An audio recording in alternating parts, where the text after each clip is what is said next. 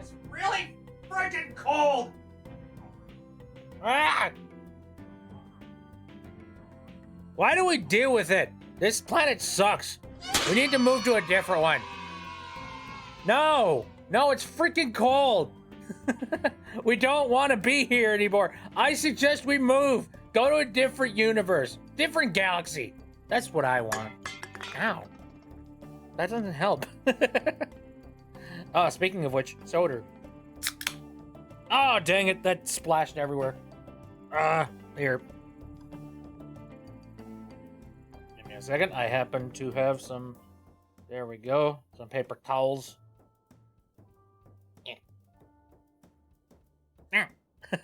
Hopefully that was kind of entertaining to watch me do.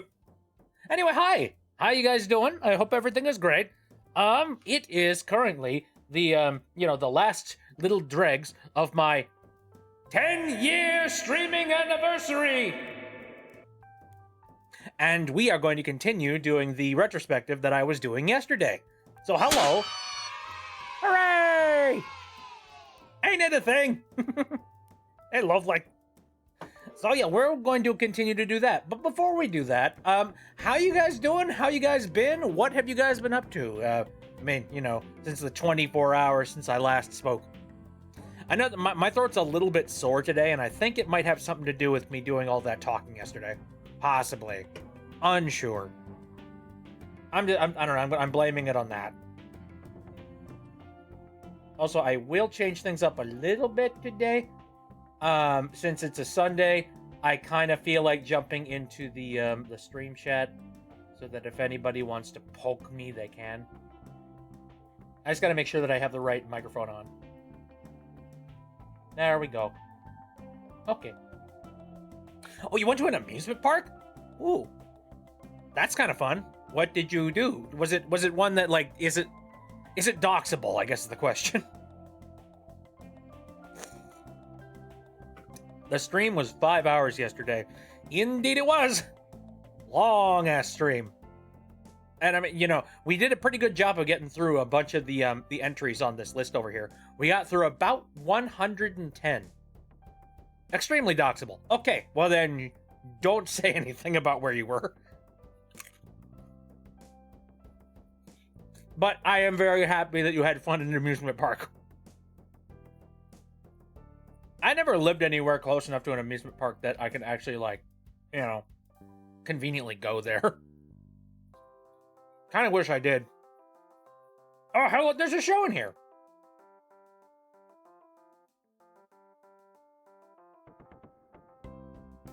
It's a very silent show.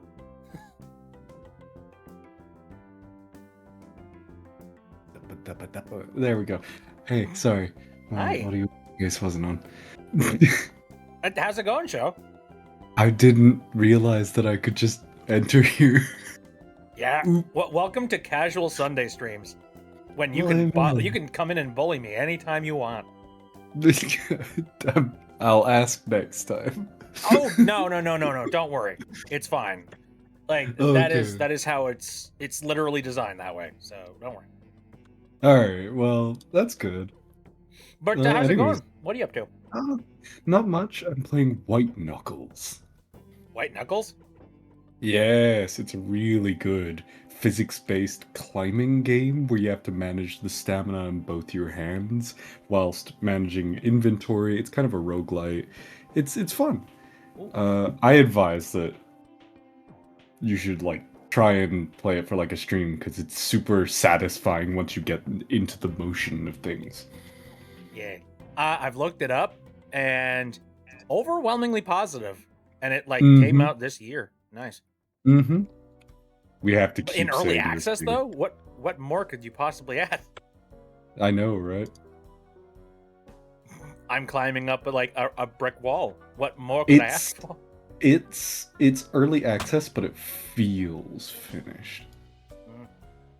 That reminds me a little bit of the early access for the game Dead Cells, where yeah, technically it wasn't done, but the game itself was extremely freaking fun, and you could play it for hours without moving to the next area if you wanted to. Mm-hmm. It's like one of those experiences. Yeah. Let's see. I'm looking a little bit more at this game here. What? Oh my! I'm gonna look at the system requirements. Windows 7 or later. There are people that are genuinely hanging back and like going back to Windows 7. I mean, why wouldn't you, right? Literally anything is preferable to Windows 10.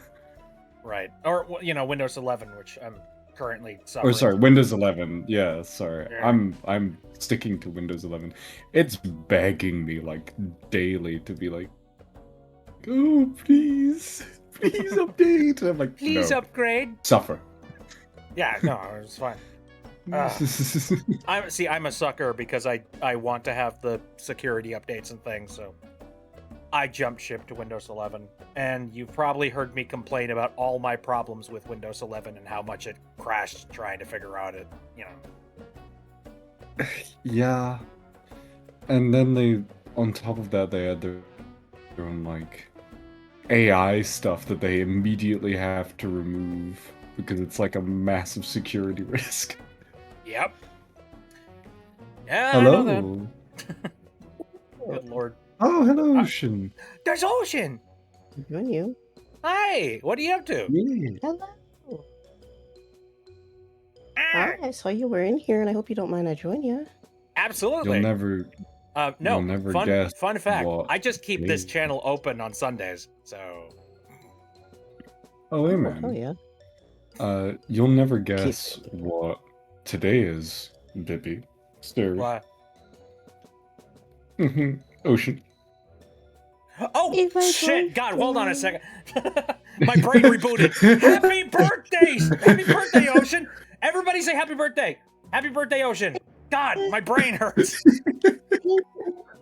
That's right, I said happy birthday to you earlier. Hey, everybody. God, what absolute bummy day could this be? Yeah, God. Such a shit day. An absolutely dog shit day could it be? Everybody in my chat, you'd better say happy birthday or you're banned. Oh. No, not on my behalf. You can't do that. They're gonna cancel me on Blue Sky. No, not your behalf. My behalf. No, I demand it. my band. The bluegrass Hello, band that I what have are in you the guys up back, to? chained up. Happy birthday! And then a bunch of Thank you. grubs. Oh, grubs! I love Yay. grubs. I like them. They're from Hollow Knight, right?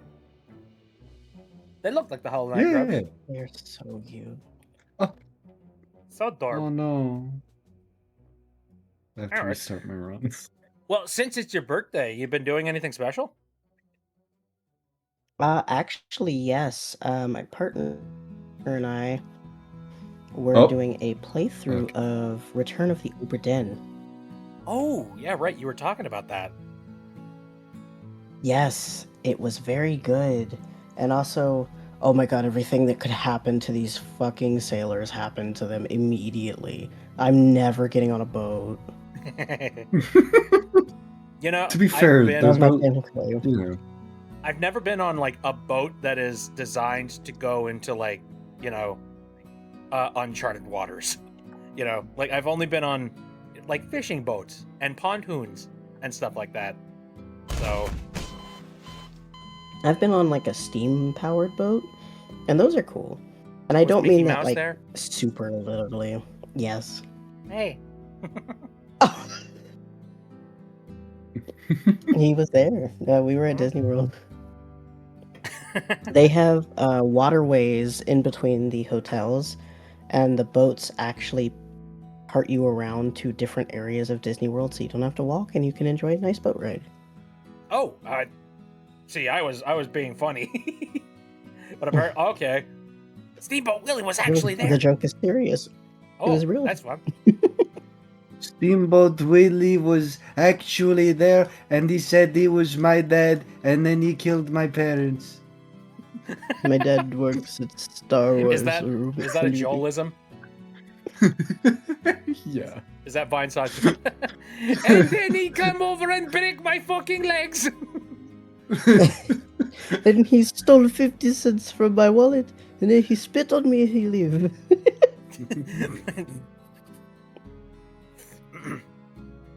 And then he cursed at my Um, grandma, and then my shoes fell off.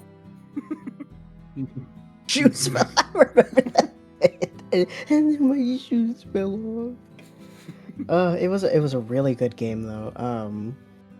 Basically the concept behind it is you are a detective and the Obra Dinn, the infamous ghost ship, just returned physically, and some guy gives you a pocket watch, and he's like, "I need you to solve my puzzles 3, boy," and so you do. And the pocket watch allows you to rewind time at the scene of a body, allowing you to find out how they died, which is cool, but also very morbid. Yeah. It's done by the guy who made Papers, Please. Oh, yeah. Mhm. Ooh. Actually, I didn't know Mhm. that. Yeah. Also, it Right. looks so cool. It's got like this Commodore 64 looking like bit crushed. Mhm. I have seen like some video previews of it, and it's been on my like to-do list for a while, but like I never picked it up. And Mm, the game is almost 10 years old. Holy crap. Yeah, it's It's well worth the buy. like if you like puzzles and solving mysteries and stuff, oh, it's really good. But man, when I say that everything that could happen happened to these people, I mean that. What do you That's surprising, mean? given What do you it's mean? such a small ship. I mean, you think it's small until you're running around it. You're like, which part is the port? Where am I? This guy's pooping. Is that the poop deck? It's not, by the way. That's not a joke. It wasn't the poop deck. He was just pooping off the front of the ship, and we were like, okay. You gotta Mm, go, you gotta go. I don't know. that's why you died there. Poor Sam. Idiot. I'd hate for like my lost soul to just be hanging out doing something really embarrassing as I died. Mm. It's just like, oh no, you caught me in the middle of going pee-pee. You won't believe it, but that happens to like several people. Dang. Mhm. They get caught doing something stupid, or something stupid happens to them. Like it's really unfortunate series of events that are just like, okay, this has shifted from being morbid to being like almost really comedically funny. What do you mean? How did that happen? How did you let that happen? One guy gets slapped by a mermaid and dies. I'm just imagining somebody picking their nose and then like, somebody opens up a door and it hits like the side of their arm and their hand just like goes through their face. You're joking, but It- a stowaway in a barrel just fucking dies. They dropped him. He was in a barrel and he was like, I can't wait to like go to the new free. I'll be free. And then they drop the barrels and he dies before they even set sail. Good lord. The more you And that kills another guy, by the way. The more you talk about this, the more I remember Blueprints. What is the thing that just recently came out, and like that's also got similar elements of like mystery and stuff. Although it's not exactly the love same mystery. gameplay. Mhm. I love detective and mystery games, which was why, as soon as Synth started playing Ace Attorney, I was like, oh my god, this is so stupid and dumb. I have to buy it. Have you ever played through the Phoenix Wright games? Nope, but I have it in my library. Nice. See, I played through like all of the mainline stuff, so it's kind of refreshing sitting back and like watching you guys as the cogs sort of turn in your head, being like, and then what happened?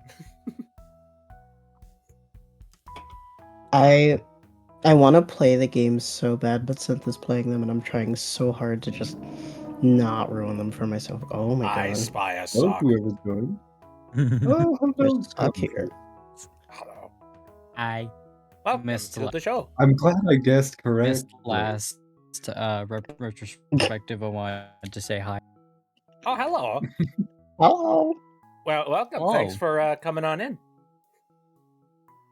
So I know that you guys weren't here for the previous one. I went through like 100 games in 5 hours. Oh, Jesus. Oh, Oh, my throat hurt How? afterwards. My throat still kind of hurts. Yeah, I can imagine. same. I can guess. Mm-mm. I can't. My brain is all gassed out after the overdone. Guessing is done. Oberdin took it. How did guessing this is guy over. die? Oh, surely he was shot. By who? It went through the wall. Who shot him?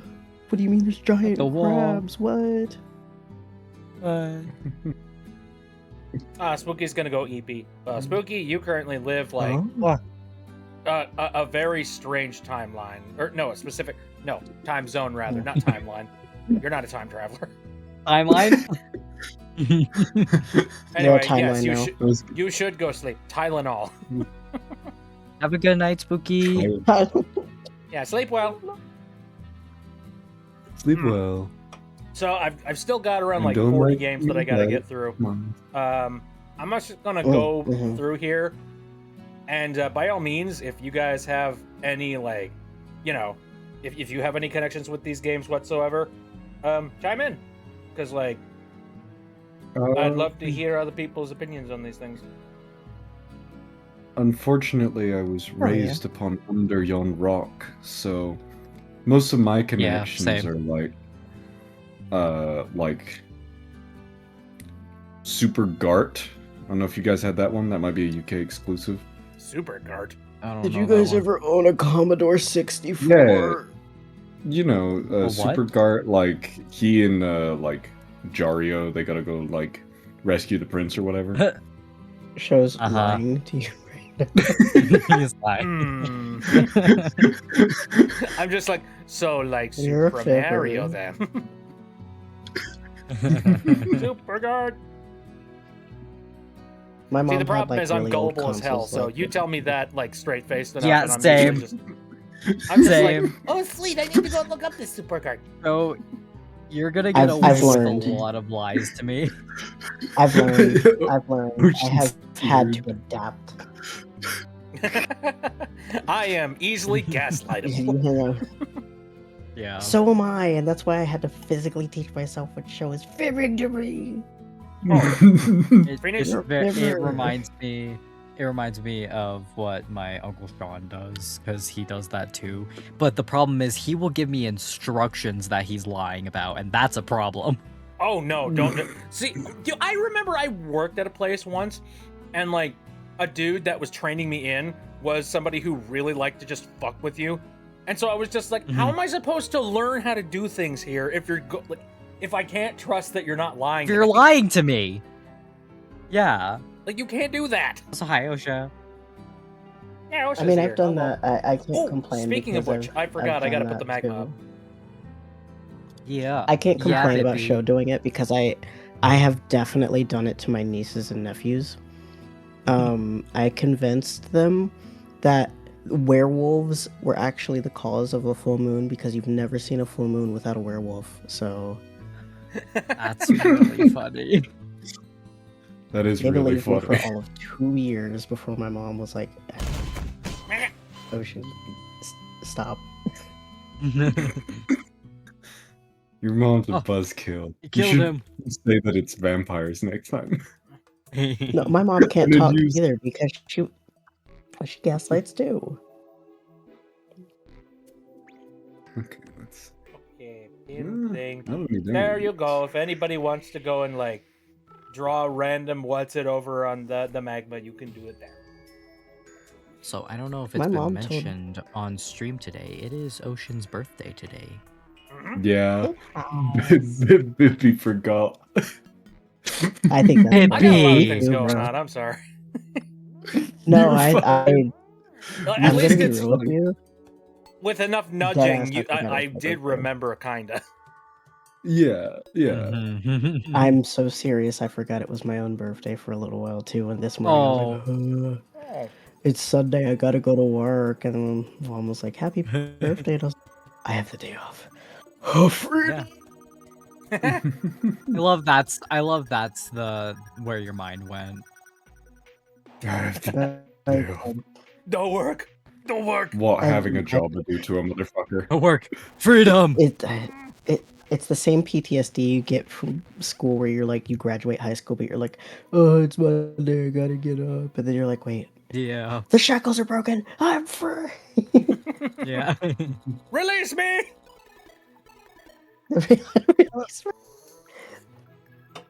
It's also my niece's birthday today. There are so many Oh. people that I like this year specifically. So many people have popped into my head and in my life that basically have like December birthdays, Mhm. and I'm just like, what the heck is going on here? Yeah. And to answer this, always count like 9 months behind the month that you're confused about. Oh yeah. For me, it was very funny to find out why everyone was born in September, because if you count 9 months back, it's fucking February. Which, like, oh, that makes sense. Yeah. Here. What was 9 months back? of my Actually, wait. birthday? Hold on a second. March, April, May, June, July, August, September.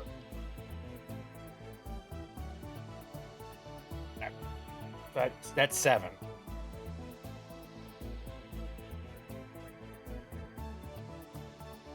I don't know math. I'm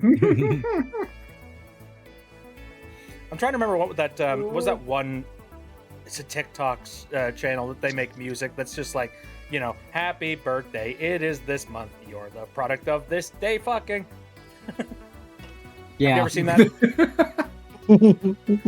No, I've seen that, that yeah. sounds really Oh, it's great. funny. It's I like, saw one where happy it was like birthday, is this your month. your You're parents the did it product on of Christmas Halloween. fucking. Yeah. Happy birthday. It Jesus is this Christ. month. You were stuffed into a stocking. It's terrible. Jesus fucking Christ. That's really funny. Can't do math. It's right up I there don't with, know what I don't know what 9 months before August it was. What was that, Bitby? Do you Can't know what math. song I'm talking about? It was the Batman song for Christmas. No. No, Jingle bells. that's the Batman Batman, smells? animated series. Oh. Yes, Jingle Bells, Batman smells, Robin Batman laid smells, an egg. Robin laid an egg. The Joker wheel, the Batmobile lost a wheel. The Joker got away. Hey. Mhm. God, what a freaking brain blast. Remember Haven't that? heard that one in years. Mm-hmm. Ever since I was Okay, like this man. So, my conception was in November. My conception. What That happens is in November the of worst year? way you. Okay, so wait. Where's that? FBay says that their birthday is the day before Christmas Eve. All right. FBay, Cecil, Ocean, somebody else, I'm sure. What? Everybody here has just got a birthday in December. What the fuck? Except Mine me. is I was 3 days before Christmas and 3 days before New Year. I'm smack in the middle. The magma isn't letting you in, Phoenix? Are you sure? Ah, kill them. It If doesn't you're If you're already in the art space, then it won't let you rejoin it because you're already there. Yeah. In So which go case to you your- should go to have your it side if panel. you Go to your yeah, if you side go to your panel side to panel, the left, there's- and there should be like a bee icon that says BitBees Stream Magma. And Yeah, that if should you, be like, where you hover will over find it. all the magma files and stuff. Yep. Or at least that's what's on desktop. I don't know if you're like viewing it via mobile browser. I have no idea. Yeah, I don't like birthday is Magma in on June? mobile. Ah, Your birthday's in Magma. June. I Oh. have a lot of June baby friends. As my Magma boyfriend, killed- and look, my Synth is over boyfriend there in the was chat. born in June. Hello, Synth. How Hello, you do? Synth. Hello, Sin. Nice Did you say the demo. magma killed your grandma? Magma killed my grandma. no. Okay. Because magma killed my grandma, okay? I'm Jesus sensitive about it. Christ. Also, hey, before I forget, I have some chat snacks Huh, today. huh. I'm pulling a synth and bringing chat snacks. Yo. It's those salted Just caramel copying everything from Sin. No. chips. Hello, I am Synth Charm. I play Barnaby B. Beagle. My name is Synthetic Charm. I'm very cool. I'm a cool guy I'm and I making cover. the Like, I'm a coolest good. language. I do good voices types of things and I'm funny. I'm Synth I'm Charm. I funny, do good yeah, advice yeah, to Also, people, can I and- interest and you in a I'm little super thing funny. called Homestuck? Yep. Alrighty. So before Also, I I'm forget, about to drop the sickest, hottest food you've ever heard of. Yes, go ahead, Bibby. Sorry. You're about. Wait, hold on a second. What food? I meant Synth. Synth will like say the sickest recipe for food you've ever heard, and then just move on. That's fair, actually. Yeah, you're Yeah. right. As if it was nothing. Mhm. There's a paradox where a group of people of just There's a 23. Wait, there's a 50% chance at least 2 of them will share a birthday. Is that true?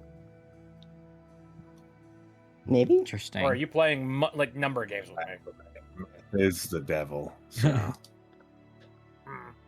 Math is the devil. No, math allows me to make bread. That's actually true. Nuh-uh. Like, I follow recipes to a T. Like, if it weren't for recipe books, I don't think it'd be a very good chef. Hmm. Yeah, same. Not me. I'd be fucking awesome. I mean, I I'm wing good it with and I that. score every single Bread time. machine. Bread goes in the bread machine, makes bread. It's that See, simple. listen, I'm good without recipe books. I'll be real, but like, there are some things I won't cook because I don't want to go where I don't want to go those cares? places without a gun. With a what? Without a gun. Without a gun. Some recipes take me places I wouldn't go without a gun, and I'm scared. Oh, wow. Okay. Well, you know. I guess, depending on what neighborhood you're in. And also, Pierce is here. Hello. Welcome to the stream. Yeah. Hello. No, not literally, but Hello. the term that I wouldn't go that place without a gun is in reference to like You don't feel it's safe. yeah, you wouldn't go that place. You wouldn't go to like, for instance. It's a metaphor.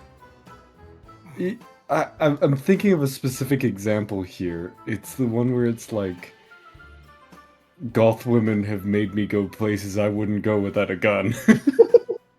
Or some shit. It's the idea that like this idea scares you, and you would like a little bit of a safety measure. The recipe is the safety measure here, because otherwise I'd be making croissants and they would come out a brick. My brain, it goes made immediate it literal mode, though. Yeah. Oh yeah. And Pierce in the chat is shadowing my it's the brain autism. thoughts. We lost a lot of good people in the Great Pie War. Now I want a series about pie people versus like cake people. They've been at war that'd for be kinda 5 fun. years. Yeah, Oh man, we do fun stuff with that. I want But a Denny's slam burger real bad. I'm hungry. A burger. See, when I think of Denny's, I think about Not like Denny's. getting breakfast from Denny's, and then I think about nothing. Yeah, but I food don't. poisoning from I Denny's. think dinner, and I think specifically the slam burger and a smoothie because it's tasty. Oh, the Great Pie War yeah. was a thing in VeggieTales. I forgot about that. Wasn't that like that one episode where they were a part of like the SS apple pies? I think that might have been it. I don't know. And also, Zcil is saying, so are we going to talk about Strong Bad or what? yes, we are deriding this hard. It's Bippy, fine. please. It's fine. Please, Dude, that's I'm Sunday sorry. Streams in a nutshell. Sunday Streams is just one big derailment. But yeah, What I is suppose we should talk Strong about Bad? the literal thing that's on the screen here. Yeah. Mhm. Did any of you guys ever like watch Homestar Runner growing up? Yes. No. I've heard of it. I've never seen it. All I Oh, know is today birthday is Labor Day. today birthday is Labor Day. Labor Day. I know nothing it- of it except that I associate it with baseball bats for some reason. Baseball bats. I don't I know don't know how why. the heck Don't you- ask me to.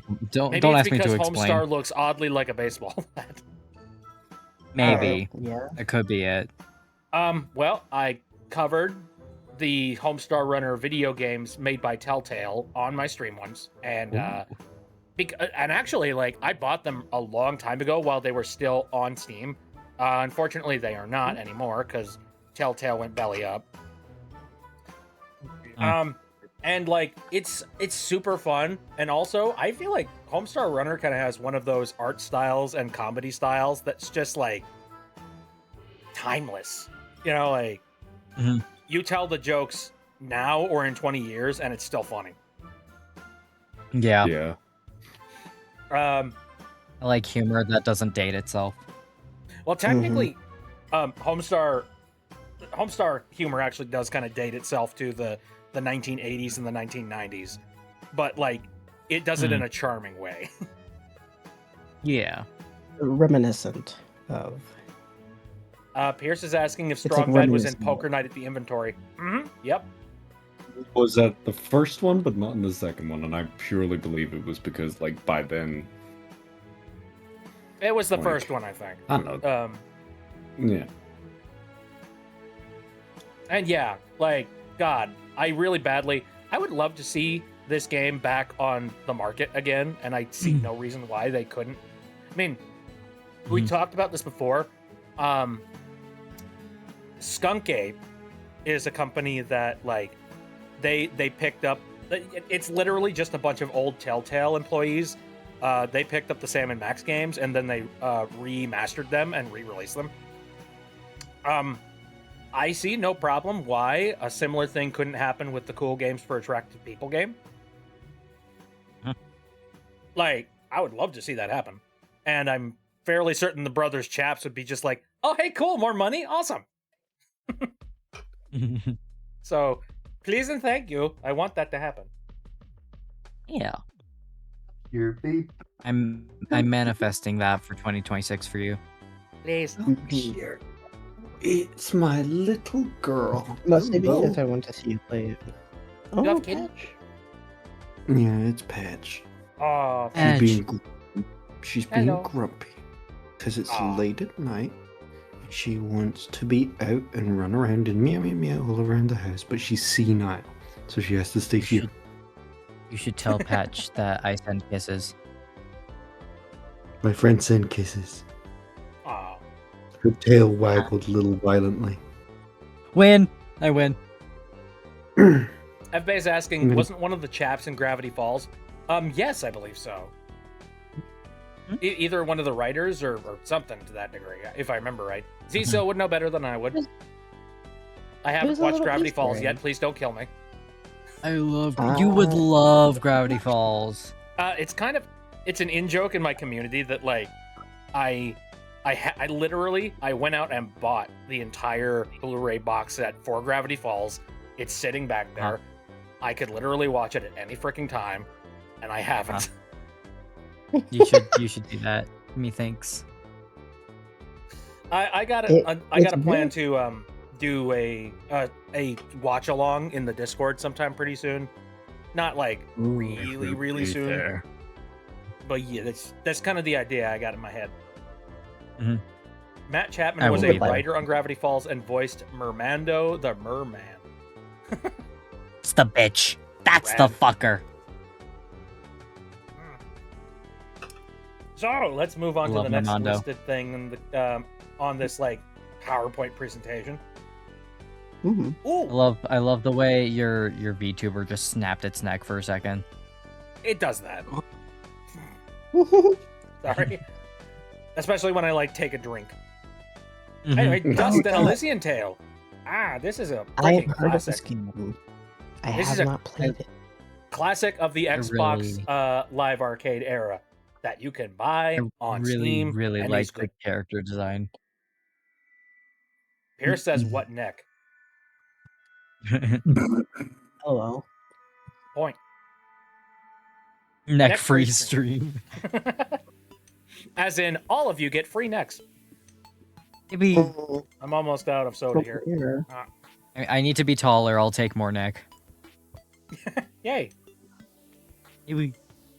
Anyway, Draft time. yeah, I got a lot of Dust. nostalgia for Dust and Elysian Tale because I played it on Xbox 360 Arcade a long time ago, and I've also played a heck of a lot of it on PC as well. So there was one day where I was just like, I'm gonna go ahead and play it on stream. So I was like, and then I did. And it's got a lot of charm. The characters are adorable. If you're into like hack and slashy sort of video game experiences, where you just sort of turn your brain off and just button mash and combo mash, yeah, go for it. It's a fun game. Fun.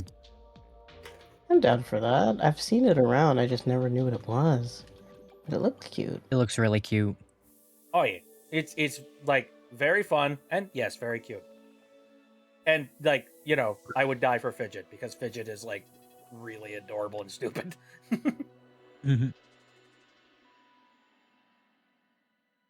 Have you ever seen Dust do his work? He's all like whoosh, whoosh, whoosh, whoosh.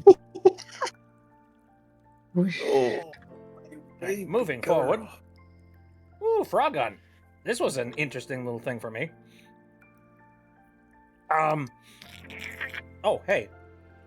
Comfy, you've added Snab to this call. I have. Hello, Snab. Uh, Hello, Snab. Frogun has a sequel, I believe. Yeah, I see. I have Frog Gun the sequel, and I haven't really played it, but I bought it. Frog gun. Frog gun is the one where the frog bounces around on a pad until it lands on something for points, right? No. You're thinking Frogger. Yeah, that's Frogger. No. Frog Gun Is it? is Frog Gun is like this fun little indie game made by this one developer that like I follow them on socials now. I think it's Mulgado if I remember right. And he does like really good like sort of 2D retro style you know, model art like stuff and things like that. And he made this entire game and it's very N64 coded. Ooh, okay. And the point of the game is indeed. the point of the game is you have the frog gun and you can shoot like a tongue from the frog gun and the tongue allows you to like clear massive gaps or like you can swing from one place to another. It's oddly very close to another game that I played when I was younger called Chameleon Twist. And I think that's the thing that really drew me to this game because I'm just like, oh, it's the sequel I didn't know I needed. But it's a pretty awesome. fun game. I would kind of recommend it to anybody who wants a nice casual style N64-esque kind of game adventure. That sounds really cool, actually. Yeah. I haven't played a lot of like N64 games, but my mom had old consoles that had like the original Super Mario Brothers, as I mentioned, the Commodore 64, stuff like that, like just real old consoles.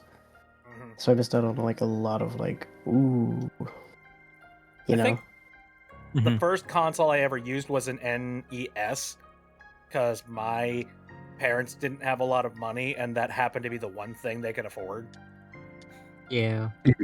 But I didn't have any My- motor skills, so I'm like, bop, bop, beep, bop, boop, boop. Yeah. Yeah, it was the Wii for me. Yo, same. Really? Yeah, Mine was the original Game Boy, my first ever console I got. Oh, nice. I think my first ever console that was just like mine was a 3DS. Oh, I remember the 3DS. That's not. Does that count as a console? I think it counts. Yeah, Yeah, A it's a handheld. handheld. it's a handheld. It's a mobile one. Hmm. Well, now I'm just curious. I played- What games were you playing on the Wii show? Donkey Kong Country Returns. It Ooh, was the game that I played constantly and ever consistently. super fun. Wii was a Dude, very good console. I don't know how you could do any better than Donkey Kong Country Returns. Like, that's pretty good. Mm-hmm.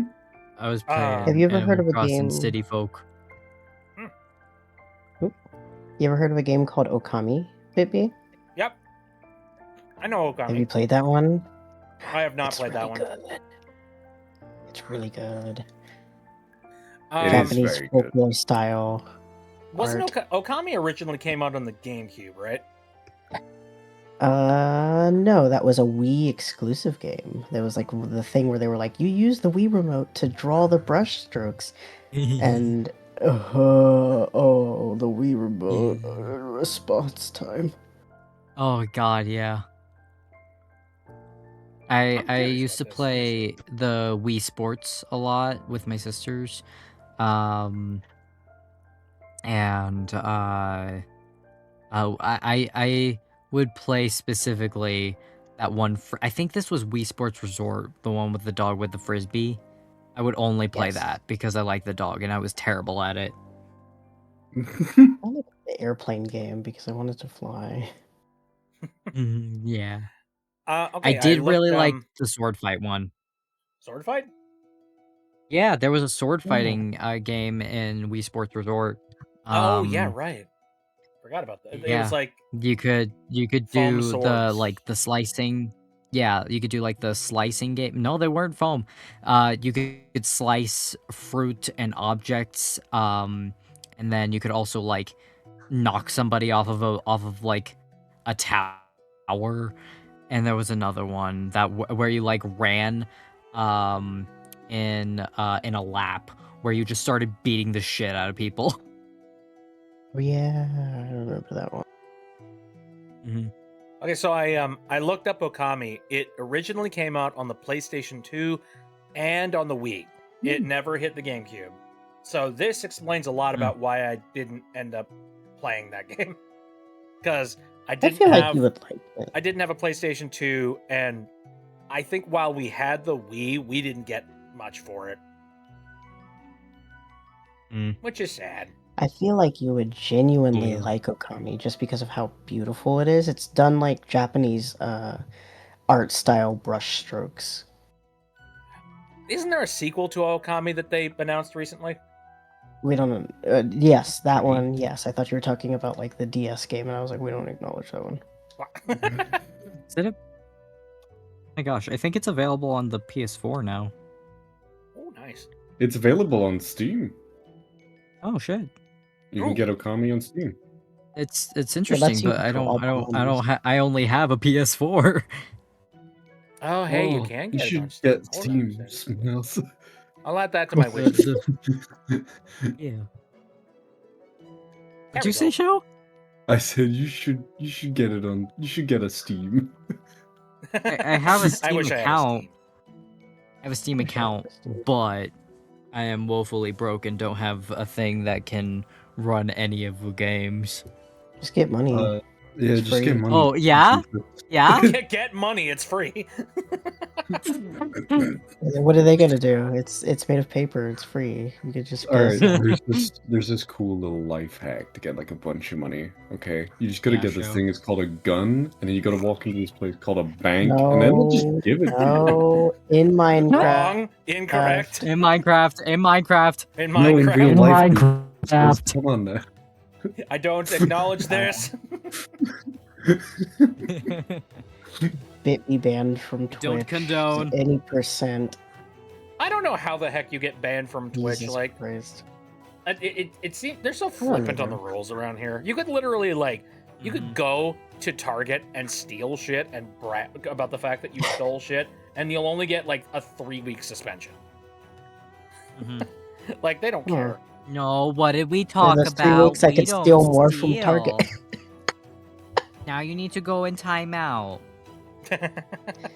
One day In time. 3 weeks' time, I could have stolen more from Target. I don't know, man. Yeah.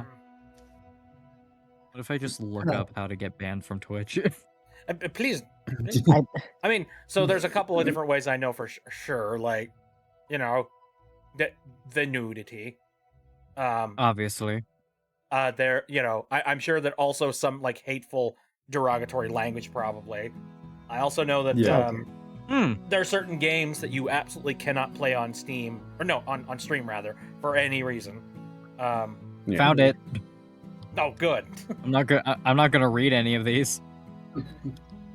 Zisel says, I know a guy But who I got found banned it. from Twitch for calling someone a flake of snow. Oh. Oh, Yes. That's 'cause bullying.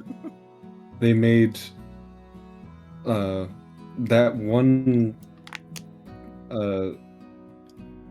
type of biscuit a slur. And that if you What? call someone that type of biscuit, you're calling them a slur, which is really stupid because it's a slur for white people, if you know. Oh. Oh, I know what you're talking about. Yeah, Yeah. I don't. That was really I got messed dumb. up because I'm just like biscuit. What? Oh, right. You're not American. Yeah. Well, that's what it is. It's a Glow is biscuit. here and says, "Are we trying to get bit banned? Can help? You Can I help? Let me in." can join. We're in should. the river. Is Baby. Well, that- Here, I think before I get banned, I should move on to the next category thing here that we should talk about. yeah. We Here, should talk about the um, thing you meant to talk about, which is games you like. Next, the Half-Life.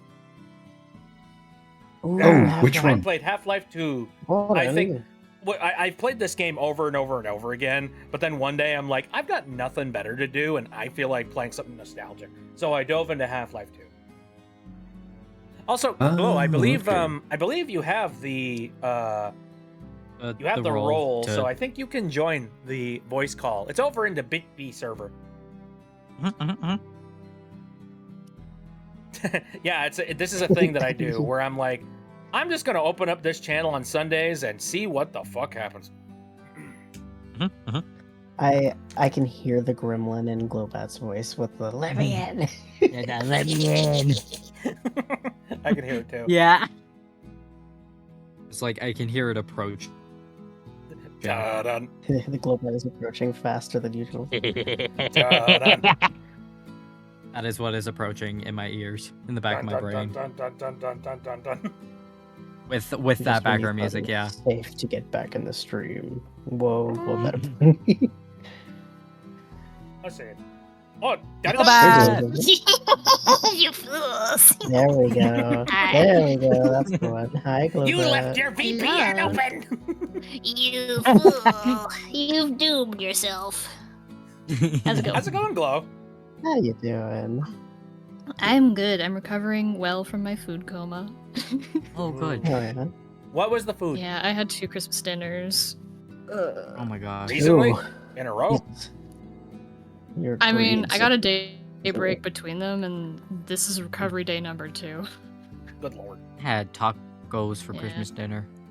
Oh, very Tacos. nice. Tacos. Sounds rad. My family is way too traditional for that, though. I've pitched the idea of just like, what if we just made burgers or something?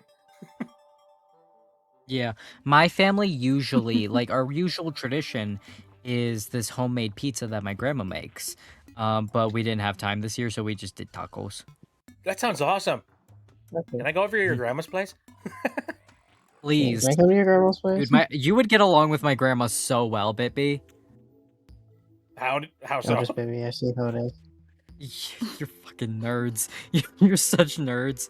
Well, what kind of nerd is she? Like, there's different variants of nerds.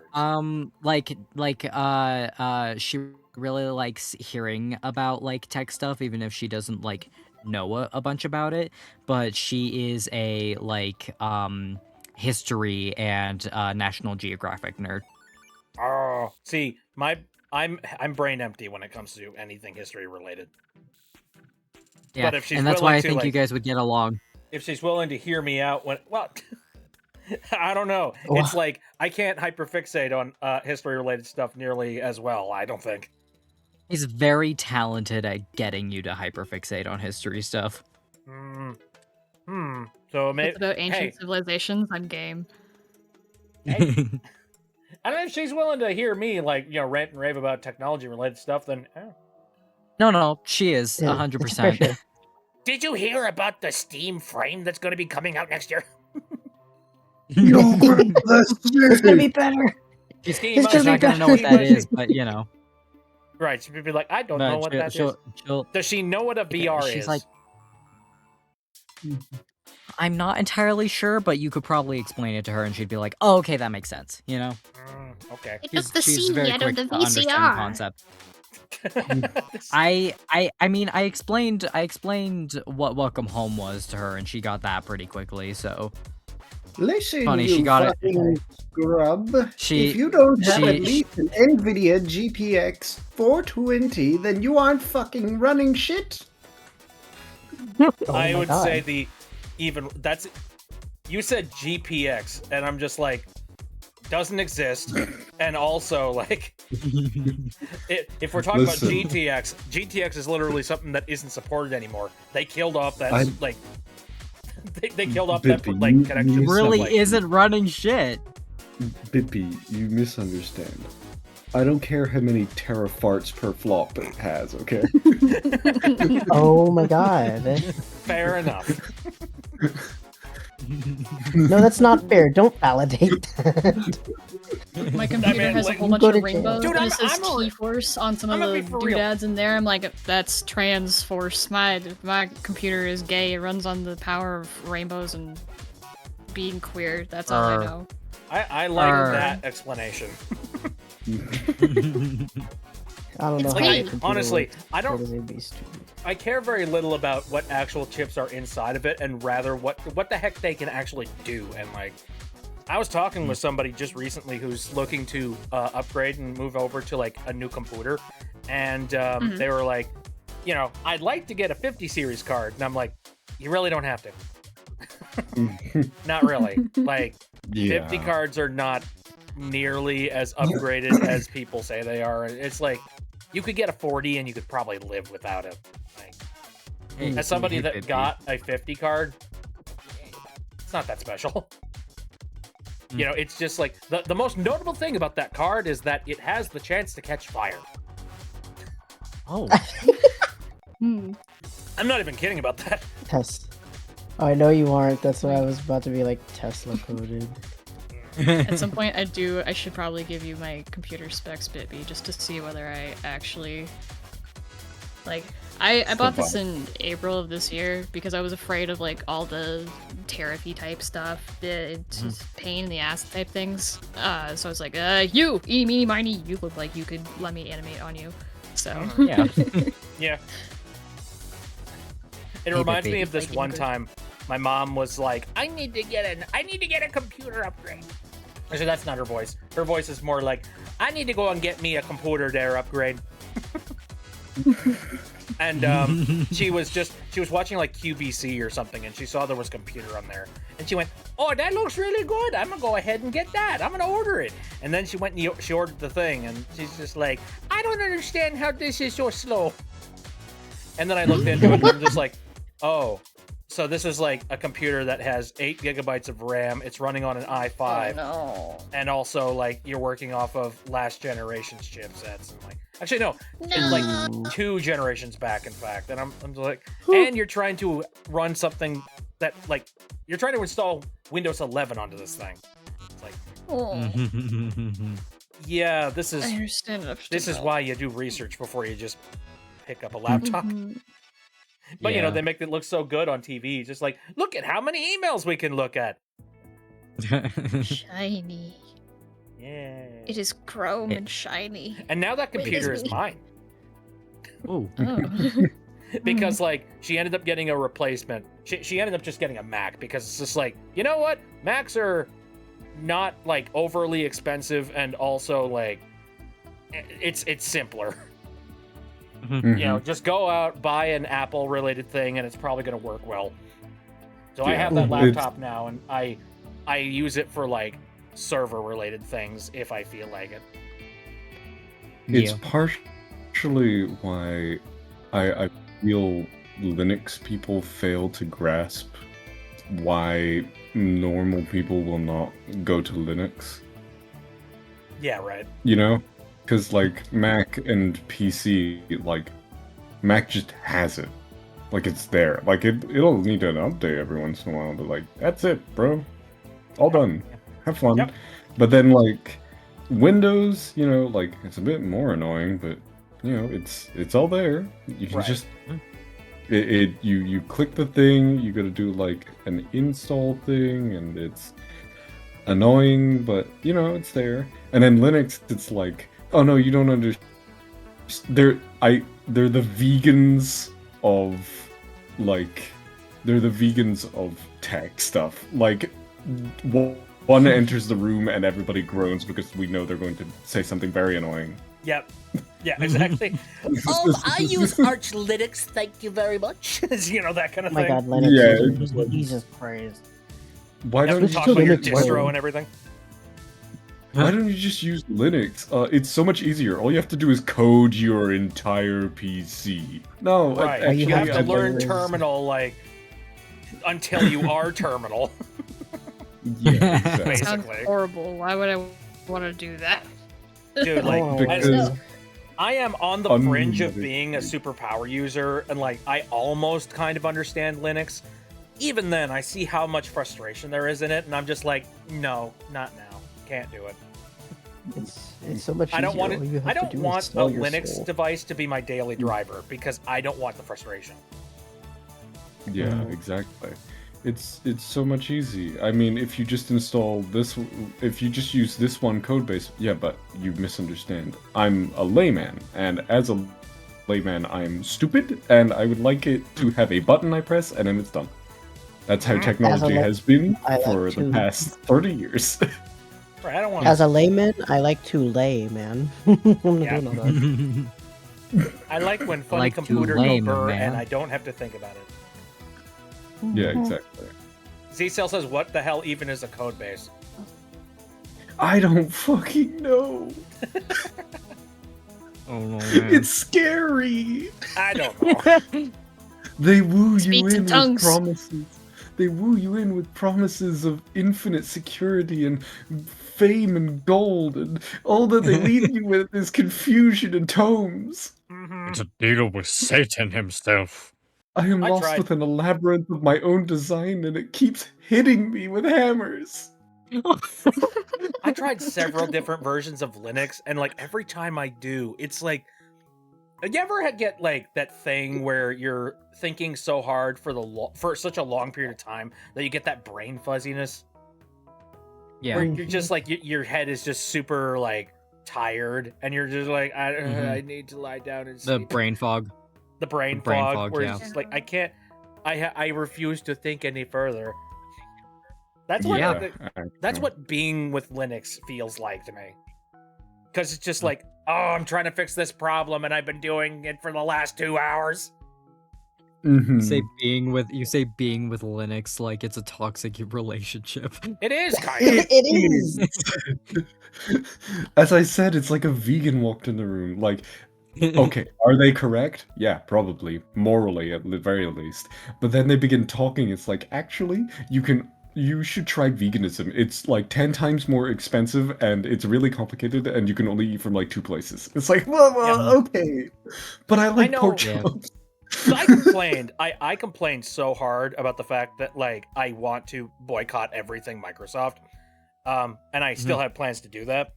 However, like, you know, I'm not gonna pick up my entire ship and move it over to Linux. And I get the feeling that somebody would look at me and just be like, "It's not as hard as you put it out to be. All you gotta do is you gotta like bring a whole bunch of the things that are native to Linux over to, like, you know, over to Linux, and then you just have to run like Windows in a virtual computer on your system for the things that you actually can't, like, you know, live without." I'm just sitting there just being like, you're making that sound super simple, but it's super complicated to actually get that set up. Yeah. Immediately checked out from what you just said. Yeah. I'm just like, no. You know- Or hear me out. I'll install Windows 11. I'll gut as much of the AI bullcrap as I possibly can, and I'm just gonna keep coasting. You know, call me when Steam OS becomes a native like hardware piece of thing. Like, you know, Ooh. Yeah. God, I hope Gaben never fucking dies. I hope they. Please I never hope become they. die or evil. I hope they Walt Disney Yes, him. please. I hope they like keep him eternally God, free. please don't, Disney. No. Don't- I hope they eternally freeze him within the money cocoon. That kind of Disney. Not business ethics Disney. The person. I see. You know what While we're that makes talking me about think of? Valve and all that jazz, Half-Life 2. Half-Life 2. Yay. Right, we were talking about that a little bit earlier. I don't have much to say aside Little from bit. the fact that Half-Life 2 is a freaking classic and a half, and you should play it. I Also, I you will know, say get used to the idea that like Half-Life 3 may or may not ever come out. But we'll see. I have opinions on Half-Life 2. You have a lot of and opinions. I would say that Half-Life 2 is not a good game by modern standards purely because of the janky physics engine. It is intensely amazing that they got it to work at the time and that they standardized physics across the board. But now where physics are a triviality and it is expected that when you drop an apple, the apple will fall on the floor, that now it's just like, well, okay, what else? You know? The several of the sequences in the subsequent Half-Life games, the other episodes that is to say, are actively frustrating. And a lot of it feels aged. Is it a bad game? No, it is absolutely worth your time, and it has a lot of cool art direction. I especially love the Combine and their design. I love the Rebels and like their fucking barely hanging on using whatever they can get, etc., etc. And I love all that stuff. The issue for me comes with the like gameplay, and it's what I think another Half-Life game, not made by Valve, fixes, which is Half-Life Black Mesa. Ooh, Which yeah, is a right. Half-Life 1. I think it is the perfect blend of Half-Life's puzzles with Half-Life 2's physics. I think that's a fair way to shake it. Yeah. Because as it is, Half-Life 2 is exhausting at times. I think from, And I don't from know- straight nostalgia, I love Half-Life 2 for it. But I'd be lying if I said that it was like perfect. I got a couple of things I don't like about it, including, I think my least favorite thing out of the entirety of the Half-Life franchise is, well, okay, no, that's a lie. In Half-Life 1, it was Zen. Because Zen is just like a boredom fest. I love that they completely fixed that in Black Mesa, because it was such a standout awful moment. And I think in Half-Life 2, specifically, I think Episode 2, one of my least favorite segments is the Strider battle. Mm-hmm. The one where you, like, tediously grab bombs, you drive to locations, you shoot the bombs at the Striders before they take out, like, buildings, you try and stop them from getting to the main building, and, like, it's just kind of frustrating busy work, and it, you know, they do that instead of putting in a final boss. It's repetitive. It's tedious and repetitive. Or I also had a conversation with Friendly Frankenstein, aka Frankie, does a bunch of voices on Welcome Home, and we were talking about how the story kind of sucks if you think about it. It's written for the times, Smiles. It's I feel like the story is just like, the story doesn't feel all that important as much as just, you know, it acts as the coupling to bring a lot of these action sequences together. It is, but also like, I don't know, a lot of the story itself feels hastily written in a very bad way. It feels like they realized, uh-oh, Half-Life has to be out, and that they cobbled it together, you know? Yeah, I can see that. Now, I've heard some Yeah. rumors that Half-Life 3 might be coming out with a Steam machine. Oh, don't give that- more hopium to the poor Half-Life fandom. Well, So I heard that rumor initially through the the whole like video game awards circuit, and then we didn't hear anything from that, and then people started copying it and figuring out why it didn't show up at the video game awards. Now my instincts tell me because it's not happening. But there are people that are saying that maybe one of the reasons why it hasn't been announced is because like they still haven't announced when the Steam Machine is coming out, and depending on how production is going with it, RAM issues might be something that might push that date back, and maybe they're hesitant about saying anything about Half-Life 3 until they can say for sure that Steam machines are coming out. Not to say that they're making like Half-Life 3 exclusive to Steam machines, because that would be stupid. Yeah. I think like they just want to ride the coattails of the hype for the Steam machine and push that hype further up. Mm-hmm. That's not a horrible theory. I still have my doubts though. Yeah, the Half-Life fandom has been in shambles since the Game Awards, and it's Right. so funny to watch. Is that a Mega Man fan? Eat him! Right. Who cares about the Megamans? Megaman sucks. Phoenix, no problems. You are literally not saying much in the chat. Like you nothing to be obnoxious about. Yeah, You're good. Phoenix And also, over I here, hope like, your nose is saying doing maybe good. 2 sentences. Phoenix saying you're 2 fine. sentences and being like, I hope I'm not annoying you. Phoenix, you could speak more and I would be delighted. No, you good. Talk. Scream if anything. Anyway, We do. so I do recommend Half-Life 2. Just make sure that like going into it, understand you will not get resolution for anything, and you will forever live with this hole in your heart, begging for like something to finish up the story, and it will never happen. I think the closest we got, at least not to a Half-Life like 3, but like to a successor, was the Zero Entropy series. Zero Entropy. Zero Entropy is a free mod, and it's really good. And it's the first one is literally just "Oorah, we love the Combine," and then the next one is like, on its surface, it is "Oorah, we love the Combine," but like if you look a little deeper and you actually get the right ending, it is a look into de-radicalizing yourself if you're a fascist, which is really cool. Oh, You it's get Entropy Zero. Okay. Yeah, Entropy Zero and Entropy Zero 2. Neat. When did this Also come out? know about Half-Life is zero viscosity from Alpha Boosta. That's also a really good one. I have to. Oh, we gotta watch it after. It's so fucking funny. Also, hello, Hey, Muffin. How's it Bippy. going? Bippy. Nothing? Yeah. Big is drawing you blowing bubbles in the magma. Are they? Hold on a moment. Yeah. What channel? Where? That sounded The Wait. drawing for. Are they? Jesus! What are y'all doing?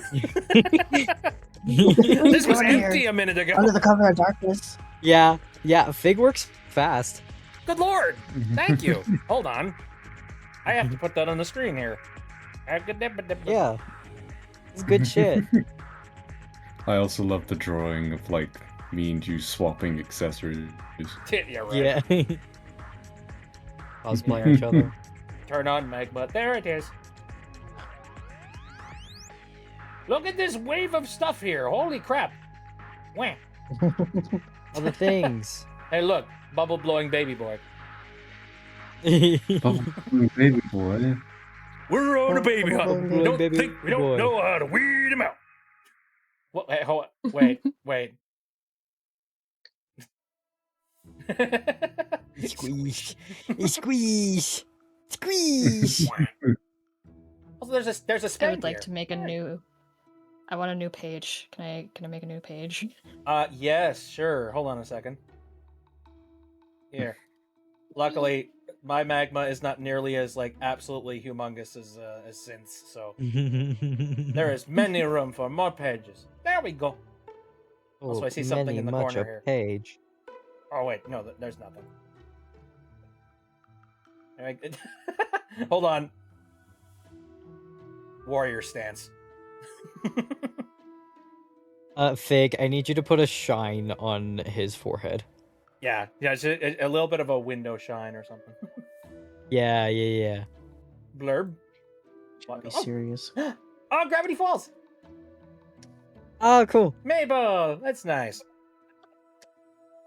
That is cute. Ziesel. Yes. And the shine. Shine bright like a diamond. Yeah. Yay. Yeah. Thank you. Appreciate it.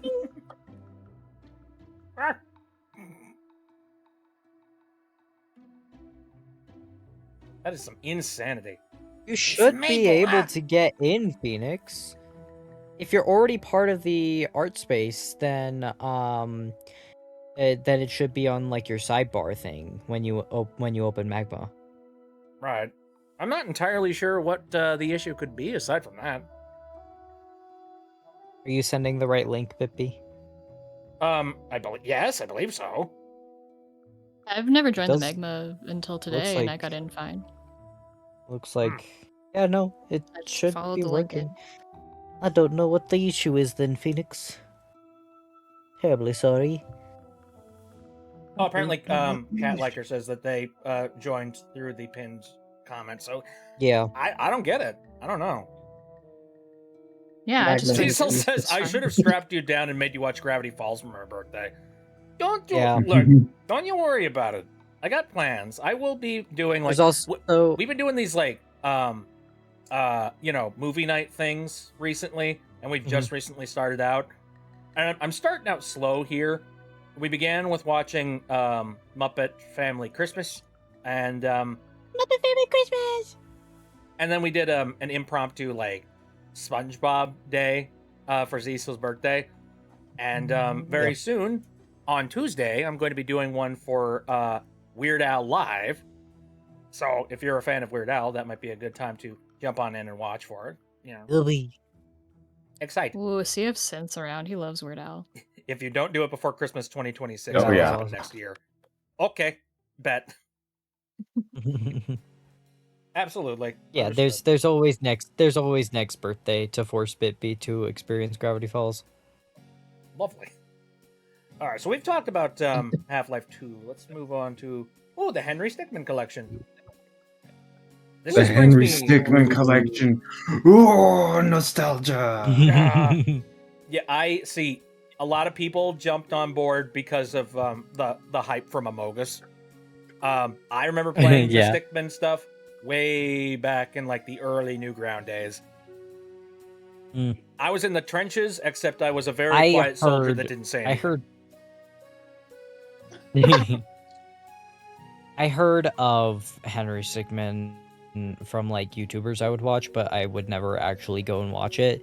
And it's like I knew that it was going to be funny, but I still haven't watched any gameplay of it, and I should. Ooh, yeah, you should. Or go play it yourself, actually, because Also, I can Honestly, play it they're myself. good games. Can I? I hate to interrupt Yeah. everything, but I have been informed that Muffin is in the magma. This their first time drawing in the magma, and they have drawn Oh, a bit Kirby. a bit Oh, Kirby. Birdie. A There- bit, there's Lo. if you will. Where? a Burby. A Burby. Which where? page? Where? Which page? Which one? Where is the Burby? The Burb. Oh, I think I saw that. I think I joined the wrong one. If you go into the lobby part, I think they're on their own entirely new thing. Oh no! Oh, Really? Yeah. Let me head over to the lobby real quick. there is. There's an entire Oh, thing there's a dedicated for Bippy Kirby. You made a dedicated Bitcorp. Yeah. All right, hold Yeah. on. I got it. I got it. There it is. Somebody frame this. Somebody frame this. A new Magna Carta has arrived, and its name is Burby. I quit art. I quit art. Why even bother? Baby. Where else? Yeah, why even fucking bother, dude? We've done it. We've made peak Little art. hearts. We've Stop. done I it. love them. No, the second I heard that, like, you know, Muffin was doing anything art related in here, I'm just like, stop everything. Yeah. This is Hold on a important. minute. By the way, Muffin has got a sticker shop. You should go and visit it. Ooh. What's the shop called? I'm gonna look it up actually. Hold on. Because I need it for terrible financial decision reasons. That's just been the theme of this year's terrible financial decisions. Trying to remember. I think it was an Etsy. Yes, it was an Etsy. Bonk. Yes, good. There we go. I posted it over in there.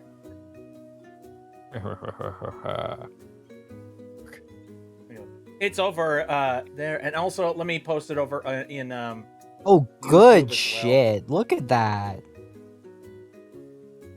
This is There Muffin? we go. Yeah, it's Muffin stuff. I need the walk-in Kirby sticker so bad. Hold on a second. Which one? I need a job right now. Somebody hire me. I'm so dead Oh ass. yeah, Walking Kirby. Oh yeah, that one. Walk-in Kirby. If I had to choose a favorite, there's something about the the Alphalin Feral sticker. What? The Alphalin Feral sticker. Hang on, I'm The funny, all over the place. the What? funny like turquoise thing. Okay, I'm running. I'm going. Ain't nothing gonna break my stride. Oh, nobody gonna slow me down. Whoa, I gotta keep on going. Muffin I Snake got to Shop. keep on moving. You shop. I need to. I don't remember how to follow shops. This is just On- good things, there we go. Slop. You just like it because it's good. Oh, You got me. A turquoise thing. What are you on about? The Alphalin. The feral Alphalin. Where? It's the green looking thing. Oh, I found it. I found it. Yeah, there's just something Why'd about you say that turquoise? like, that energy. I don't know. Am I getting my colors mixed up? Am I blind? Am I I colorblind? believe so. Perhaps. I am. Oh no. Bibby doesn't see color. We need a field expert in here. What's happening? You want to re-say that? No, no. Want to You gotta word that a little bit differently? I love the gimme candy. Give me Gimme candy. It's a good one. I have a poster that I got from a convention, I believe earlier this year, of Kirby, and he hangs next to my Welcome Home poster, and he is beautiful. Aw. And I really want to get into the Kirby fandom, but I am woefully unaware of how to even approach it. Play the games. Muffin, point a finger. Play the game. Point a finger somewhere. I don't know where, just somewhere. Kirby games? Dude, just start It's a out finger of wherever you where feel to like. begin. Begin Yeah, somewhere. actually. I'll post Kirby's. Post Kirby's. You know what? Post I just Kirby's. recently, not too long ago, played the newest Kirby. Fair Road. Yeah, Forgotten Land. And honestly, Forgotten like, Land, that's oh. very relaxed and very chill, and like, but also it's very difficult if you let it be. I guess is a good way to put it. Mm. One of I those let like a lot of you games be choose very difficult. how challenging you want it to end up being at the end of the day. It's on the Nintendo Switch. I could play game. Return to Dreamland Yes! Deluxe. Yes. Yay! Did you not know? Kirby is a Nintendo franchise that is currently hanging out on the Nintendo consoles. I know, but like, I don't know things. Evidently. You don't know, but you know. Yeah, exactly. You get it. Killing you. Mhm. Oh, In Minecraft. In Minecraft. it's not nice. It's not nice. I didn't. I do don't have to be anything. nice. Today's my birthday. This is It's true. Happy birthday, Ocean. Birthday Ocean. You don't have to know anything to start any Curb game. So you mean go in completely like head empty? I'm okay with this. This is the exact franchise that I should be getting into because I don't want to know anything. I just want a good time. No thoughts, only Kirby. No thoughts, only Kirby. This is exactly the kind of game that I need in my life. I need money also. That's also helpful. Get Kirby stuff. Yeah, that's true as well. Hey, Yeah, Kirby, get good money. time. Hey, somebody hire me. Oh, obligatory recommendation of the Kirby anime. You know what? Yeah. There's an Just anime? Look Look up Kirby right back at you. It's good. Kirby right back at ya. That's That's not how you spell. Fuck. Right back at ya. Streaming? You Get could to probably know find there. somebody's uploaded it. Yeah, just Legal or YouTube. otherwise. There used to be on the Wii. There used to be a thing where you could have Kirby right back at you on a Wii channel, so you could just like get it. That's Like interesting. it would just be there, and you could just watch it, and it came out weekly, and then the channel disappeared. Aw. Patch That's nibbled the wire for my Oh. thing, and I couldn't get it anymore, which made me There's sad. 100 episodes. There There's is, and 100 they're all episodes, but all the playlists have 54 at most episodes. I need all 100. Your task, chat, is to get me all 100 immediately. You know I what want you them can to be find it on, alive. though? What? Yeah. You know a show you can watch it on Tubu. It's on Hebe. It's on Pootie with ads. It's literally on Divi. It's on You can find it on Wii. Do it Have you from never Guppy. heard of Pooh? It's a Zisol Fubo says original. you got all 100? You got all 100? Hand them over. I might not facilitate this, but you know, there's a table over What there am I gonna that you can do? slip it under. Sure, wrapped in I don't have a table. I have a computer tray thing that I have in my bed. I have I'm just gonna save you right now. Hold on. Mm. There we go. I'll Check Discord. bargain your table for my table for. Also, yeah, Comfy. If you want things by illicit means, then I might know a guy who isn't me who knows where to find stuff. Why do you say illicit? actually? Like, Globet Why loves did me shows and, say sent me illicit? gold. why did shows say illicit like people talk about women of the night? Like, what are you talking about, bro? I know where to find those two. That's no dig. Oh, good. Bro, you go places I wouldn't go without a gun. Listen, if you want to watch cartoons online, I think you should just watch cartoons online. This is true. Back when I was the kid, I just thought that, like, I didn't even know that viruses were a thing. I just thought that they were that like that. Yeah, that's not piracy. That's free. That's free cartoons. They said it there. No Free cartoons repercussions That's what they whatsoever. said. Also, congratulations, you won an iPad. Actually, it would have been an iPod. Oh my Ooh, I god. remember that iPod. My sister had an iPod. I think I never bought Man, an I iPod. had one I that got. came- I was even back in the day. I was like a stuck-up guy who didn't want to do anything Apple related. So I went and I bought like bootleg like MP3 players that ran off of like AA batteries. Yeah. I had an MP3 player too, and it actually connected to my pillow. So I could just lay my head on my pillow and listen to my beats.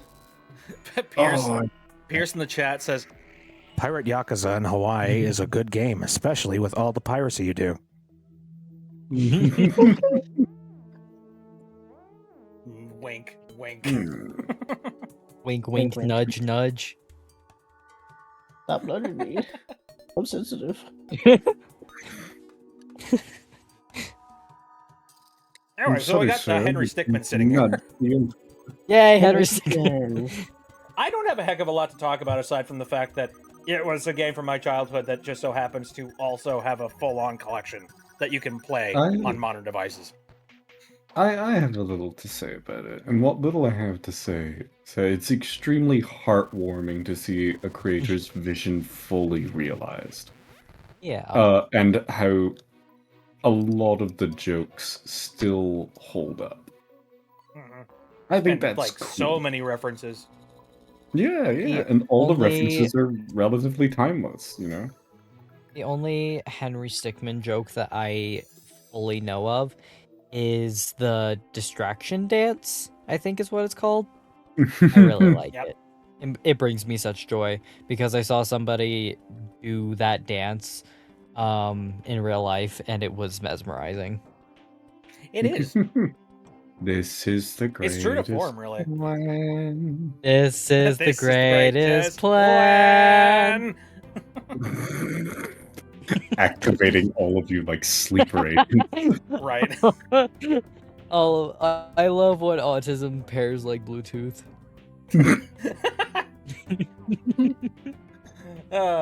Let's move to the next game before we like, you know, accidentally start a neuron that's like, you know, foreign and causes us to like, you know, take over the state. Oh, here comes Nico! I don't know how many of you guys know about this game. I've never heard of it, but why? It's so cute. So this is a game. I'm trying to remember. I'm sorry I don't remember the actual developers of the game, but it was published by Gears for Breakfast, same folks who developed Hat in Time back in the day. Oh. So basically, Gears for Breakfast handed Here Comes Nico a bunch of money and said, "Here, we like what you're doing. Make game." And then they went, "Yes." It's a 3D platformer, except it's done with like 2D sprites running around. It's kind of like if Paper Mario had a full like 3D platformer adventure sort of thing, and it's kind of neat. Ooh, and the entire point of the game is you're running around and you're trying to make friends. That's it. Oh, You're the friend Really? fairy. That's it. It's super Really? wholesome. that's right. Yeah. This is my kind of games, actually. I love stupid, silly little games like this with just so low stakes. Mm-hmm. It's got very low stakes, but it also has like, it has like its little elements of like wholesome storytelling and stuff as well. Mm-hmm. You know, I'm not going to say anything too specific, but there might be a little bit of tragedy that Nico has dealt with. Oh, well, that's Because all also stories have to. important. I need easy, low stakes, but also I need to be interested somehow. I need my protagonist to be Essentially- hurt Se- Essentially, what I'm saying is kick the puppy. No. somewhere. Kick baby. That's a real. That's a Don't kick real me. tag on TV tropes. Anyway, Here Comes Nico is extremely wholesome. I recommend it. This one's going to be interesting. So I did a deal a while back. It was like I got to play for free the demo basically for this game, Koa and the 5 Pirates of Mara. And Ooh. my time with it was okay, but my main issue and gripe with it was that in fact, I think the next slide. Yeah, all right. So Mika and the Witch's Mountain. So both of these games here are published by the exact same publisher, and I got a chance to play this one, and I was really excited about it because it's apparently a it's a 3D platformer that is sort of in the exact same vein of Hat in Time-esque kind of thing, but also the art style is very similar to something like Studio Ghibli. Like, you know, Kiki's Delivery Service and stuff. And that sounded really wholesome and really cool to me.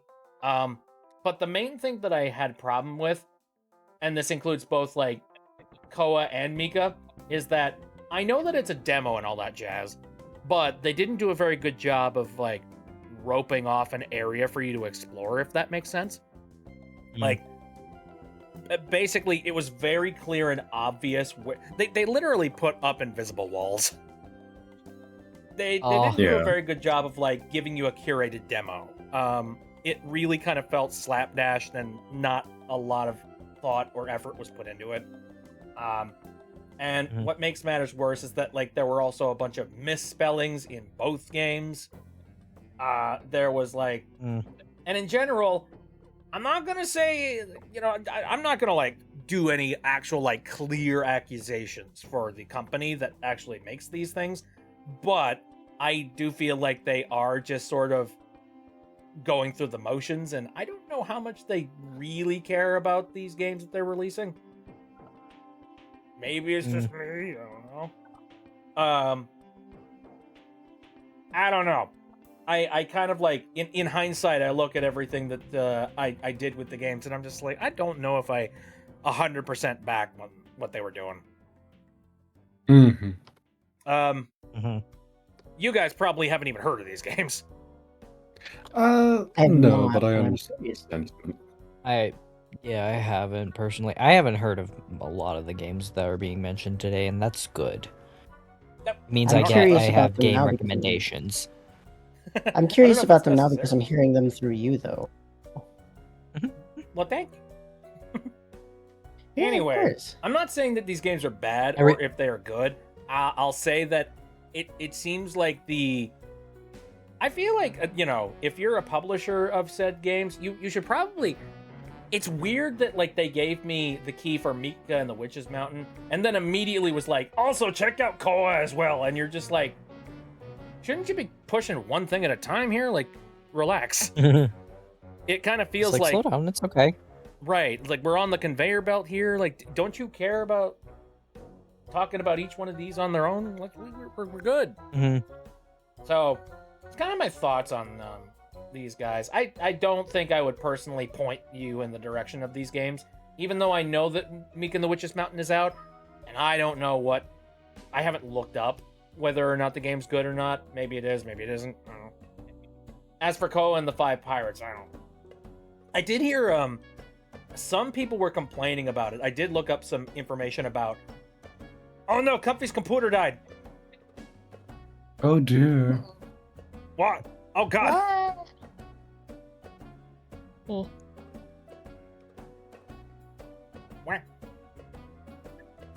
I don't have a heck of a lot to say. Alright, you know, nah. Alright, I'll finish my thought on this one.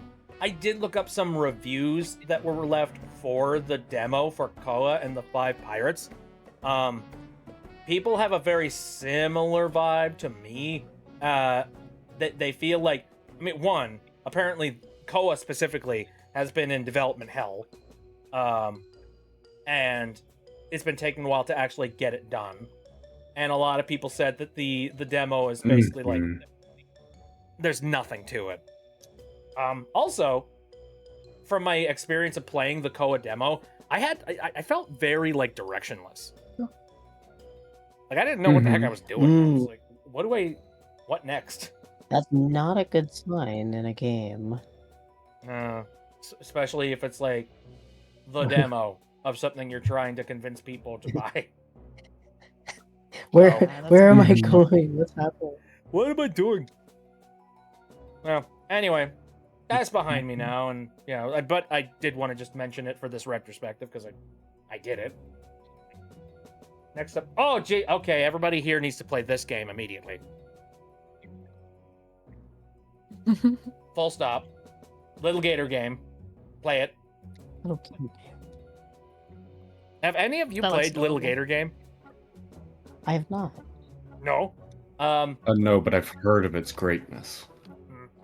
It's a 3D platformer, and you are this little gator, and Actually, yes, are... I have. I have it on Steam. Oh, you Smiles. have it? Yes. He's good. So, like, you're that Yeah. little gator, and you're running around, and you're, like, doing a grand adventure, while, like, you and your friends are also kind of, like...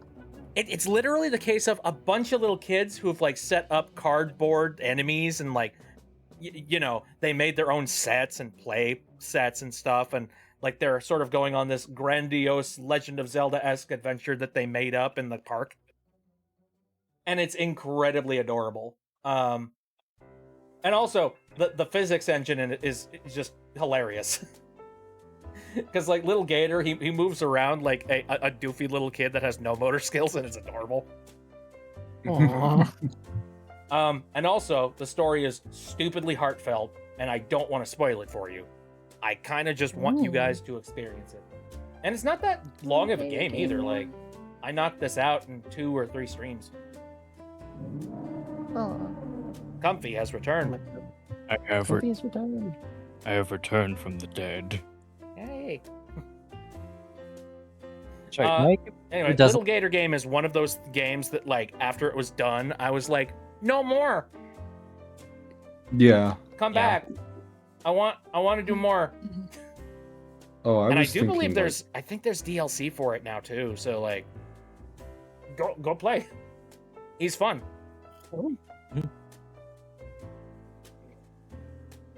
Oh, have you guys heard of this one?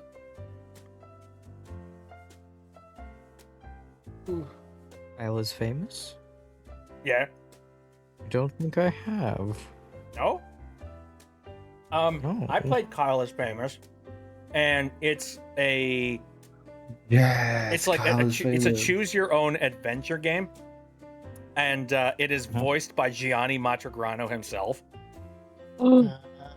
Yeah, So basically, I this like is a game that is entirely comprised of Gianni Matragrano sitting in front of a microphone and absolutely screaming his head off and going insane. I have I to look need it up Who's now. this Hang on. Gianni? You know who he is. He's the guy from Ultra Kill. He's Gabriel from Ultra Kill. He's Oh. yeah. Now you know. Yeah. Gabriel from Ultra Kill. He's like a shit poster to the king. Yeah. He's been in a bunch of Wait, is other this game things free? as well. But... Yeah, but if you like his lunacy, it basically the person who wrote this game picked the perfect person to voice, you know, and be the narrator for Kyle is Famous, straight up. Because like the comedy he works doesn't really just do well for narration. him as a performer. He doesn't just do narration. He also does like the voices of other characters. So he'll, like extremely pitch his voice. Yep. It feels like in like when an audiobook has only one narrator, and it's like a male narrator who is voicing the female characters as well. Yeah. Oh, Zcil You is understand. coming in with Pressure information. Yeah, Sebastian from Pressure, Satan in Anton Blast, and a character whose name I forget in Super SMG4. He does a lot of stuff. Very talented guy. Trying to remember, there was one line in this game that like knocked me on my ass. What was it? There's literally a clip of me reacting to it with like my very old VTuber, if I remember right. Ah, Comfy's computer shut off again. Oh, Are you overheating over there? Probably. They mentioned that they were on their bed with like a thing that was on top of it. Oh, dang it. Alright. Kyle is Famous is pretty entertaining. I'm not gonna say any of the jokes because honestly, that spoils kind of the fun of discovering them. And that's a big part of playing that game anyway, so... Your computer isn't hot, though. Sounds like to take it and throw it at a brick wall. Anyway, next up on our list of weirdness... Metal Gear Rising! Gear Rise. Oh, Revengeance. You guys know Metal Gear Rising, right? The meme game Yeah. itself. I remember it. Pierce is in the chat going, I know. "Rules of nature." I have it in a folder on my Steam called "Bad Game but Good Fun." I don't necessarily think I would call it a bad game, not like personally, but I will say that like for what it is and what they managed to pull off with the short amount of time they had, it's kind of a miracle it turned out even as good as it is. Like the action is kind of cookie cutter, and the difficulty, like it has difficulty spikes up the wazoo. I wouldn't casually just play it. And it also doesn't help that while I was playing the game, we ran into at least 2 game-breaking bugs. So, you know, it's not exactly built well. However, the humor is amazing. The meme potential of it is insane. And I think I wouldn't recommend somebody play it, but definitely look up some footage from the game, because what the hell? I like games that make you go, what the hell? Well, this is a game where they literally talk about memes being the DNA of the soul. And also, there's literally a line in there that says, you know, like the good old days after 9/11. Oh god. Much shock value. 9/11. 9/11. 6/7. 9/11. 6/7. Sorry. Bluetooth pairing. Computer is being stupid. I think it's gonna be it for me tonight. Okay, Comfy. Stop. No. Oh, your No, you. computer's sick. But hey, I'm very happy you came in and hung out for a little while. I appreciate it. Ooh. Anyway, so it was an interesting experience to play Metal Gear Rising, especially considering I don't really play the Metal Gear games in general, and this was a really weird way to introduce me to it. So, next up on our list, Pizza Tower. Hey. This is definitely not a game for everybody. They added a new mode where you can play as the Noise. Mm-hmm. I know about that. The noise. I don't think I played it, though. It's the Noise! What? The Noise is... Are you talking about the tick? No. No. The tick... You guys know what Pizza Tower is?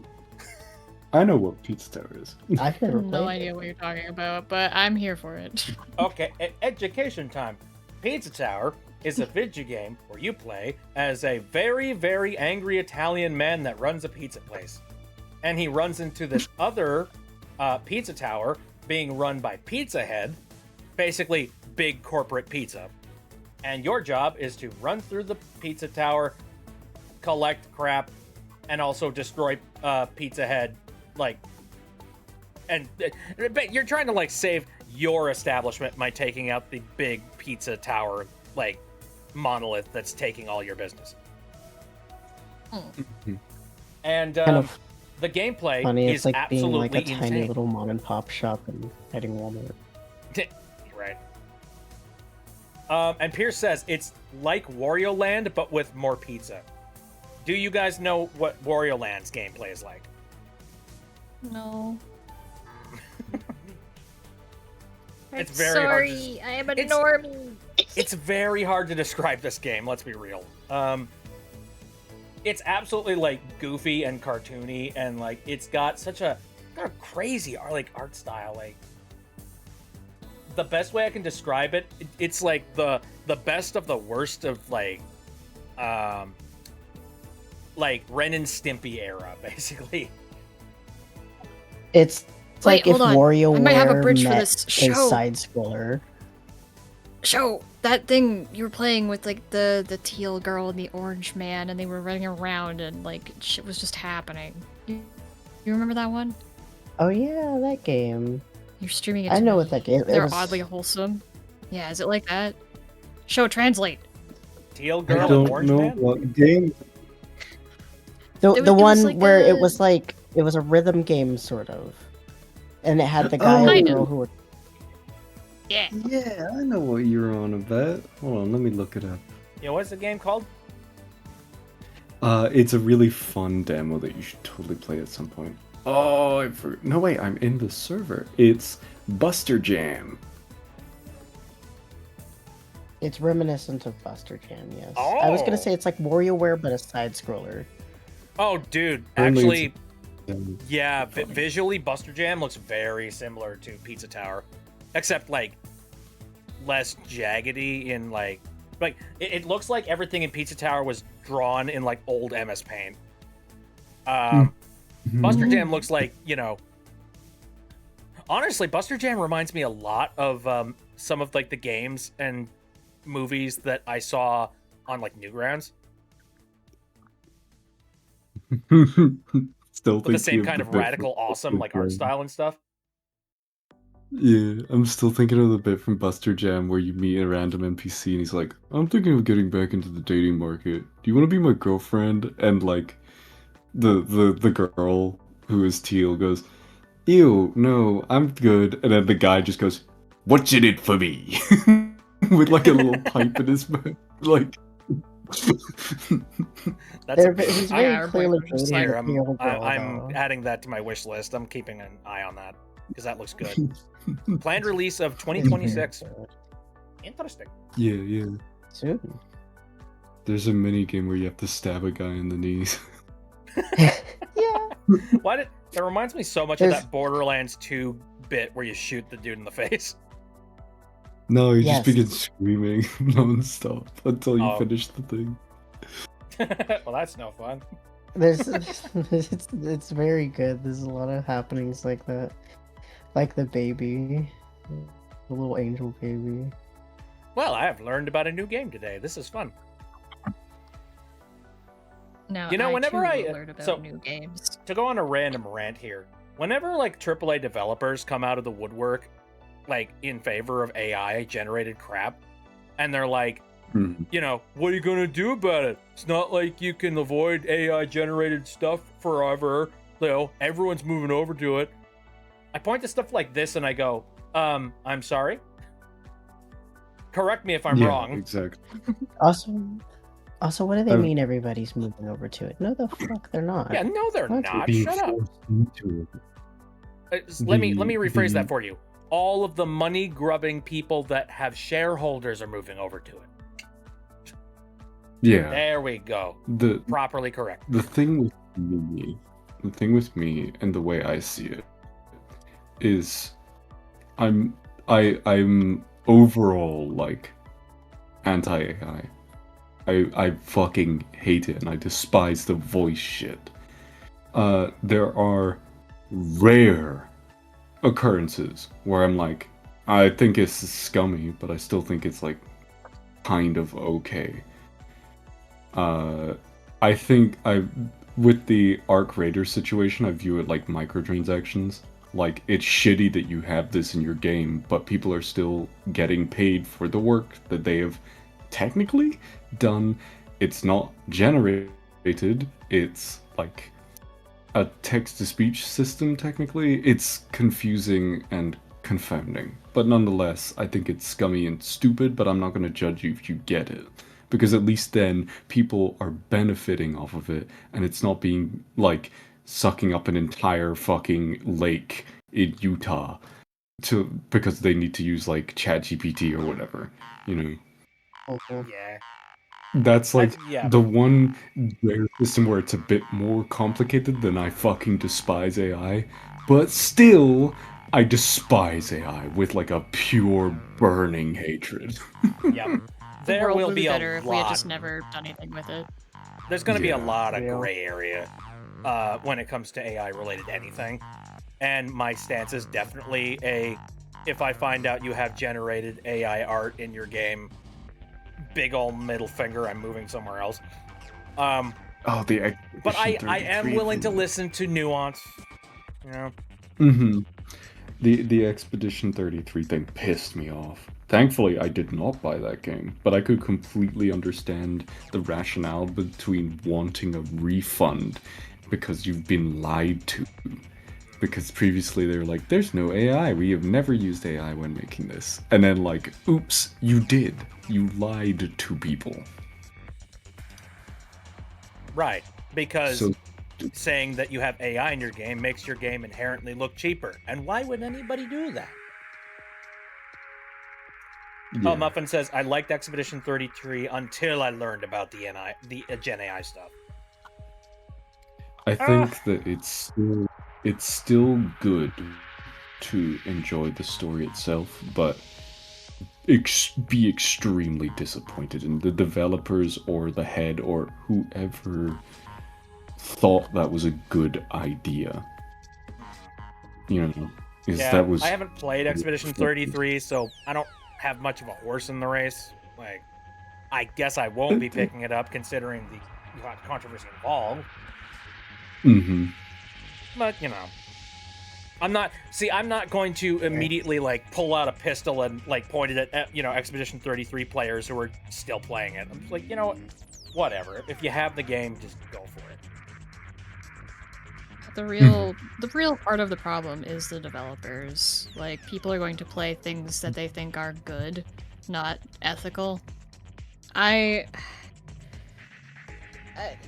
don't like the whole like shifting to AI thing. Like, no one would care as long as the game they're playing is enjoyable. Is the sad truth of it. Mm-hmm. Again, it's never going to happen with AI. It's the loot It's always going to be boxes, dependent it's on the art. You know, where it's like, it's scummy as shit, but like, at least if it's the text-to-speech model, like, people are getting paid for the work they're doing. Probably a lot less than actual voice actors, but you're getting paid. You are technically doing work. And it's not destroying the ecosystem entirely to do said work. You know? I worry that It's that's so kind of a sad frog that in the pot that's where the scenario, bar though, is that it now. warms Just be you up like, to other stuff. Yeah. it's not completely destroying the environment. Just a smidge. It's Gotta be the bar. when it comes to completely, when I say that, I mean the chat GPT like shit where it is literally polluting lakes. What they do is they use the power of their own building in order to generate those lines, because those lines are done in-house in a text-to-speech thing, right? Mm-hmm. So it's not like generative AI. Well, it is difficult because it's nuanced, but also I fucking despise AI. I'm split of two minds of it, and I think it's shit. It's difficile. Not even. It's stupid, and they should have never have done it in the first place. You know? No, I agree with that. I was just saying, you said it's difficult, and I was like, it's difficile. It's difficile. So, to take us off of this subject, Muffin just said that they finished up the page of curb art. Yeah. Jesus. Thank you, Muffin. Look at how rendered this guy is. Holy my crap, God. he's so shiny. And also, hi. Look at this caterpillar looking bastard. You're okay.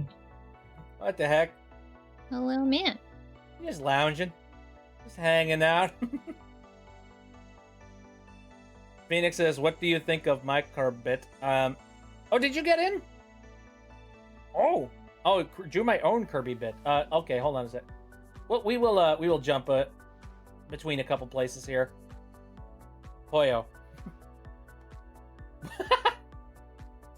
Yeah. I love that one. There's no thoughts in there. None. For a moment, I thought that said verses for a second. I don't know why. He's just doing his dance. Versus Corb. Very tall. Also spider.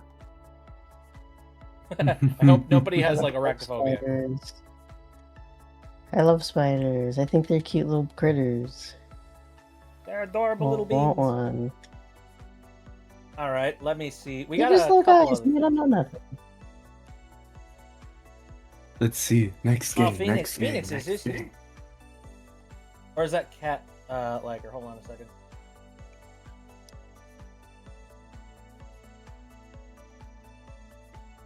Give me a moment.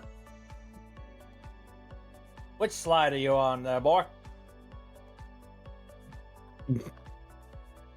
On the second one to this one. Oh, the second Bitcorp. Oh, yeah, right. Hold on a second. I found it. There we go. Whack. Look at him. He's got a paintbrush. Kirby. And he's got a little controller and all that stuff. Very good. I like it. Also, again, very well shaded. Like, there's a lot good rendering going on there.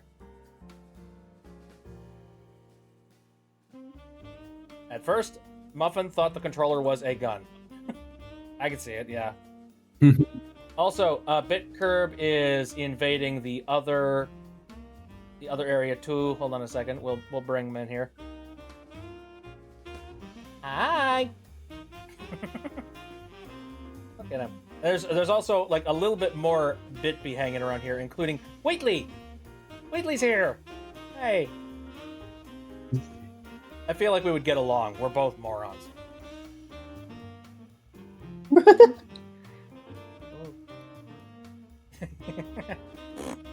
Blink. Very good. I like it. Anybody else hanging around in any of these other magma pages? Let me see. Oh yeah, right. Well, we got like, hold on, we got glow bats. Hold on, let me. Oh, you want to talk about rendering? Give me a second. Checking that out. The only rendering I want to talk about is off of my steak. Well, oh, I can go for a steak right now. Yeah, look at this guy. Yeah. He's saying a little. He looks a little bit shocked. Just a little bit. You know, just being like he's seen a friend that like he hasn't seen in a very long time, and he's like, ah. What? Wait, huh? Why? Do I need to mute myself now? Is that how that works? You know, No, do I just need to be surprised face?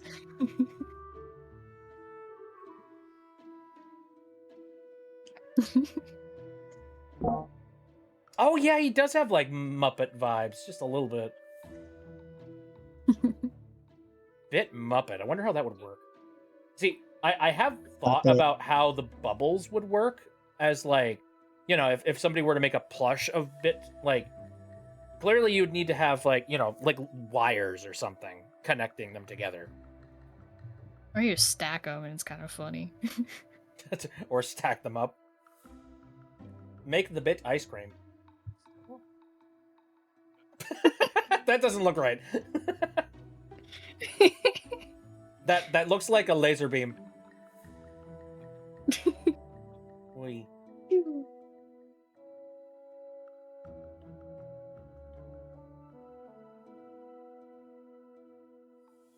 I don't want to say anything, but like something about the way the bubbles are stacked looks Cursed. Let's They go. look Yeah, like cursed. a little Let's clown go with hat. cursed. Cursed is a good word. They look like a little clown hat to me.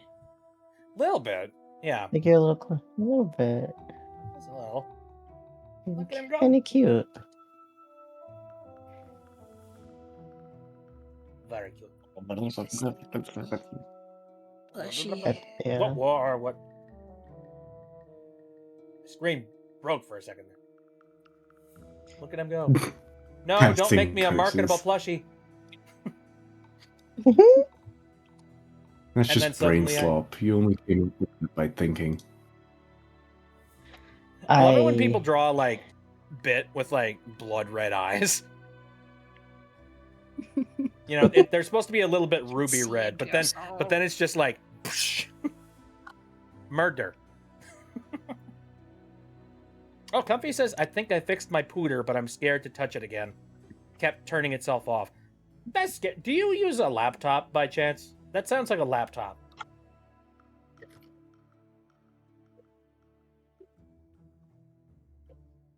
Oh, wait a minute.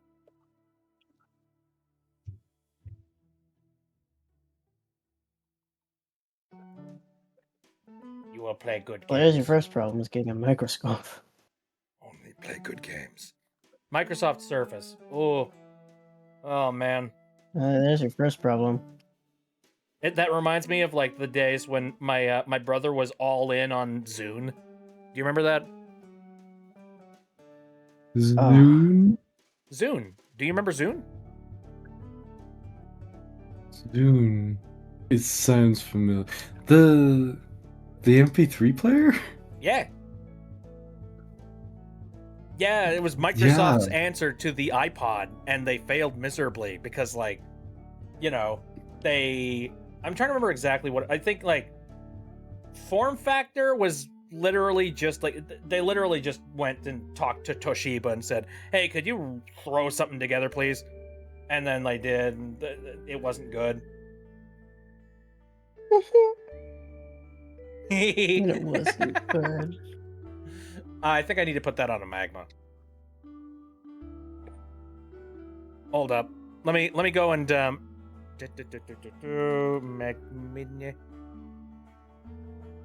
Bitby, I don't know. This is gonna sound how it sounds. I don't know what your bottom half looks like.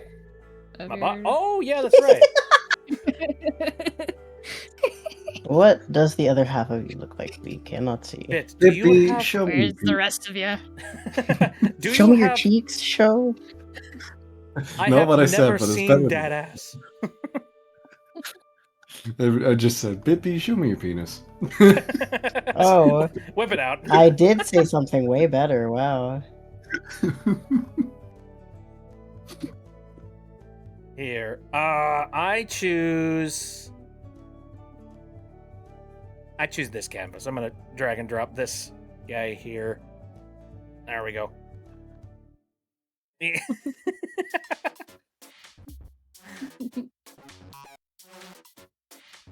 Oh. That's what Muffin sent. They were just like, Bit Puppet would be this.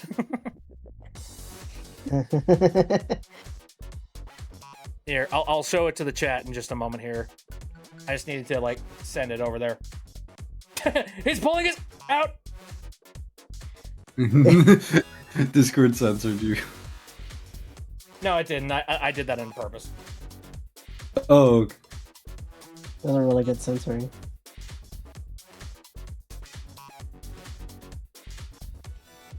There we go. That would be the Bit Puppet.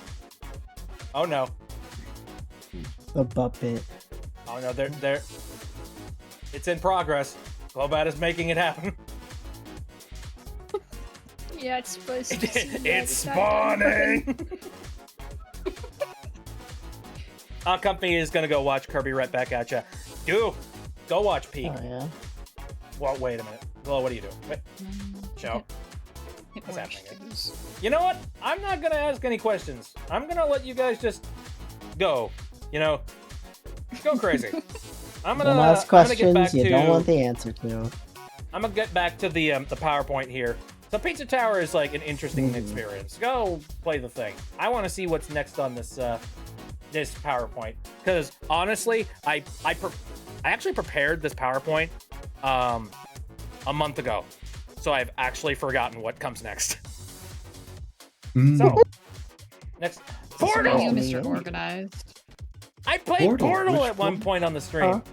Not my first time playing Portal, but I played Portal. Oh, you probably sped ran that shit. No. Actually, I leisurely made my way through there, I think. Oh, yeah, right. I remember now. I played Portal because they released that RTX update to the game. Do you remember that? Oh, God, yeah. It's kind of useless. Not gonna lie. Doesn't do much. Also, the visuals just look off, you know? Like, it really messes with the aesthetic of the original game, because they changed all of the textures, and like, to me it just doesn't feel right. Mm-hmm. But Portal is Portal, and I enjoy it either way. So, yeah. I also didn't like the fact that like every single one of the chambers they hid like I think a 4080 or something. You could find a 4080 just hidden somewhere in the chambers, and I'm just like, nice marketing, assholes. Mm-hmm. Phoenix says, I find it funny how one of the levels in Pizza Tower is named Oh Shit. Oh. I guess, yeah.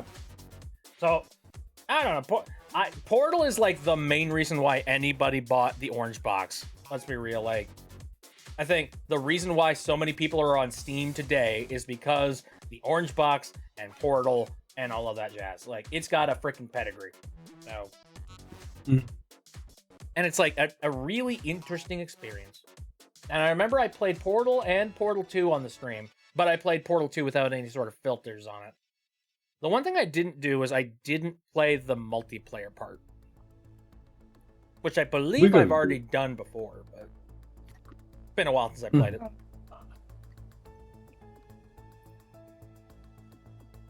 Portal is why I first downloaded Steam back in 2007, since Cecil. Very neat. Hell yeah. Mm-hmm. Portal, very good. Mm-hmm. Also very funny. Yeah, very classic. Like, good example of, like, you know, Valve hiring very good writers and, like, you know. I don't know if they're still working there, but who knows. Environmental storytelling. Yeah, right. Mm-hmm. Let's see what's next up here. Oh, yeah, just Portal 2. Yeah, I think Portal 1 was good. Portal 2 was just like, let's take what we did before and, like, bump everything up by 10. Do we think it's better than Portal 1, though? Considering I have 200 hours in it and I only have 30 hours in Portal 1, yeah, I think it's better. There's a lot more to do in Portal 2. Yeah. Mm-hmm. It's longer. There's more to do. The puzzles are more complex. It also there's multiplayer. Mm-hmm. You know, that's true. So, and also that's when Wheatley was born. So, which is a positive and a negative, depending on if you like him. I think I like him from, like, you know, not a villain standpoint, but definitely like a character that you don't like on purpose. I guess, you know, a person you like to hate.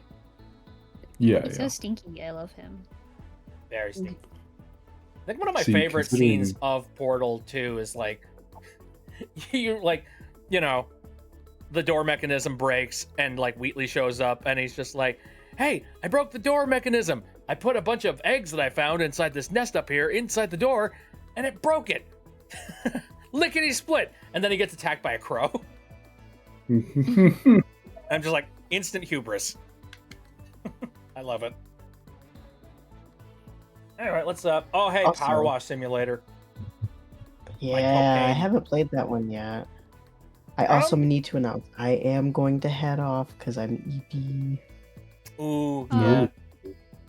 Night He's Ocean. getting a little bit late, so Good hey, thank you night. for popping in here. I appreciate it. Yeah, I like seeing you guys. I enjoy my friends. I do too. I enjoy you here too. Hey. All right. Good night, everyone. Bye. Yeah, sleep well. All right. Now that doo-doo head's out of here, we can say things about them. Like Dude, how I was they're just about really to say, just like, I like my friends. Ocean's great. And then you're just like, fucking doo-doo head. I was gonna say that they're cool. Phoenix says, I kind of want to draw either human Bit being Bit Bro, or Bit and Hat Kid. Don't know which one to draw. There are several people that have tried to make human Bit, and like, it's so uncanny.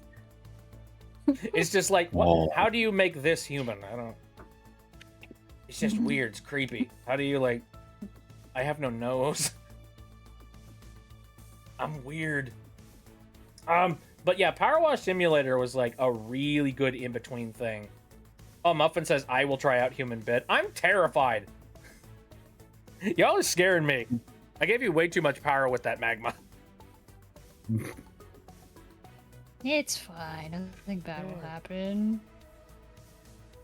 I don't have. There's very little that I can say about Power Wash Simulator aside from like water go burr. I don't know.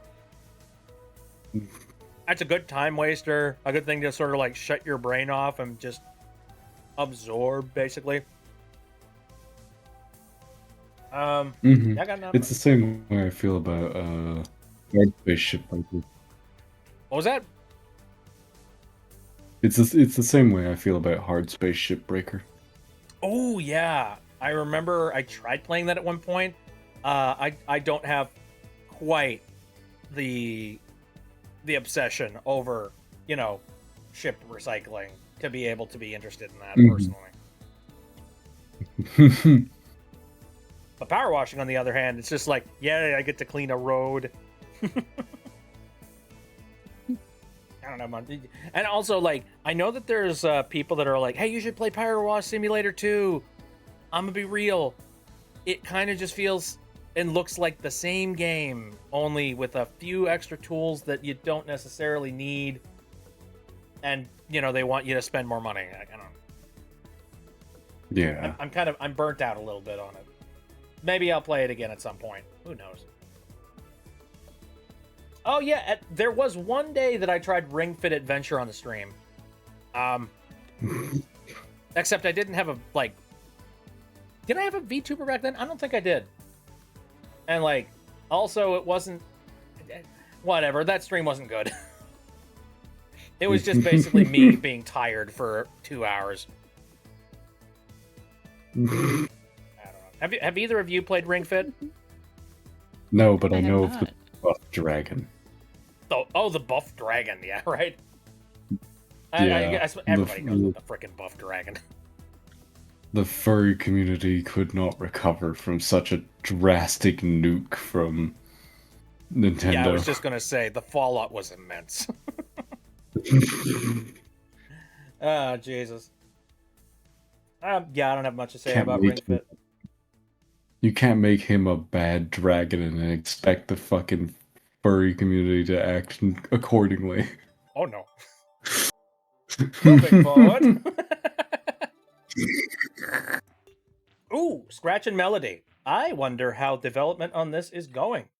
Have either of you seen Scratch and Melody? Let me see. What's that about? Oh yeah, I really like it. They're making a Dragon Ball Z fight. Are they? Yeah. Ooh, I haven't heard much about already it. made one. They've made a Puyo Puyo fight. Mm-hmm. I know about that one. Which is fun. Yeah, people who don't know, this is kind of a rhythm game in the vein of Parappa the Rappa a little bit. And it, like, visually, it looks really aesthetically pleasing. Like, with the whole, like, you know, 2D art thing. Each world has got, like, you know, like a specific antagonist that you have to defeat based on a specific theme. And I'm trying to remember some other stuff about it as well. In general, I just like the direction it's going. And it blew up really big on TikTok at one point. Like, I think, like, the baking one ended up, like, becoming a meme over on TikTok that I still see to this day. I'm excited for the game. I'm keeping my ear out on this one. But I did play the demo, and it's good. Ooh. What you guys' thoughts on, first of all, Zelda games? Second of all, what do you think about Skyward Sword? Nothing good. I think that, first of all, I was introduced via Twilight Princess, which I know it's just Ocarina of Time, but it's cool. And Twilight Princess was like a big touchstone of my younger years. I told you I was raised on a Wii. So, I exist within that context. Playing Skyward Sword was I'm not going to say it's bad. Technically, graphically, with what it gives you, it is a good game. I think it was hindered massively by the motion controls of the original, but I think that even without them, because I played it without them, uh, even without them, it lags. It lags behind a lot of the other Zelda ones. Especially, I remember the boss that you fight 3 times. Oh It's like the lord, same yeah. boss. They reused a lot Mhm. of bosses in that. Mhm. Good god. Like you can tell Yeah, when yeah. the development just like they ran out of money. Mhm. They're just like, I don't know, the imprisoned again. Still remembering the E3 conference where Miyamoto got up on stage to like do the roll bomb thing, and the motion controls just didn't work. We have a new nerd in Like- here, and it's in the form of Pierce. Hello, I've played the Zelda games. I like Yeah. them. So my opinion on Skyward Sword. It's funny you mentioned that you've played the game without the motion controls. And you know, it sounds like it was more playable for you that way, right?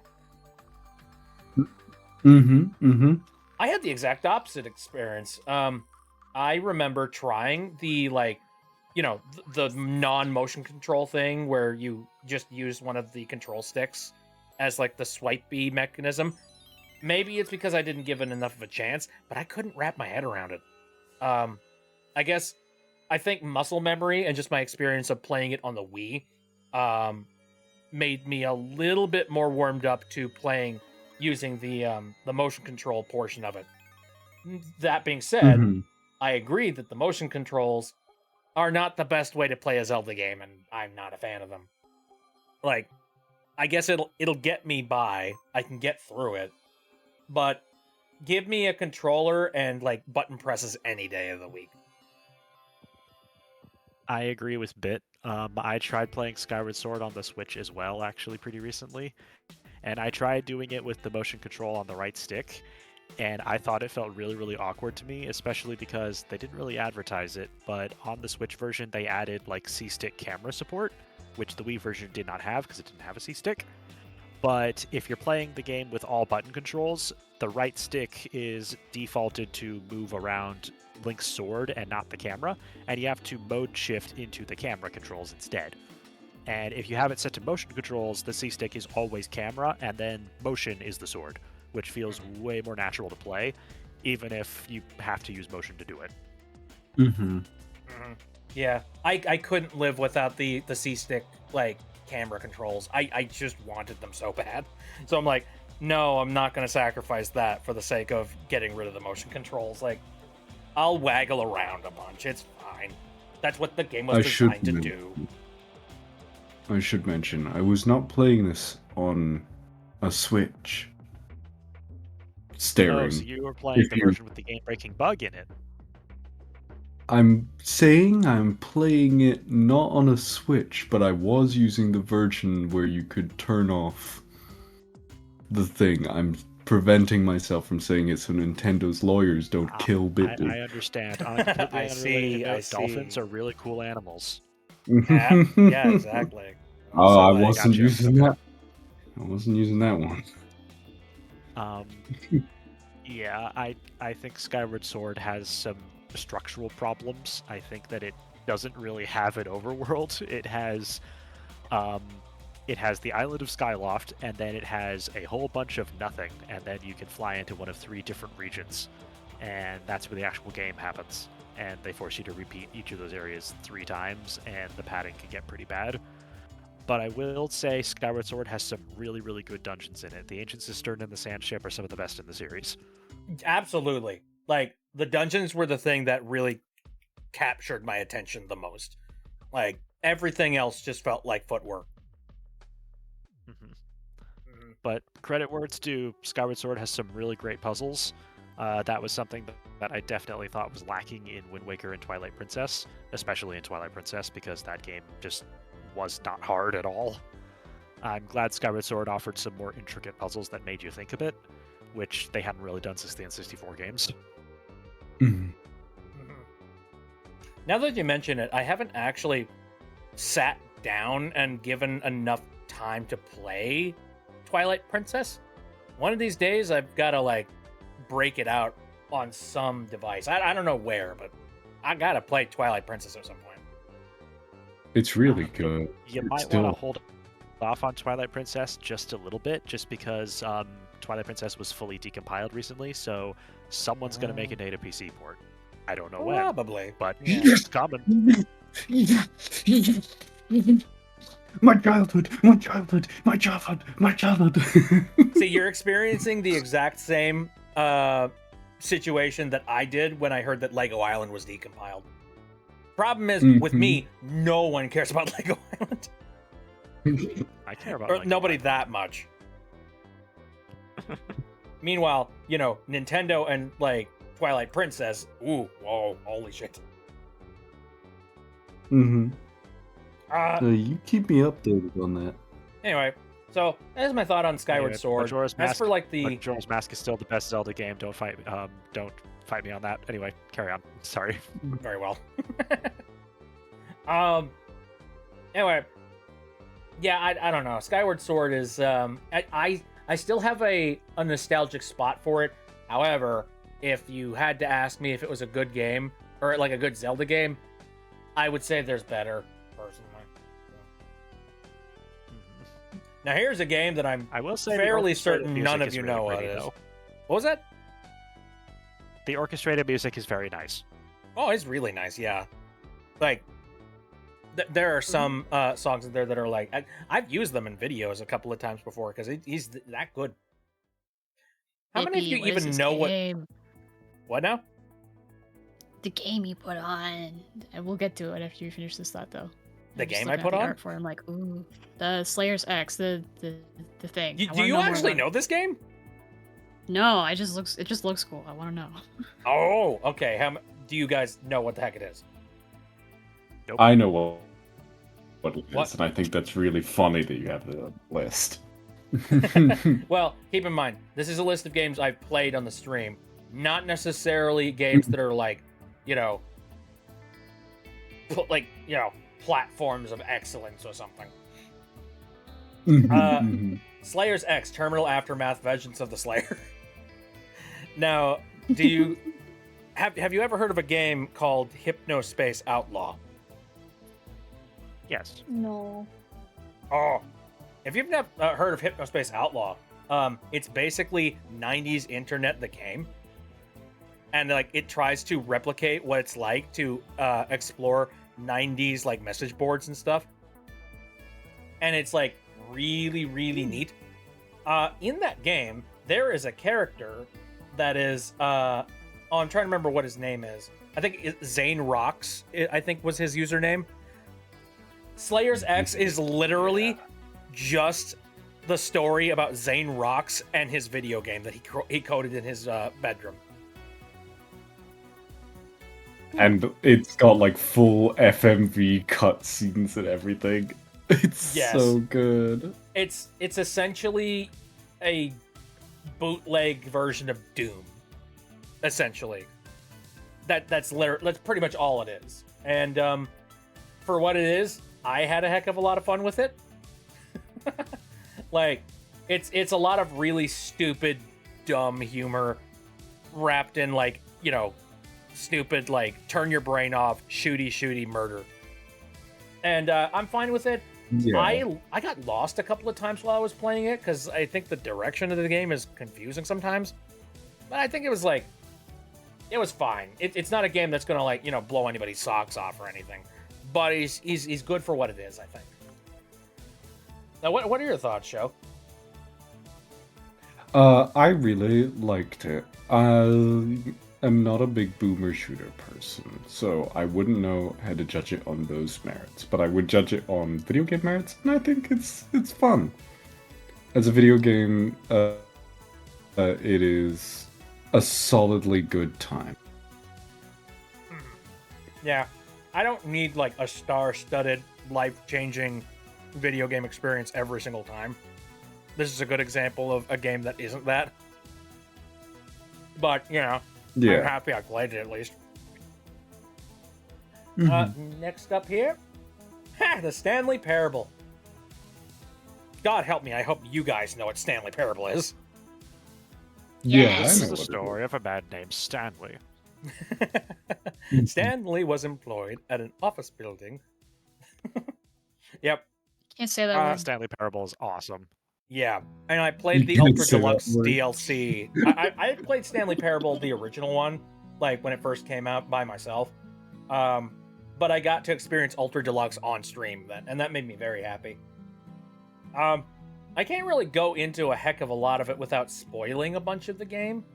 I would say just like play the game and enjoy the funny video game commentary and the the multiple choices and the multiple endings, because they are a hoot and a half.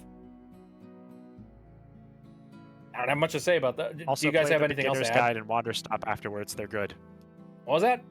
They're by the same guy. What was it? The Beginner's Guide and Wander Stop, they're by the same writer. They are very, very good and worth playing as well. Ooh. Man, I'm gonna have to remember that. Moving forward.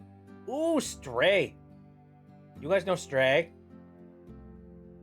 The cat Yeah, game. but I don't, But you what?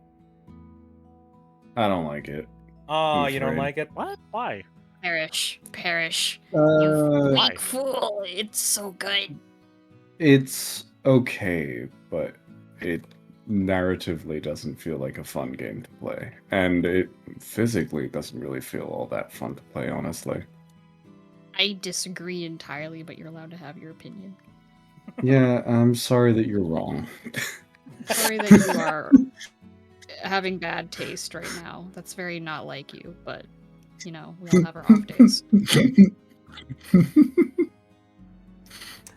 I think it's, what's a good way to put it? It's definitely a game experience that's stuck with me. Which is, you know, not every single game experience sticks with me. Very rarely do I get the experience of like literally playing a game about being a cat. And they really leaned into this concept by adding a lot of mechanics that are just basically about being a cat. You know, hiding in boxes, like, you know, calling out using like, you know, cat call and stuff. Your vision. Mhm. I'm trying to remember some other things that were adjacent to it. Also, I really just like sort of the you know, cyber dystopia kind of thing, like, and the theme for it, and the whole Yeah, mystery the surrounding Kowloon like, setting is really cool. yeah, like post-apocalyptic kind of thing, where like only cats and animals have really existed, and you know, all of these interesting robot things that were built by the humans. Like, it was a really, really neat world, and it was really fun to explore it and sort of like learn my way around it. I personally really, really enjoyed it. Would I go back and play it though? That's the thing. I don't know if I would. Like, a really good game, I could play it over and over and over again. But like, once you experience the actual like story and the lore and all of that jazz, I feel like after that you're done. Which Mhm. for a game that is this expensive, you know, you're buying like, this is like $50. If the story is over, then and you're not going back to it, then it's pretty tall order for fair. something like this. Yeah. I'd That say makes that's like my sense. main gripe with it.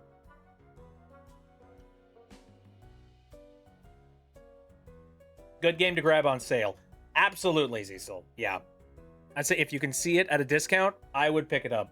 Also, hopefully you have a computer that can run it, because actually, like, visually, fidelity-wise, it looks like gorgeous. It's also on Switch. If you have a Switch, you can get it there too. There we go. If you don't have a PC that can run it. Hey, Mario has showed up on the list again. What's Super the Mario, game? Hello, Super Mario. Mario 3D World and Bowser's Fury. Oh, I played those ones. And your thoughts on it? I like 3D World, but that's because I prefer a linear thing rather than like a massive like open world. It's not that the open world was bad, I should say. The open world was good. It was well fine, well tuned, well fine. It felt like a kind of like a tech demo for an open world type game, if that makes sense. It Yeah. didn't feel like they were trying, you know. Like it was so small and so contained that it was just like, whatever, sandbox, who cares? But it felt nice to play, but it just wasn't my cup of tea. Yeah, that makes sense. Mhm. It's funny because I'm kind of the exact opposite of that, where linear Mario games kind of make me fall asleep. And it's one of the reasons why I look at something like Super Mario Galaxy 2, and while a lot of people praise it for being the best Mario game of all time, well, they say that a lot about Mario 1, less about Mario 2. But like, I don't know. I don't have a very similar vibe to that because I grew up with Mario 64, which was entirely a big fat, Mario sandbox, running around, collecting stars, that kind of thing. Mhm. And I will say, I went into this with the stigma of I prefer the open world Mario type of things. I was surprised at how much I really enjoyed the 3D world portion of it, though. Like, pretty decent. Didn't play the multiplayer, and I've heard the multiplayer is pretty good.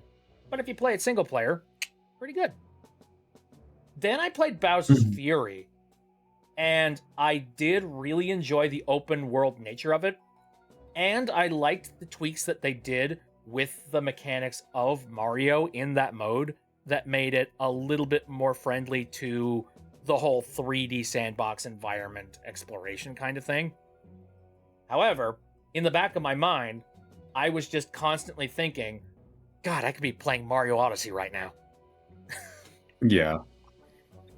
And it kind of ruined the experience a little bit for me. It's not bad. It's just like, I've played 3D Mario Explorathons before that were better than this. Yeah. Kind of my thoughts. Not, by no means is it a bad game or a bad experience. I just feel like everything could have potentially been lifted up and been better. Yeah, I'll say. What are you guys' thoughts on this? Glow Pierce. My first thought is I remember when Mario 3D World first came out on the Wii U, and nobody really was interested in it because they wanted a new big 3D exploratory Mario, like what people think of when they think of Galaxy or Mario 64 or Sunshine, something that's like a new big console Mario game. And when they saw 3D World, they thought it was like a console version of the handheld, stripped down Mario 3D Land Mario game. And also, he's a cat. Why are they doing this? And people were very confused, and no one bought it. And also, it was on the Wii U. Yeah. And Valid I do think that is still, I still think Mario 3D World has a severe branding issue. I really don't like that it's just called Mario 3D World, because it has nothing to do with Mario World, and while it is 3D, so is 64 Sunshine and the Galaxies. So it needed something else, and it didn't have that. Bowser's Fury does a lot to rectify the kind of like issues that I think 3D World had, and I also think this re-release is really, really good just because it makes the characters move so much faster. Oh yeah, that's like true. They Peach in did the tweak Switch- things a bunch. Peach- I forgot about that. Yeah, Peach in the Switch version of Mario 3D World is still faster than Toad was in the Wii U version. If I remember right, one little detail that I remember they changed was with the warp pipes. If you ground pound into the warp pipes, you actually like speed your way through them now. Oh yeah, that's awesome. Which was not And something also that Mario you can had. do that dive in the air that he had in 64 and Sunshine and Odyssey. That wasn't in 3D World. Yeah. So like, I do appreciate the little like tweaks they did where they're like, you know what, this could be more adventurous and more fun. Yeah. So I'm really, really happy with that. If they were to change the name, I really think it should be like Super Mario Generations or something, because that's really what it feels like. it's a big celebration of everything that Mario has been up until this point. You know, it's funny you And I mentioned think that. in that regard, if you were to change the name from 3D World to like Generations and just accept it as, yeah, this is a 3D Mario game that's celebrating being a 3D Mario game, if you can get into that mindset, the game is really, really fun. And it is really, really, really well designed. And Bowser's Fury is a really awesome bonus on top of that. It's funny you Mhm. mentioned that because I have very similar feelings of Super Mario 3D World Bowser's Fury that I do with Sonic and Shadow Generations. Yeah. Extremely similar. It's like both. I don't know who came out with what first, but it's like both Sega and Nintendo had the exact same kind of concept and idea when it came to like re-releasing their games on the Switch, where it's just like, hey, Yeah. here's a game we worked on It before, really does feel but we a lot can't. like that. But we can't just re-release it straight up. We gotta add something onto the side of it for it. Same thing happened with Sonic Generations, where they're like, well, we want to re-release Sonic Generations, but we can't just release it. We need to add something onto it. And so they threw Shadow in. Bada bing, bada boom. Like, And it's then oddly everyone was happy weird. forever. Like, they both, in theming, are exactly the same that way. Mm-hmm. They really Flo, are. did you play either of those? I don't go to Mario. Or Sonic. I am too mainstream for this. I didn't get a Switch, or not a Switch. I didn't get a Wii when I was a kid. I was limited to Xbox games. I didn't get a say in that kind of thing. Oh, Sorry. yeah. I mean, you know, Thank you you. grow for up with what you got. Well, Good like old my brother was given an Xbox, and it was a one console thing. Apparently, we were not. It was no multiples. Just this one's fine. You don't need anything more than that. So I'm like, well, I guess I'm playing Halo until I'm old enough to get a computer. Not the worst Do way you to still have like experience an childhood, Xbox I guess. One or something? Because you could put it into like developer mode and then run other games on it through other ways. Other means. Like you My could do homebrew stuff with it. I mean, I have a gaming PC now, and I play a whole bunch of stuff that way. But Okay. that Xbox is long gone. No, Okay. it was then. not taken care of very well. I still have 2 OG Xboxes, both of which I think are really old, and I'm fairly certain they're the models that have that one capacitor problem. I should really open those things up. I need to get off my... If you don't know what I'm talking about, Microsoft went and did a lazy, and instead of putting a CMOS battery into it, which is supposed to, like, you know, keep track of time whenever, like, you unplug your console, so, like, you know, it keeps the time details all saved on the console. Instead of doing that, they put all of that information onto an old, crappy capacitor. They were like, well, capacitors hold electricity too, so why should we put a battery in here? Well, what they ended up doing was, the capacitors they used were, like, really cheap and crappy. They rectified this with, like, later versions of the Xbox, but anybody that bought an OG Xbox back in the day, that was, like, one of the first ones that were made, that capacitor has the... It has the unfortunate side effect of kind of exploding. So one day you might open up your Xbox and you'll find like a slurry of a bunch of old capacitor juice that's just slopped onto the motherboard, and it's probably like worn through your motherboard and made it impossible to run. So people say you should probably open up your Xboxes and replace that capacitor. Like, you don't even have to like buy a new capacitor to put it in there. Literally just clip the old one out and call it a day.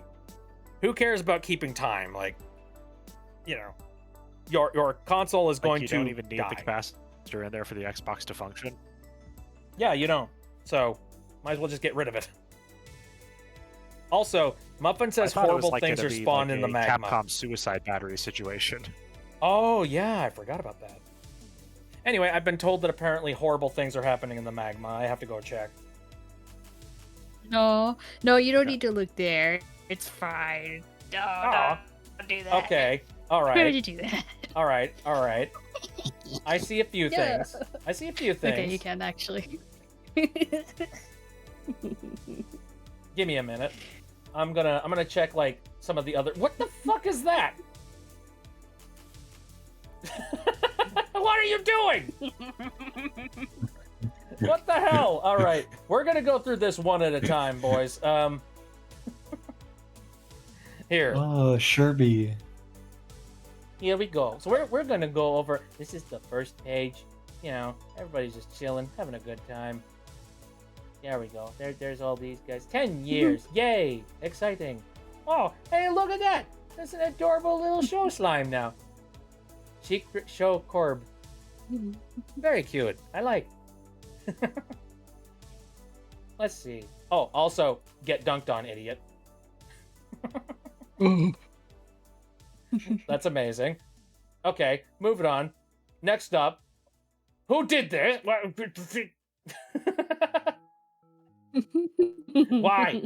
Why must you? I don't need to be bullied by the, you know, the funny snake.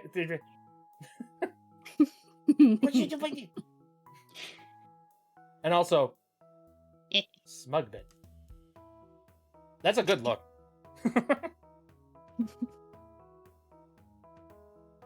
Okay. And then, all right, and then we get to, all right. Absolutely not. Like, okay, I was with you up to this point, just being like, okay, bald, good interpretation. Honestly, like, I like that more than just people who are just like, he has a mohawk. You know, it's like, okay, go ahead, bald. That's a good one. What the? Why do I have tumors? They're benign. I look like the Jackbox guy if he's like, again, terminal. They could be Flash assist. bubbles. They could be assist. It's not terminal. It's just got a bunch of why the skin veins? underneath. Why the veins? What the heck? Oh, who did that? Who would have done that? Gross. Glow, why? Goodness, this guy, right? Puppet bit. Jesus. That looks like something straight out of like frickin' like Danganronpa.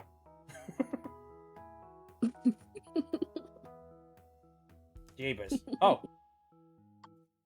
And this is show's doing. I'm slowly I like converting it. That's horrendous. Anyway. Get off of my screen. Alright. The veins. Let's move on to something a little bit more wholesome, I'm sure. Okay. Not wholesome, but have you ever played Superliminal? Yeah, Sounds familiar. I had a lot of fun with it. It's the game with optical illusions. Yes, you know. Yeah, this game is freaking crazy. Z-Cell says, reminder, we need to make Bit play Danganronpa eventually, too. I own all of the Danganronpa. I've been a little bit scared away from the fandom, specifically because, like, apparently, like, there's one sequence in Danganronpa that you might accidentally end up with a minor. Why would you even put that in a video game? Honor. Do not go there. But on top of that, there's like, you know, the fandom in general is just gross. Anyway, what was that show? The only thing I know of it that I think is funny is the fucking I am now going to bark at you. Like, woof woof bark bark. Oh, I've heard this before, actually. Going to bark at you. Bark, bark, woof, woof. That's from Danganronpa. Freaking what? Yeah. I didn't know that. I've learned something new today. Yeah. Weird. Crazy. So Superliminal. I played it. It's freaking wild. I remember the demo, and the demo was really impressive. And they just took that entire concept and like went wild with it. If you don't know what it is, basically it's a game where the entire mechanic of it is perspective based. Based on like where you look at objects and how you handle them and like pick them up and put them down. I can't really say much about it without you experiencing it. And in fact, this is something you should do. Like, just go play the game. It's an interesting, weird ride. I don't have much to say about it. Anything else you guys want to add? It's really cool, Peanut and it's the original Upstate concept Fest with for the Portal parent. 2 before it became about portals again. What was that? I mean, yeah, whatever they said. So you know how they were, how when they were making Portal 2, then they were working on some other mechanic that they called F-Stop, that was apparently really, really cool and fun, and then playtesters played it, and they were like, this isn't a Portal game, where's the portals? Oh, Yeah. I see. Well, that other mechanic, that's what Superliminal is. Oh, weird. I actually didn't know that. Yeah. Well, Now you know. Now Alrighty. you know. Now you know. And knowing is half the battle. Okay. Ooh, Tunic. How many of you guys know what Tunic is? Tunic. This game's rad. Yes, this I- game's rad. Thought it was okay, but like, I got lost, and then I lost interest, unfortunately. I just kept cycling get through the that. same 3 rooms. Yeah, I Yeah, totally get that. I cycled through the same 3 rooms, and I was like, okay, I'm bored now. And I stopped playing. Glow, you said the game looks cute. You've never like experienced it or played it though? Nope, never played. The game is pretty much entirely in an entire other language. And it's a made-up language. And the way that you play it is basically by like your own personal like observations and very basic like tutorial stuff. And the number one thing that actually gets you through the game is the instruction guide, or like, you know, the instruction manual that comes with the game that you can access through like your sub menu. And as you play the game, your goal is to like find all the pages of the instructional guide, and it gives you hints and tips on how to play the game and how to progress. Which like, it's basically sort of a weird meta game where you are trying to reconstruct the experience of playing a game that you have absolutely no idea what the language is. Like, it's like playing a game from Japan, and the only thing you have is the instruction manual in English. Except the instruction manual in English is like torn apart and you can't find every single piece. Like, it's a really weird meta experience. And I really enjoyed it. I forget if I got very far with it though. I know I beat it on my off time, Basically, but I don't know if I did a heck of a lot of it on stream. Basically, with Tunic, imagine that you've never played a Zelda game before, and you just bought your very first one, and it was some import copy that's only in Japanese, and the only way for you to understand what's going on is to read the instruction book. But in order to get the instruction book, the instruction book is pages that are hidden throughout the actual game, and so you need to find those and then piece together what's going on and how to play it and everything. And it's really, really clever and really, really good. And also the soundtrack is really cool, chill, lo-fi tracks, and you should totally listen to it, even if you don't play the game.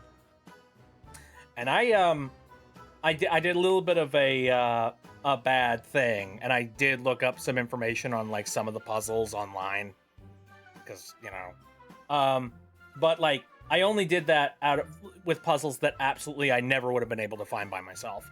And I'm talking like some of the end game crazy stuff, like the stuff that like ties into the ARG that is literally built into the game. Like, there was so much thought that was put into this game. Like, for example, the sound effects. There are these little like glyph sprites that you can find all throughout the game, and when you find them, they float off into space and they do a little like doo-doo-doo-doo-doo-doo-doo, and then float off. That is its own separate language. Like that, I forget exactly what the term is, but like it is a language that you transpose like the actual notes, and then like you re-encode them into like actual words, and they actually mean something. It's freaking insane. Like literally everything that you could possibly find out is right in front of your face. You just can't actually read it. It's wild stuff. Like I am very impressed by Tunic, though I totally understand why somebody might not want to play it or get completely lost, as Joe said. Let's move on to the next thing here. Hey, Mario Wonder. Never played it. Oh yeah. Easily the best new Super Mario Bros. Game. I was a little bit cold on it at first. I was like, I don't necessarily know if I want to play another new Super Mario Brothers game, or anything that's adjacent to it. No, they took out the new in the title for a reason. Like this is definitely a new experience for sure. And they don't have to flaunt that it's new anymore. It's so cool. Like it basically, if you ever there was that one level in New Super Mario Brothers for the Wii, and it was entirely like what was that one artist? It was based off of this one artist's art. Van Gogh? Yeah, I think it was an entire Van Gogh inspired Mario level. Imagine if they did that for all of the worlds. That's it. That's basically like they went and they changed the art style and did crazy shit for every single level. So like you never know what you're going to run into for each single Mario level. Like they did a good job of like keeping your expectations completely floored for every single level. It's one of the freshest Mario experiences I've had in a very long time. Though, if you are not interested in playing another 2D Mario adventure, maybe don't play this one. Because it's still a 2D Mario game. Not much else to say about that one. But I did have fun with it. And I did do some of the like extra hard, difficult challenges that were on like Star Road. I don't regret that. Those were pretty fun. Oh yeah, I did an entire retrospective on Splinter Cell. I forgot. How many of you guys even like, how much do you know about Splinter Cell?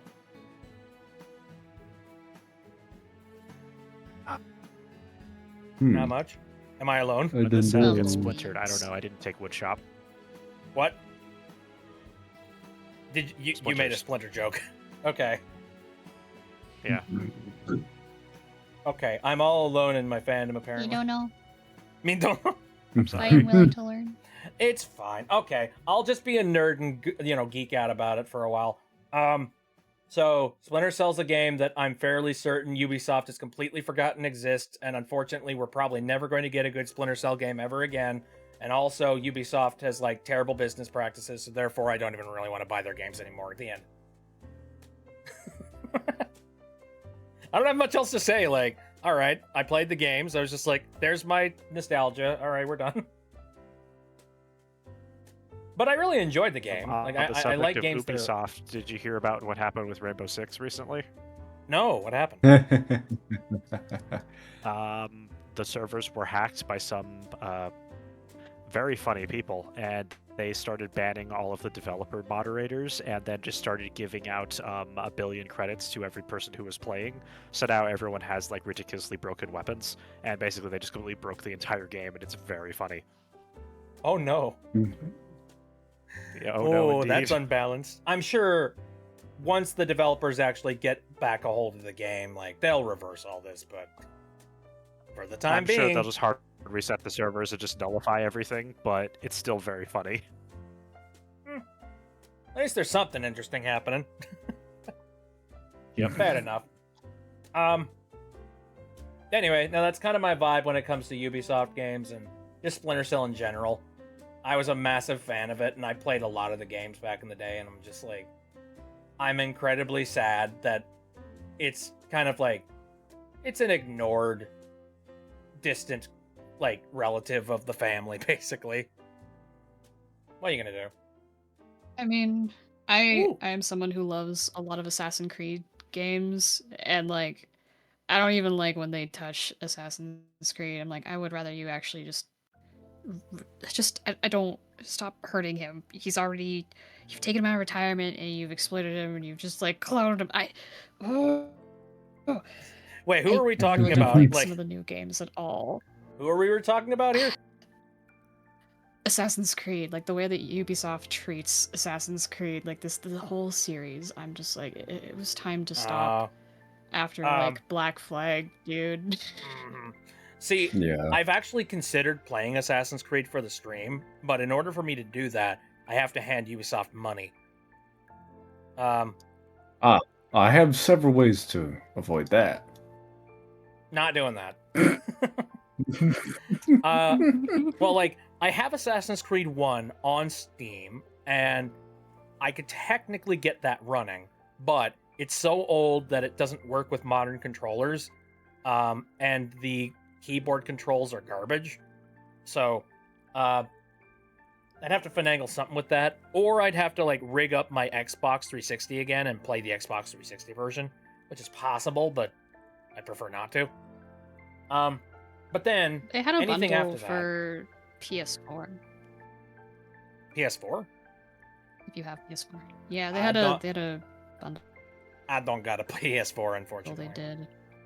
But well, it's a that's shame because useless. Assassin's Creed 2 is one of my favorite freaking games within the franchise, and I'm so burnt by Ubisoft because I played the PC version and I really enjoyed it. But if you know about Assassin's Creed, you know that Assassin's Creed 2 was shackled with the horrible always-on DRM that like had to always be connected with Uplay in order for you to be able to play your single-player adventure game. And so there were situations where I had fairly good internet, but, you know, for one reason or another, my connection with the server would end up failing. And I would, you know, I'd be walking through like a corridor somewhere, and suddenly, game cannot play, and then it would pop back in after 5 seconds, and I'm like, the fuck was that? Like it was really that abrupt, and it ruined the experience. I think they changed it so now you just have to like tag their server every couple of weeks, but even then, like it made me upset.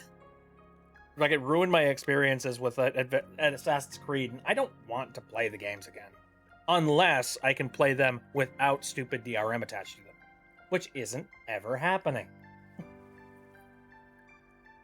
I just like the DLC nonsense of the new games. I just cannot fathom the heartlessness of like locking that much behind DLC. It bugs the shit out of me. I refuse to buy them. I am of the opinion that a lot of things that are DLC nowadays could just be the base game. Yeah, I understand it That's for why- indie games, but Yep, no, that's Like, exactly it. I'm- I'll go with indie games yeah, that like they still have cheat codes and fun stuff in them. Anyway, I've been on this slide for a while here. Undertale Yellow. Undertale Yellow. I played a little bit of it. I couldn't get into it, but I can understand why you would be into it. I was If really you into like it. Undertale, this is more of it. Yeah, Which it's like it's surprising how much like Undertale it is. Mhm. It's like they dissected really Toby good job Fox's with the brain style. and made more, hmm and that's pretty wild. I enjoyed my experience playing it. Did you guys, either of you guys, Mhm. ever play more of that, or? I didn't get too I have far, but unfortunately not played it, but from what I have seen, they absolutely nailed the style of what Undertale was. So I'm really, really happy they made it. Mm-hmm. I'll have to Yeah. check it out. I do love Undertale. It got Toby's blessing. It's not canon, but you know, it's It's nice. canon. Right. But Mhm. it's still a really good time and it's real fun. And also like one thing I really appreciate about Undertale Yellow is that you know, there's a thing that happens with fan games and stuff like that. It's basically like franchise key jingling where they're like, "Hey, do you remember this thing from XYZ game?" And this game does that a little bit. But what I appreciate is that when they do it, they basically deserve the moment when they do it. It's one of those like, okay, Like they earn you the built up callback. properly to this. Good on you. And they don't do it constantly. You know, most of, if not all, of what Undertale Yellow is their own story that they're telling and their own personal experience that like you can't get by playing Undertale. So, you know, it's its own really, really interesting and good story. The only thing that I will recommend though is go into it knowing that the bosses and all of the fights are a lot harder than Undertale. They like anticipate that you are somebody who played Undertale first. It's been a long time since I played Undertale. Sweats. Well, then you might want to like brush up on your ability to dodge. Fear. C-Cell says, from what I've seen, Undertale Yellow is basically to Undertale what I tried to do with Gravity Falls' Pine Quest 2D. For that, I enormously respect it because we had similar visions.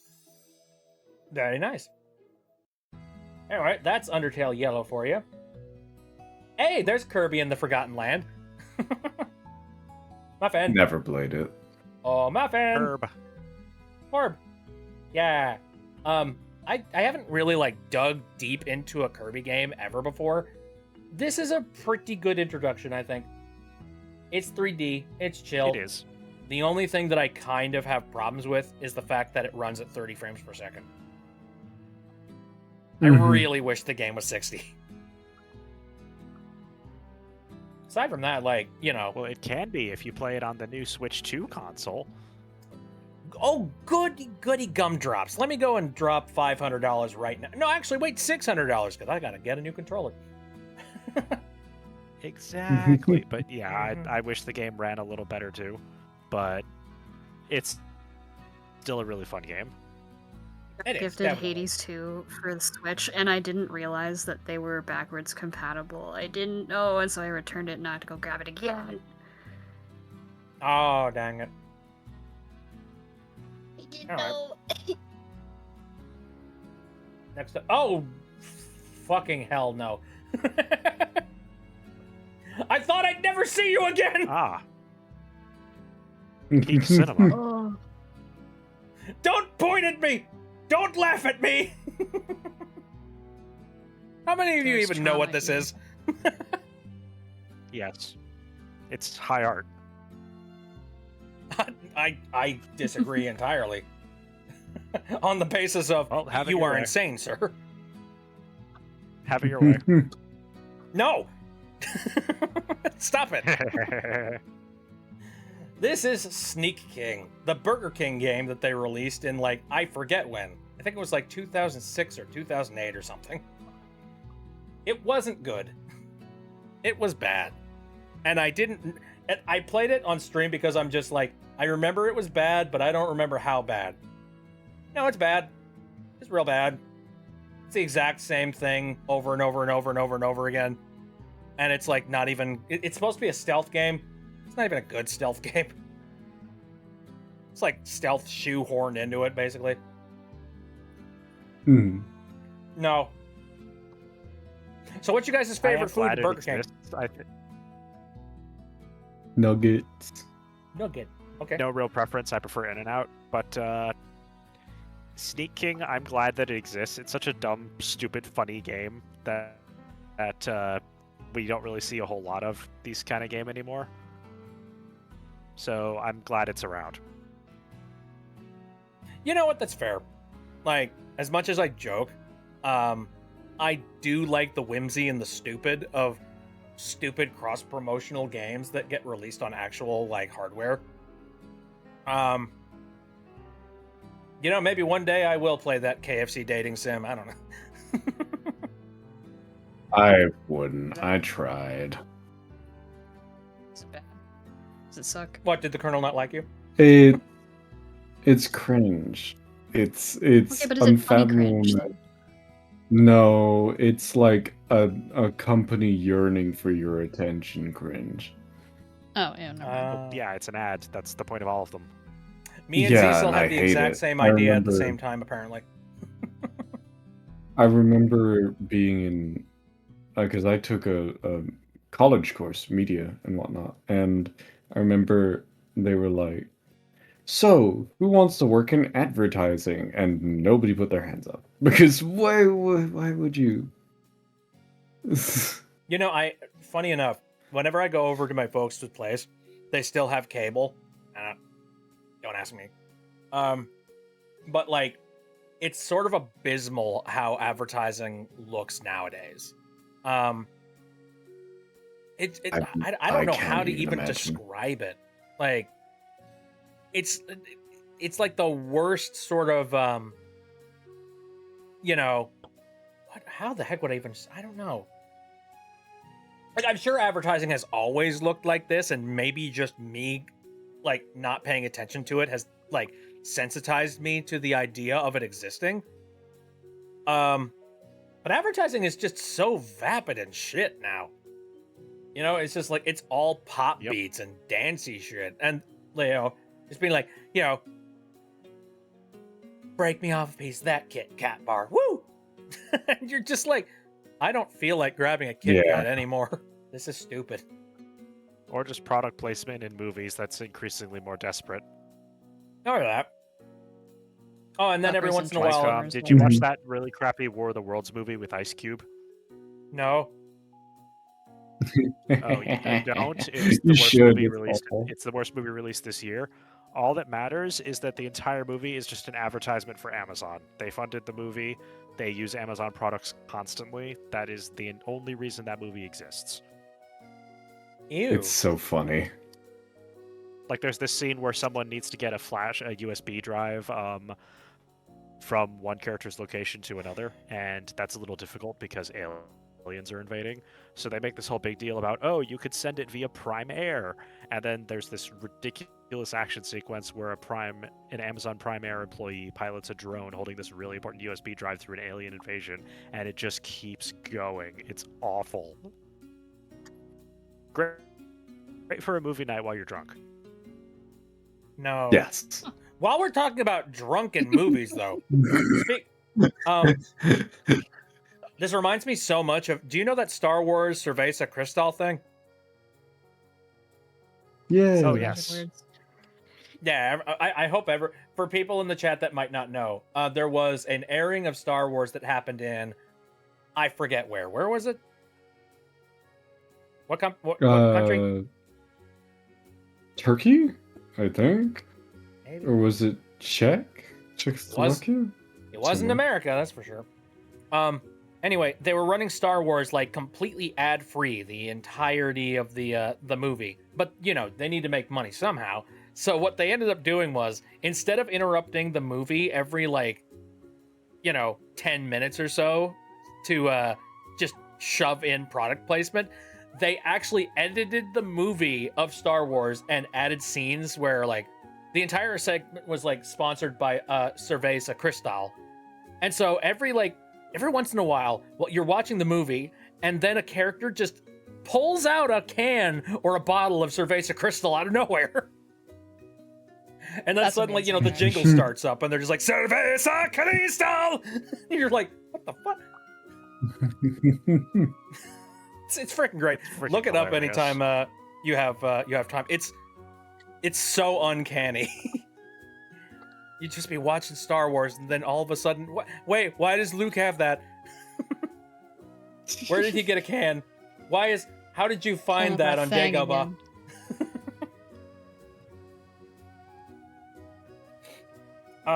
Anyway. So let's move to the next game that's on our list here and get the king off. Get the product placement out of here. Sam and Max. Yay. Hey, Zaysel, you're still here. Glowback exploded. Glowback, you good? I love Sam and Max comfort games. Yeah. Oh man. I hadn't. Oh hey, Cecil has arrived. Summoned. Hi. What are your thoughts? I'm like, okay, I'll pop. If it's not too late, I'll pop. It's like, okay, if it's not too late, I'll pop in the chat while when Brightby brings up Sam and Max. Though, hold on 1 second. I'm closing the door to make sure I don't wake up the witch. Fair.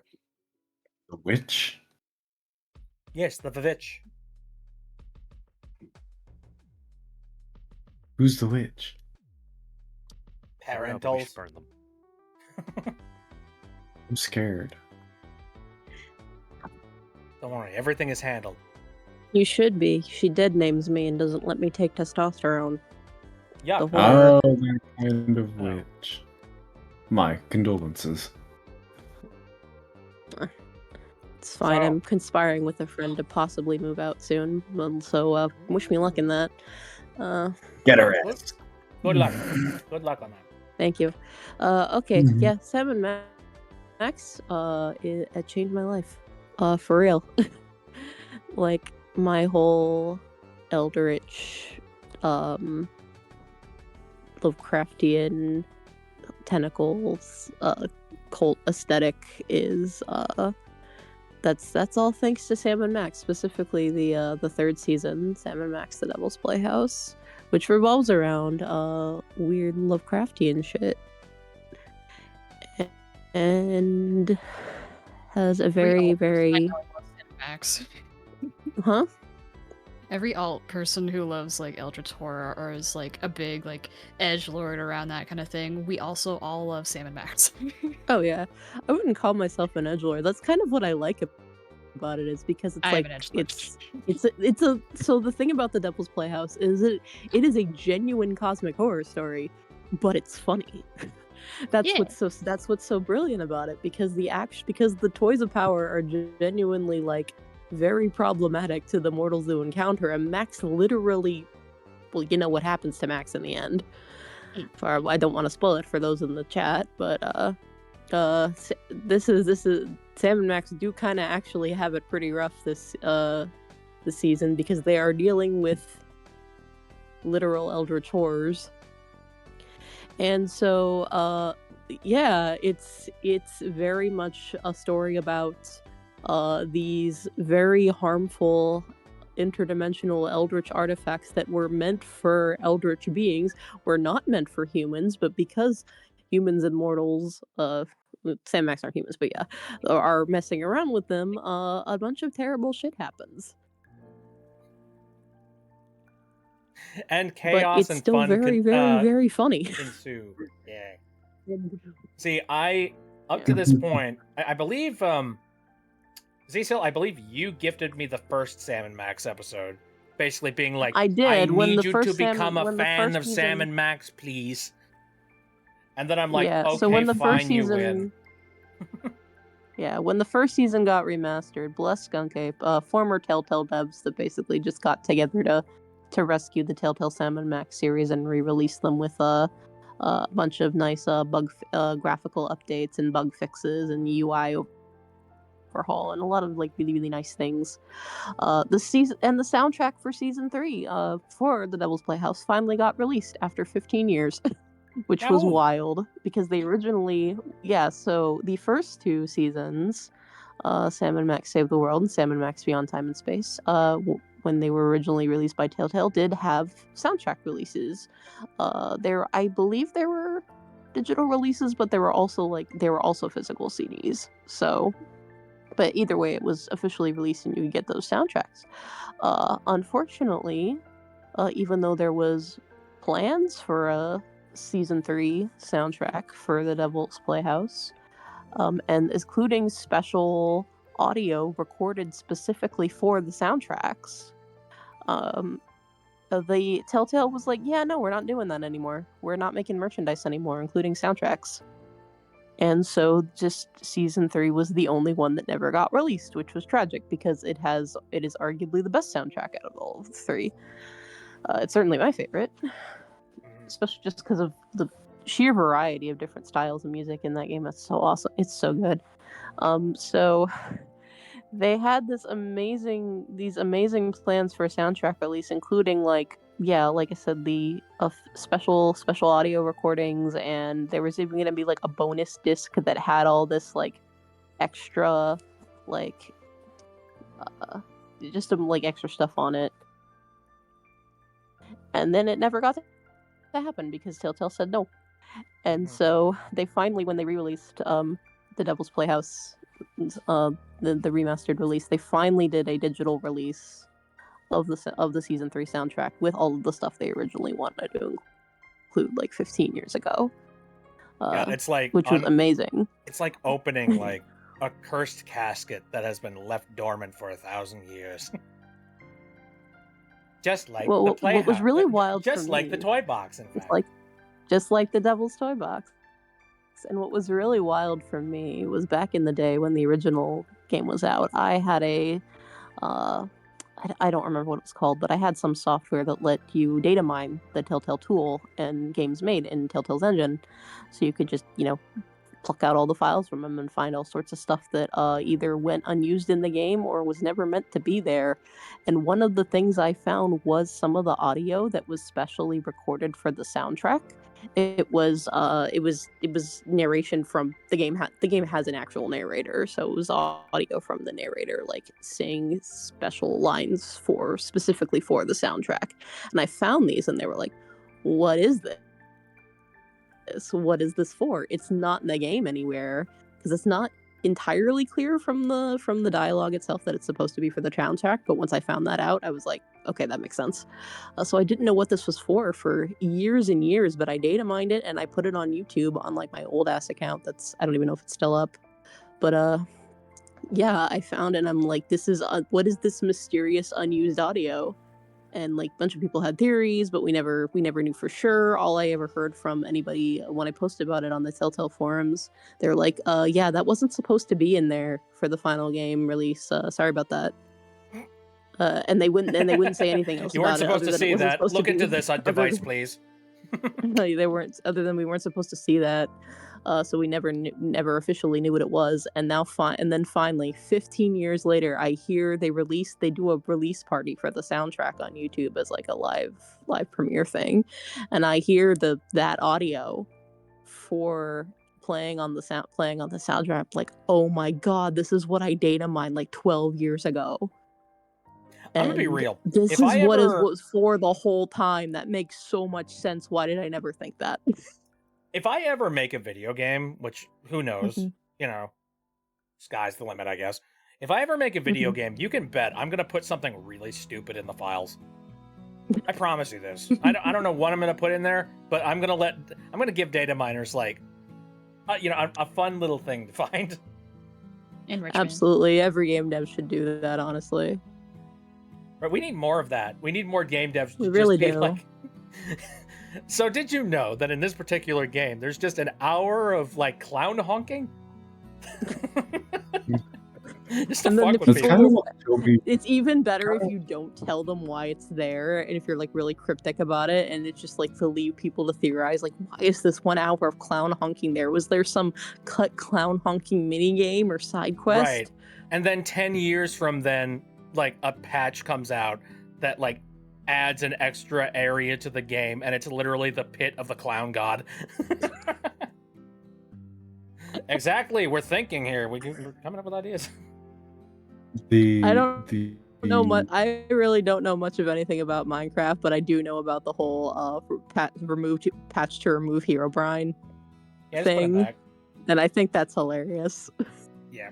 The Toby Fox kind of did that with Undertale. Do you remember the secret audio? Yeah, I remember that. Remember Is that when the the stuff game that was first the, that came was out? just When the game first came out, he added like these text-to-speech voices that were like basically taunting you and being like, "Don't dig into the files, how dare you?" And then when a bunch of information about like, Gaster and stuff started leaking onto the internet, the game was later patched, and the voice, like the file was replaced with just those text-to-speech voices laughing. well, yeah, that's what Toby Fox already did. That was like the whole. That's kind of what what you were trying to describe before is kind of what Toby Fox did on like a kind of a grander scale. Is he almost kind of left an entire ARG in the files of Undertale related to Gaster. I want more metagames with all to the show up like in video secret games. audio, with all the secret stuff. Yeah, yeah. Back to what I was talking about it's with like- Tunic, like more metagames, please. Oh yeah. Make us search for the hidden real-life golden tooth. Oh, Anyway. then bet you're gonna love when you finish Gravity Falls and we get to tell you all about Cypher Hunt. Oh heck yeah! That's gonna I mean, be I've heard a awesome. little bit about Cypher Hunt. Yeah. Oh yeah. Oh yeah. Okay. What do you guys? Does anyone else have anything else to say about Sam and Max? Because I freaking love Sam and Max. Games are great. I don't know if they'll be able to re-release some of the ones that were made with Telltale Tool because Telltale doesn't exist. Are those games still available? The originals. Like I know the originals So were was like it- the LucasArts ones, but like the Telltale ones specifically. No, the ones that's so the Telltale seasons are seasons 1, 2, and 3, or Sam and Max Save the World, Sam and Max Across Time and Space, Sam and Max The Devil's Playhouse. Those are the games that Skunk Ape, who are just former Telltale devs, were able to rescue and remaster, and it's the exact same games. They're just updated. Oh, okay, that's cool. Yep.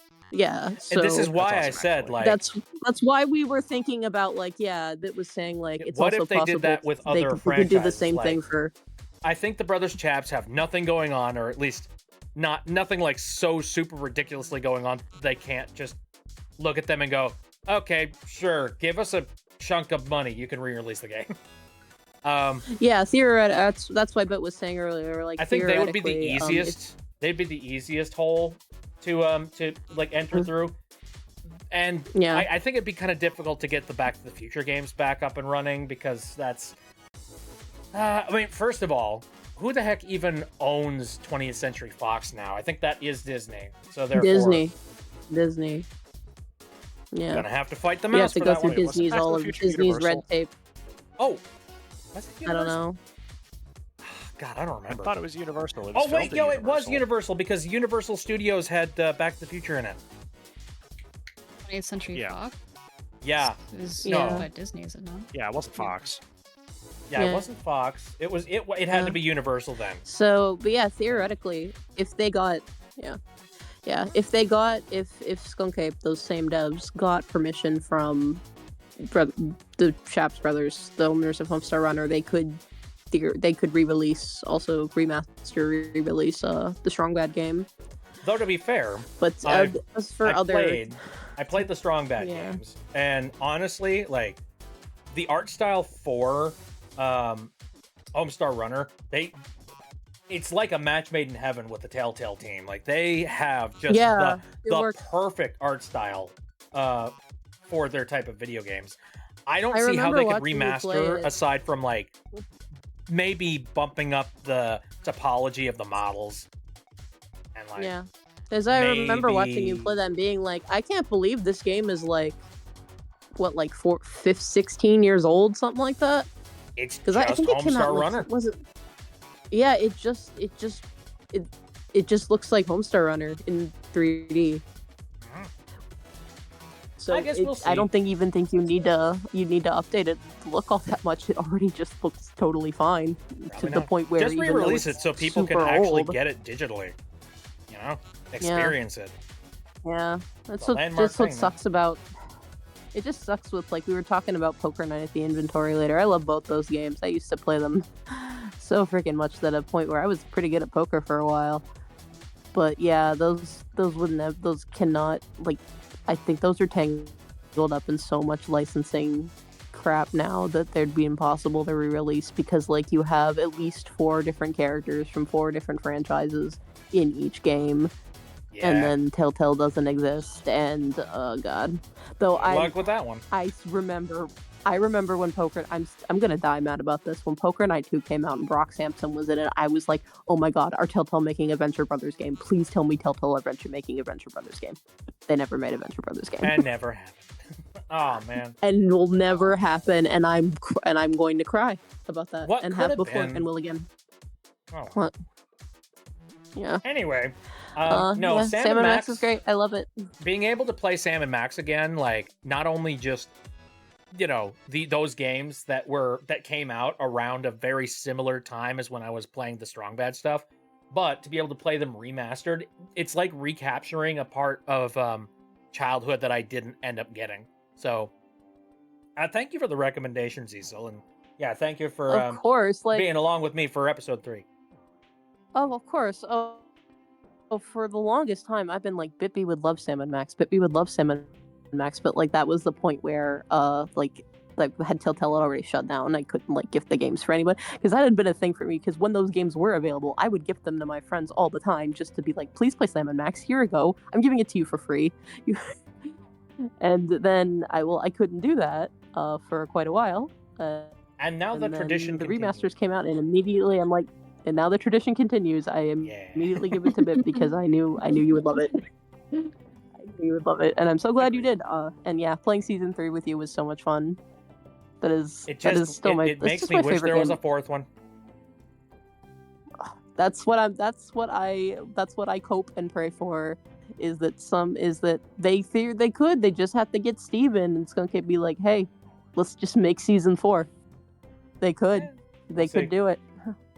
Anyway, It doesn't next even up. have to be like a direct continuation of the Telltale. Though if Paperweight and Norrington don't come back, I'm throwing myself off the bridge. They could wipe the slate and they could start new, possibly.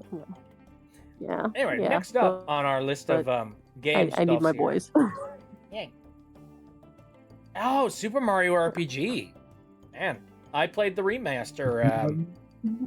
RPG. Super Mario RPG. I really, really liked it. And I'm surprised by that because like I'm not really much of an RPG kind of guy, but Super Mario RPG is the most like kid gloves RPG you're gonna find, so wasn't too hard for me to warm up to it. I will say, like, I definitely enjoyed the ever-loving hell out of this. I don't, like... Would I like playing the Super NES variation of it? Probably. Though, I will say, one thing I appreciate is that Super Mario RPG for the Switch added a lot of really nice updates and, like, quality of life things that made it so that, like, a lot of the frustrations just weren't there. You know, like autosaves and stuff. So, I think I would be a little bit spoiled after playing the Switch version. What do you guys think about it? I think it's a really good remake. Oh. A really good remake? Alright. It's a really good remake. I'm not entirely sure why they couldn't just re-release the SNES version, but I'm glad that the Mario RPGs are available again. Oh man, that's right. Like, the longest time, everyone was like, well, you know, Super Mario RPG was made with, like, Nintendo and Squaresoft, and therefore you will never see this come to light again because they don't work with each other. Well, bada bing, bada boom. Gino has returned. God, I hope Gino gets into the next Smash Bros. If he doesn't, I'm gonna be so sad. The only thing I know about Mario this game is that everybody wants Gino in Smash. As somebody who has played Mario RPG now, I get it. It sucks that Gino is forever locked in basically a glass case, incapable of being able to leave it. His fate is forever locked to this one particular game and never anything else. You could say his fate is locked inside of a square. But Square gave them all the Final Fantasy stuff and Sora in Smash Bros. They could, if they're willing to do that, why can't they let Gino out the box? Do you think if they were to do another Smash Brothers game, do you think they would release Gino with it right out of the box? Or do you think they would wait until, like, the very last DLC? It'd be to the end to keep the meme and the hype going. Because if we learned anything from Silksong, the memes are part of the are part of the marketing machine. Yeah, very true. I feel like you'd have to either have something even more impressive than Gino be the last thing, or Gino would have to be the last one. I remember there were a lot of people that were like really crossing their fingers for Gino to be like the final thing that comes out for Smash. It ended up being Sora, which is like plenty valid, but at the same time, people were Yes, Glowbat? Sorry, I bit his fingers. Yes, toss stuff. I'm sorry. Am I boring you? I love that button. Looking Anyway, in the yeah. chat on your server. Yeah, Gino for Smash. Yeah, Gino for Smash. Next up on our list here. Ooh, Great God Grove. What you guys' thoughts on Great God Grove? I still need to play this. Do I still it. need to play this Okay, because so I really love. Have you played Smile for Me? Yes, I have. I love Yugo Limbo. I'm a huge fan of theirs. I've been following them for a long time. Then you would Big love fan of Great their God artwork. Grove. Please play. Yeah, it. I need to check it out. I saw you play a bit. I saw you play a good chunk of it. And it's just been a thing where it's like I have so much other stuff going on in games I'm playing and think is to buy. I will probably get it at some point and play it on a stream of my own. Because a big fan of Yugo Limbo. Love the Limbo Lane are cool devs. I love how just immensely ridiculously influenced by Psychonauts they are. I joked or like was it like yesterday when you talked about Smile for Me, I'm like, this is just a product of two people being the fanbies. That's the non-binary. You'd think I'd remember that being non-binary myself, but fanbies for Dr. Lovato from Psychonauts and basically just wanting to make a game around like what's basically an AU version of him. Yeah, and I can With totally a very similar art style to boot. I can't do it right now, but I do an amazing Dr. Lovato impression. Ooh, really? Oh yeah, you'll have to. I have to hear that sometime. But yeah, it's just so funny. If you've to me recorded it playing that, anywhere how, on like, the internet, by all means, like post it somewhere that I can see it. Yeah. Like Smile for Me is a great game, but I just love it when you can see something that's made by people that are clearly just ridiculously huge, enormous autism hyperfixation fans of this one specific thing. And Nova that's says, how, I love you the can tell voices you that's what gave for influenced Inspecta, this. Thespius, and Click Clack. I believe Click Clack, I just Oh, put yeah. like, I put like, A high pitch filter on, if I remember correctly. Oh yeah, And then I that talk was like hysterical. like a New York barker. but you know, I guess it does the job. Oh yeah, your voices are great. I remember from your Go playthrough. Oh, thank I'm you. gonna be imagining those when I do play it myself because those were so good. Yeah. I think Click Clack might be one of my favorite characters just because of how expressive and It was crazy so they are. funny. It was so funny. All right, anything else you guys wanted to add to Great God Grove before we move on? Nothing. Just Yugo Limbo is awesome. Go follow them on all of Uh, their never stuff. played it They've made a bunch before. of That's comics really and stuff sad. too that I there's this one that I've been meaning to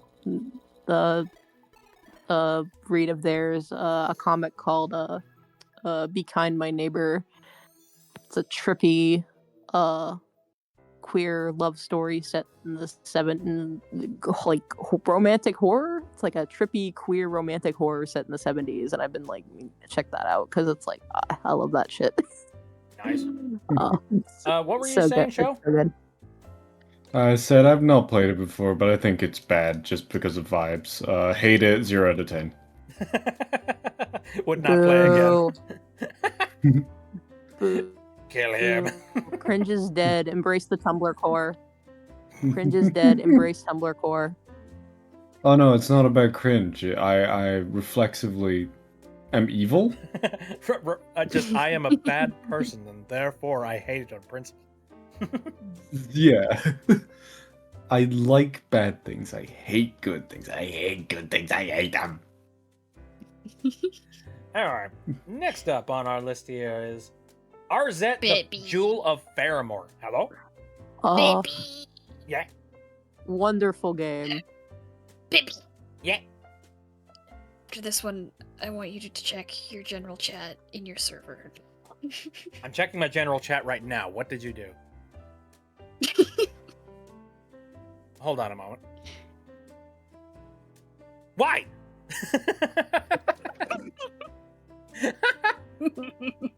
The Bitburger. Is that on the is that in the magma Yeah. somewhere? Yes. Hold on a moment. I have to go find it.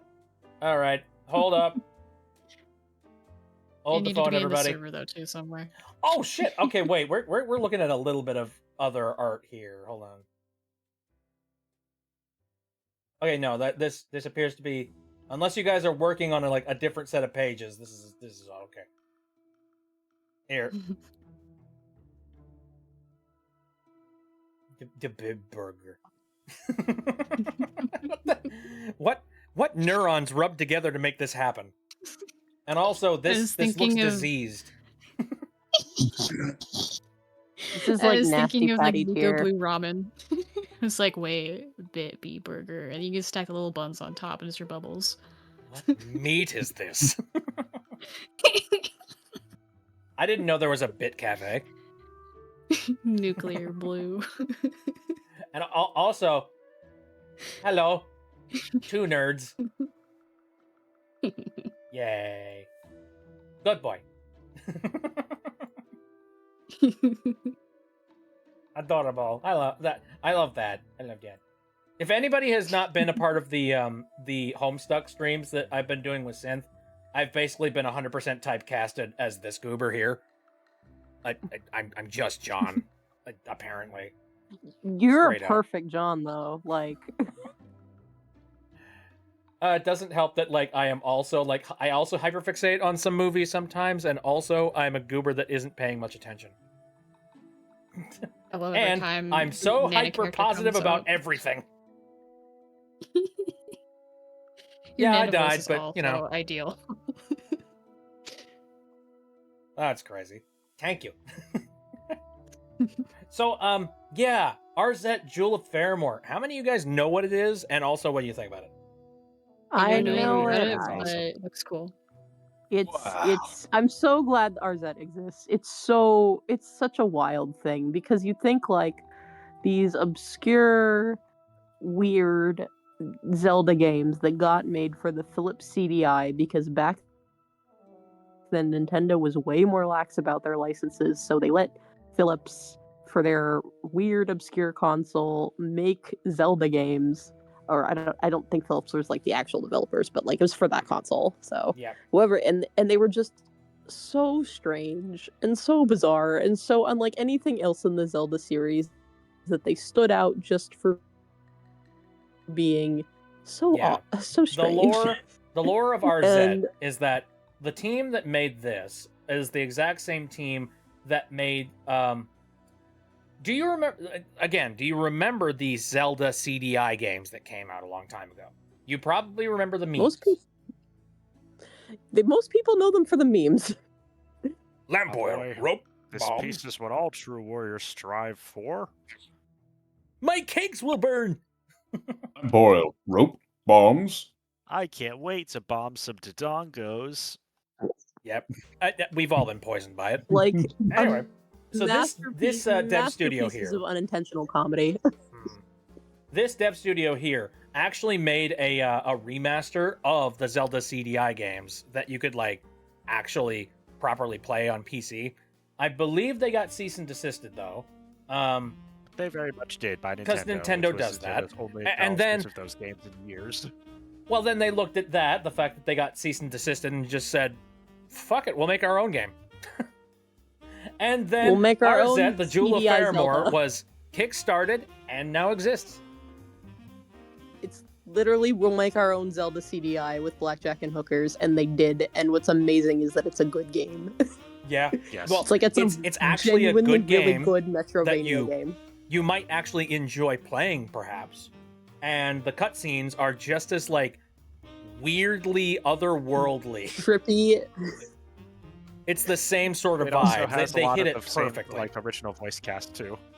That too, yeah. It's like got the exact same. They captured the aesthetic of the, like down to the pixel, the literal pixel. They captured the not just the art style and aesthetic of Zelda CDI, but just the hilarious, strange weirdness of them that made them so funny and This is a mimetic. group of devs that genuinely really love the Zelda CDI games, and it shows. Like, they understand it on like a primordial level. You know what I mean? It kind of makes me think like, so I follow a couple of people on Blue Sky. One of them is Quest 64 official. Do you guys know about him? Mm-mm. No. It's a shitpost channel where it's just a dude who he literally he pretends to be like the official Quest 64 channel, but all he posts is just stupid like shit posts with the main character of Quest 64, Brian. That's it. It's just like superimposed on dumb memes, and he makes like random memes out of the blue. I learned about something through his channel though. Apparently, there is like an oddly passionate group of fans of Quest 64. And if you don't know what Quest 64 is, it's a game that came out on the Nintendo 64. And it's one of the only major RPGs that really came out for it, which is sad because a lot of people say it sucks, including me. I think it kind of sucks. However, there's a dedicated fan base that are just like, no, we want to see like a sequel. We want to see this get remastered. There are indie devs that are currently working on a remaster for Quest 64 right now, and like they're actively rebuilding it in a different like video game engine right now. And like they've gotten really far. Like they've gotten the main character and like his movements perfectly, and they've started to like rig up the chest opening animations and stuff. It's kind of weird. Like That's awesome. That's some crazy dedication that only comes from somebody that loves a game. And I get the same vibe from RZ. That's so awesome. That's so awesome for those people. Because man, if I could do that, I would do that for Okage Shadow King. I think I would do that with Chameleon Twist. If I had the opportunity, I would do that with Chameleon Twist. Despite the fact that no one would care. Same. I don't think anyone would care about Okage Shadow King, but that game is just the only reason it is not completely vanished in the most ridiculous obscurity possible is it was re-released digitally for PS4 and onwards. So, ooh, nice. Well, if the team that are currently working on the Quest 64 remaster end up releasing something, I'll play it. Why not? Next up here, this is a game that I attempted to try, but I couldn't really get into it. Have any of you ever played Sunhaven? I have not. I have not. I heard it was another just like it's like Stardew Valley, but it's not. Yeah, it's the Stardew Valley, except it's got a massive amount of RPG elements in it.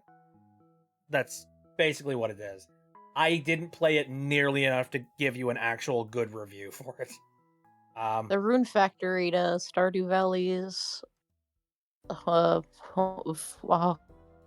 Harvest Moon, it seems. I think that's on my wish list on Steam. So, I can't say much about this game aside from the fact that I played it and it doesn't vibe with me, unfortunately. But I'm sure that it vibes with a lot of people, so I'm not going to say it's bad, because of course it's not. Like, if it's your jam, oh my god, enjoy that jam. The next thing on here, Oh, hey, there's Sonic and Shadow Generations. Yeah, that game's pretty good. I ended up playing this on the Switch because, you know, Sega's got this really bad habit of releasing their games on PC with de novo in it. And I am fervently against that. So I played this on Switch, and it's good. I really, really like it. I've already played Sonic Generations. I knew it was good. And the Shadow stuff is just like the cherry on top. Like, so much really cool and ridiculous angst. It's making me fun. It's making me happy. It was very well timed The with level the design for the shadow it levels came are out a really, little really good. Mm-hmm. Yeah, it came out a little bit before. Yeah, it came out a little bit before the Sonic 3 movie, and we even got that one level with Keanu Shadow. With Keanu, yeah. That was a really fun one. Yeah, I wish there was more of that. It's only one level, and I'm so sad. I wish there was more. I just want, like, not even, like, completely unironically, I want an actual Sonic game set in the universe of the Sonic movies. That would be nuts, yeah. Oh, never say never. I Maybe one day. I would freaking love it. I want Jim Carrey in a video game, please. We need to pull, like, Ratchet and Clank, like, the PS4 Ratchet and Clank, where it was like the game based on the movie. Oh, based on the game. On the movie, based on the game. Based on the movie. Yep. Based on the game. God, do you remember Street Fighter, the movie, the game? Yes. That's what that reminded me of. It's just, you played the game, now you watch the movie, now play the game. Jesus. What a weird Mobius strip we're in. There's Would I ever apparently play a new Uma Street Fighter Musume? movie in the works that looks. Nova is asking if I would ever play Uma Musume. Probably not. I might make it. Maybe I'll make it play Uma Musume. It doesn't seem to be my bag. I don't know. Anime wife. That would be funny their just horses? It would be funny just for one stream. It would be funny just for one stream. Maybe it's like an April Fool's Day gag or something. You know, I did an April Fool's Day where I brought birds in here. Might as well play with the horses. And it's less waifu baity than you would think. It's mostly pretty wholesome. It's just horse girls doing sports. Well, that's good. Horsing around. Yeah. Moving on to the next like, game on our list here. Oh, hey, another Mario RPG. I feel bad. I haven't completed this yet. The best one. I feel terrible. I haven't completed it. I got to what I believe is the final boss, and I'm having problems with it. I'm sure I can mess with my build and get through it with maybe a tutorial or some sort of a guide. And I really should, because this game is worth it. But unfortunately, I play RPGs like an idiot, and I kind of just sort of spearhead ram my way through them with whatever things I happen to feel like are the most fun to use, but maybe aren't the most efficient. And I feel like I've gotten to that point with Paper Mario: The Thousand Year Door. Again, I feel that I do want to complete this at some point, so I'll probably boot it back up and attempt to defeat the final boss at some point. You do owe it to yourself to finish it. It's such a good game. Mm-hmm. Any of you guys play Thousand Year Door? Gosh, yes, I love this game. GameCube. It's amazing. So much. Yeah. Yeah, it's the only Mario game I've ever had I like Sunshine a lot too. But yeah. The only Mario game that I've ever really I like Sunshine. I like Sunshine a lot, but I'm Mario Thousand Year Door. I love this is what I wish every Mario game was. As selfish as that is, because I know what people like. It's not typically what Mario is, because it's the thing is, I typically don't like what Mario is. With some exceptions like Sunshine. That's fair. And that's just me. I know it's because I'm a weird. It's because I'm a weird ass hipster. But that's fair. Apparently all you needed to do to make me like Mario was make it a JRPG, which makes way too much sense for me, to be honest. Mario Party Valid. Helper. This is all I know. But yeah, I love it. Vivian is best girls, trans rights. Heck yeah. And it's good. It's good. I love it. I'm maybe I'm coping that maybe one day if the next Super Mario movie is the Mario Galaxy movie, maybe we get Paper Mario: The Thousand Year Door movie one day. I don't think it'll ever happen, but I can cope until the day I die. X'd it out. I don't think they would do that until they tried to make a 2D movie. Yeah. Next up, I accidentally flipped to this one. Ina Dream Barbecue. Actually, it would make a pretty good anime series, actually. I think better than a movie, it should make an anime series, but yeah. Also, Ina is awesome. Yeah, I like Ina. I've not played Dream Barbecue, but I've heard a bunch of people go nutty for it. Do you know what I Ina think you is, would like right? the show. Yes. Yeah. Okay. Well, Dream Barbecue is literally just playing an Ina movie. Like, that's it.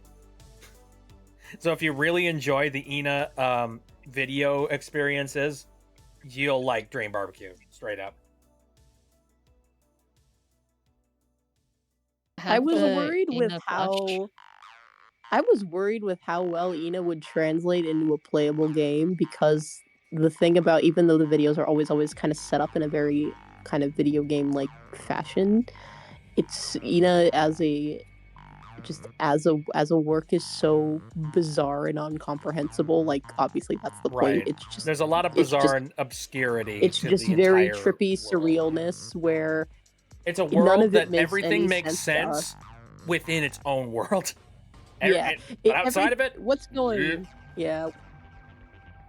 on makes sense to the characters, but not to us. To us, this is just the most bizarre alien nonsense that's ever been.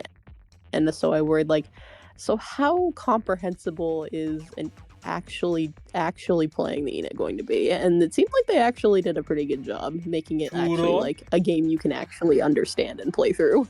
Turon? Turon? Turon?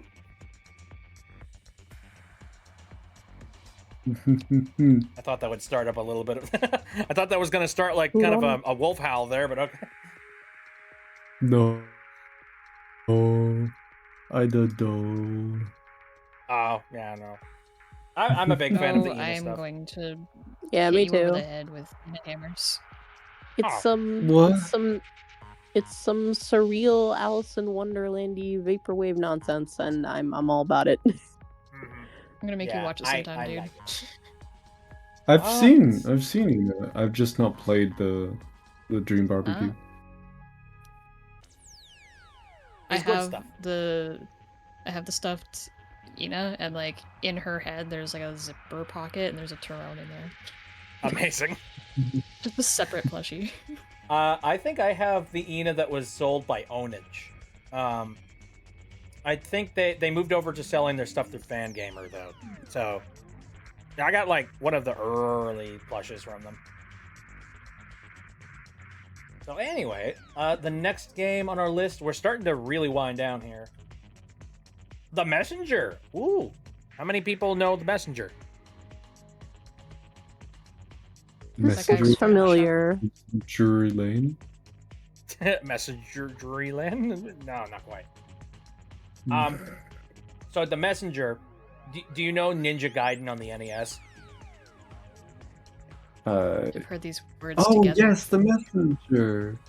Yes, I know of the Messenger. Who lives on Drury Lane. Who lives on Drury Lane, exactly. Yeah, The Messenger, it's basically a bunch of indie devs really love the original Ninja Gaiden that was released on the NES, and they basically made their own. Except they went and they did some crazy cool stuff with it. Like, it has these like game, like it's got these game mechanics where you can go from 8-bit gameplay to 16-bit gameplay. So basically, like, from NES to Super NES. And like, it actually has reason behind it. Like, you know, the 8-bit stuff is in the past and the 16-bit stuff is in the future. So like when you travel into the future, the scenery is just a little bit laid out differently, and you traverse it a certain different way. Like it's some crazy freaking effects and some cool stuff. On top of that, the game starts out as just a simple like, you know, run to the right, slash and dash kind of game experience. Then, as you continue to keep playing the game, it opens up into being a Metroidvania. Like, it's super impressive, and I really liked playing it. Though, I think I got a little bit burnt out with the gameplay loop at one point, and not that it's a bad game. I just like I personally kind of lost steam with it, you know. But it's still a really good game, and if anything that I've described sounds good to you, go for it. Because like visually, it's like really cool and really stunning. The music is an absolute bop, both the 8-bit tracks and the 16-bit tracks. It's got really good writing. It's got a lot of humor built into it.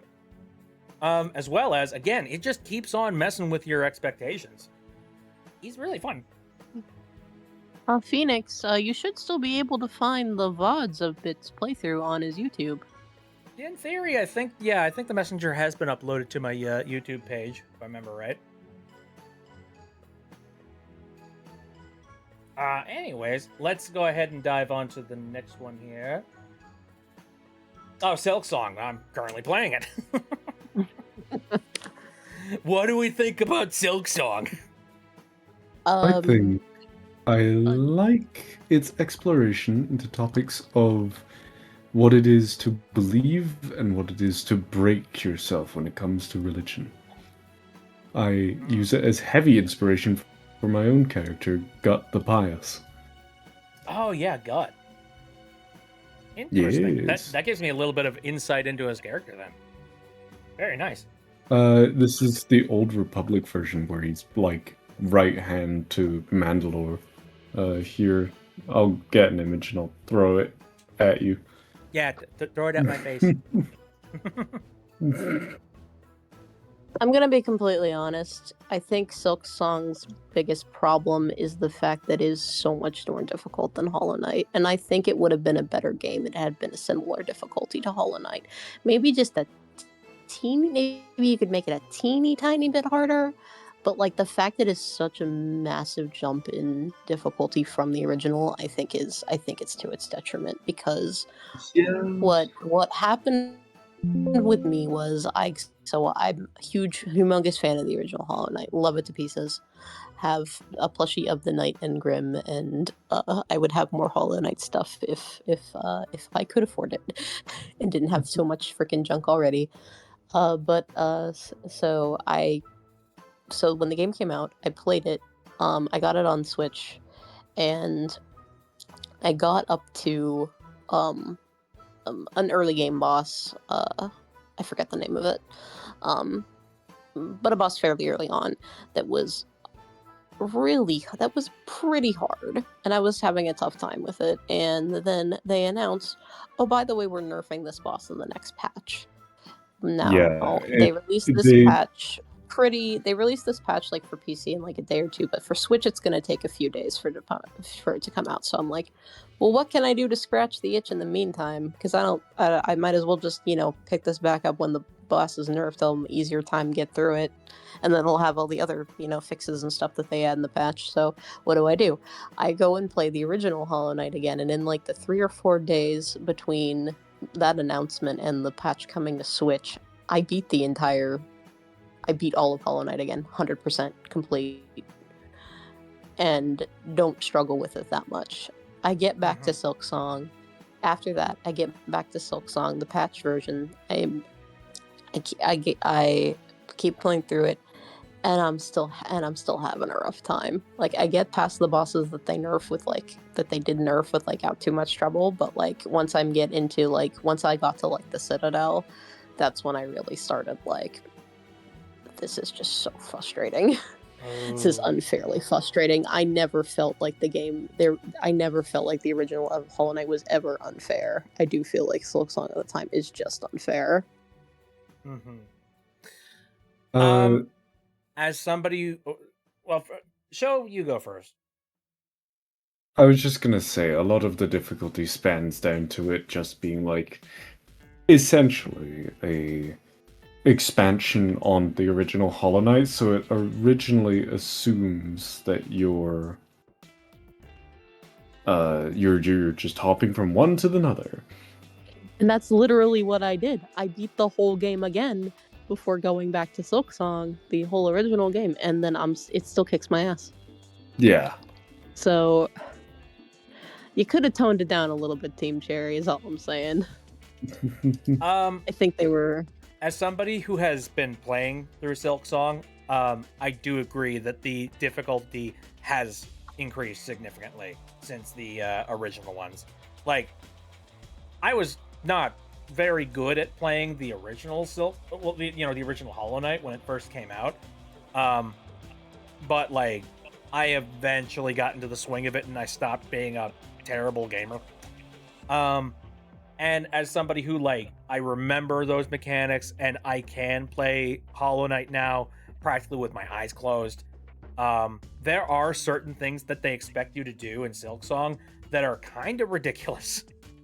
And it's by mechanic and by design they do that. I do agree that, like, it's kind of a hell of a thing to basically expect that, like, newcomers of the franchise are just gonna jump in and be able to handle it. And I don't think that's... I think they are expecting that you're just going to jump directly from Hollow Knight to Silksong and expect that it's going to be harder because of it. Like, there's nothing inherently wrong with that, but it's definitely not approachable for somebody who just wants to play a game and experience it. Yeah, that's what's frustrating to me, is that the game is not Hollow Knight 2, it's Hollow Knight Silksong. The story doesn't have anything directly to do with what happens in Hollow Knight, in the first Hollow Knight. Later on, there are some references to what happens in the first game, but for the most part, they're completely unrelated. So you would think you would be able, if you could start with either one. But Team Cherry said, no, we're not going to do that. We're going to make you play the first one first for basically no reason.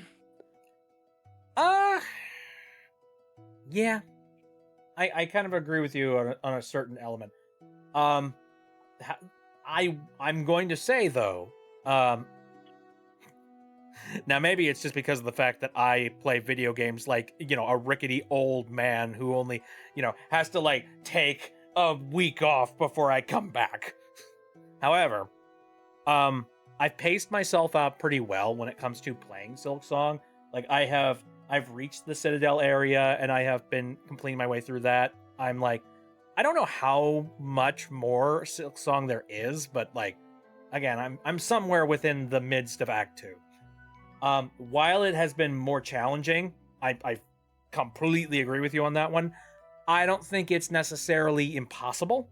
And I think if you can really mesh your head around it, like, or if you can really vibe with it, I think you can play it. I think it's totally doable. Just understand it's gonna I'm get kind of really in that repetitive. I'm ready, willing, and able to play a game that I know is significantly more difficult than the original one. I'm sure that eventually I'll probably hit a brick wall and get really frustrated with it, and my knuckles are gonna bleed on the brick wall. However, I'm not ready to say that, like, I'm disappointed in any way with my experience with Silksong. Like, I'm enjoying myself pretty well with it. So I have not played Silksong in about a month. I got to a certain boss and then decided life's too short for this, because what happened is it was just getting so repetitive and I was doing just the same thing over and over and over again, and I didn't feel like I was getting anywhere. It felt completely random whether or not I was getting anywhere with this boss. And I realized this is exactly what happened to me when I tried to play Cuphead, because that game is so beautiful and so awesome and so great, but it is hard as fuck. And at the point I wasn't enjoying, like, the artistry of the game anymore. I was just seeing everything in terms of, like, pixels and hitboxes, and that Mhm. felt to me is like what the opposite of the experience I should be having with this game. And Yeah, I the to the second that point you're where I'm breaking doing stuff everything over and down over and in over again that I mechanics, don't even see. I totally get that. Yeah. And that's why I never beat Cuphead either. So, yeah, there's a certain threshold that I don't I know if also I'll ever reach. finish. I had a very similar issue when it came to Yeah. Celeste. Actually, I beat it, but there were a lot of points where I was looking at like certain challenges that were like mechanically stupid, and I went, nope. Mhm. And it's frustrating that like, you know, it's one thing to do that to a challenge that is not required, but when it is a required thing that you Mhm. have to do, it feels really crushing. I Mhm. agree. Like that, I totally vibe with that. I'm gonna cross my fingers that I don't end up Yeah. running into something like that.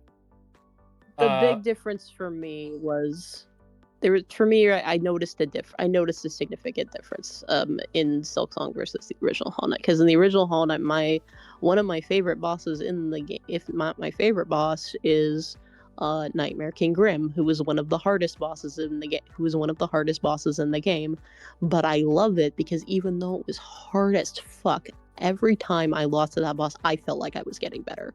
I felt like I was really working towards this, and I could see my improvement, and I knew eventually if I just kept at this, I would beat this. The boss that made me quit Silksong, I did not feel like that. I felt like have I would have be I doing. fought that boss yet? You haven't yet. Oh shit! Looking forward to that then. Mm-hmm. Oh boy. Yeah. Alrighty. Well. Yeah, because I guess felt I'll cross like that road when I get to it. I felt like I would do good really well on one run, and then the next run just do awful, and I'm just like, I can't deal with this. This is not fun. It's just not fun anymore. Yeah. All right. I think it's time for me to go to bed. It's getting late. Me Oh, too. good night, Colbert. It's 5 a.m. for me. Yeah, dear Lord, you are on like Oh, a different God. time zone. Well, hey, thank you guys for coming out and like hanging out for the stream. I appreciate it. Yeah. Yeah, this was fun. Nice to meet Cool. you. Yeah, cool to meet and see you all, because you guys are on like synth whole thing, and I've never been on there, so I never really got to meet you guys. So it's nice. Hey, speaking of the devil.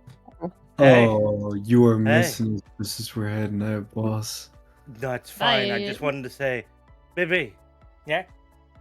What? congrats on 10 years. Thank you. Thank you very much. Oh, thank you, Bit. Or Yeah, thank you, cool. thank you, Synth, on behalf of Bit. Bye. What a nice man.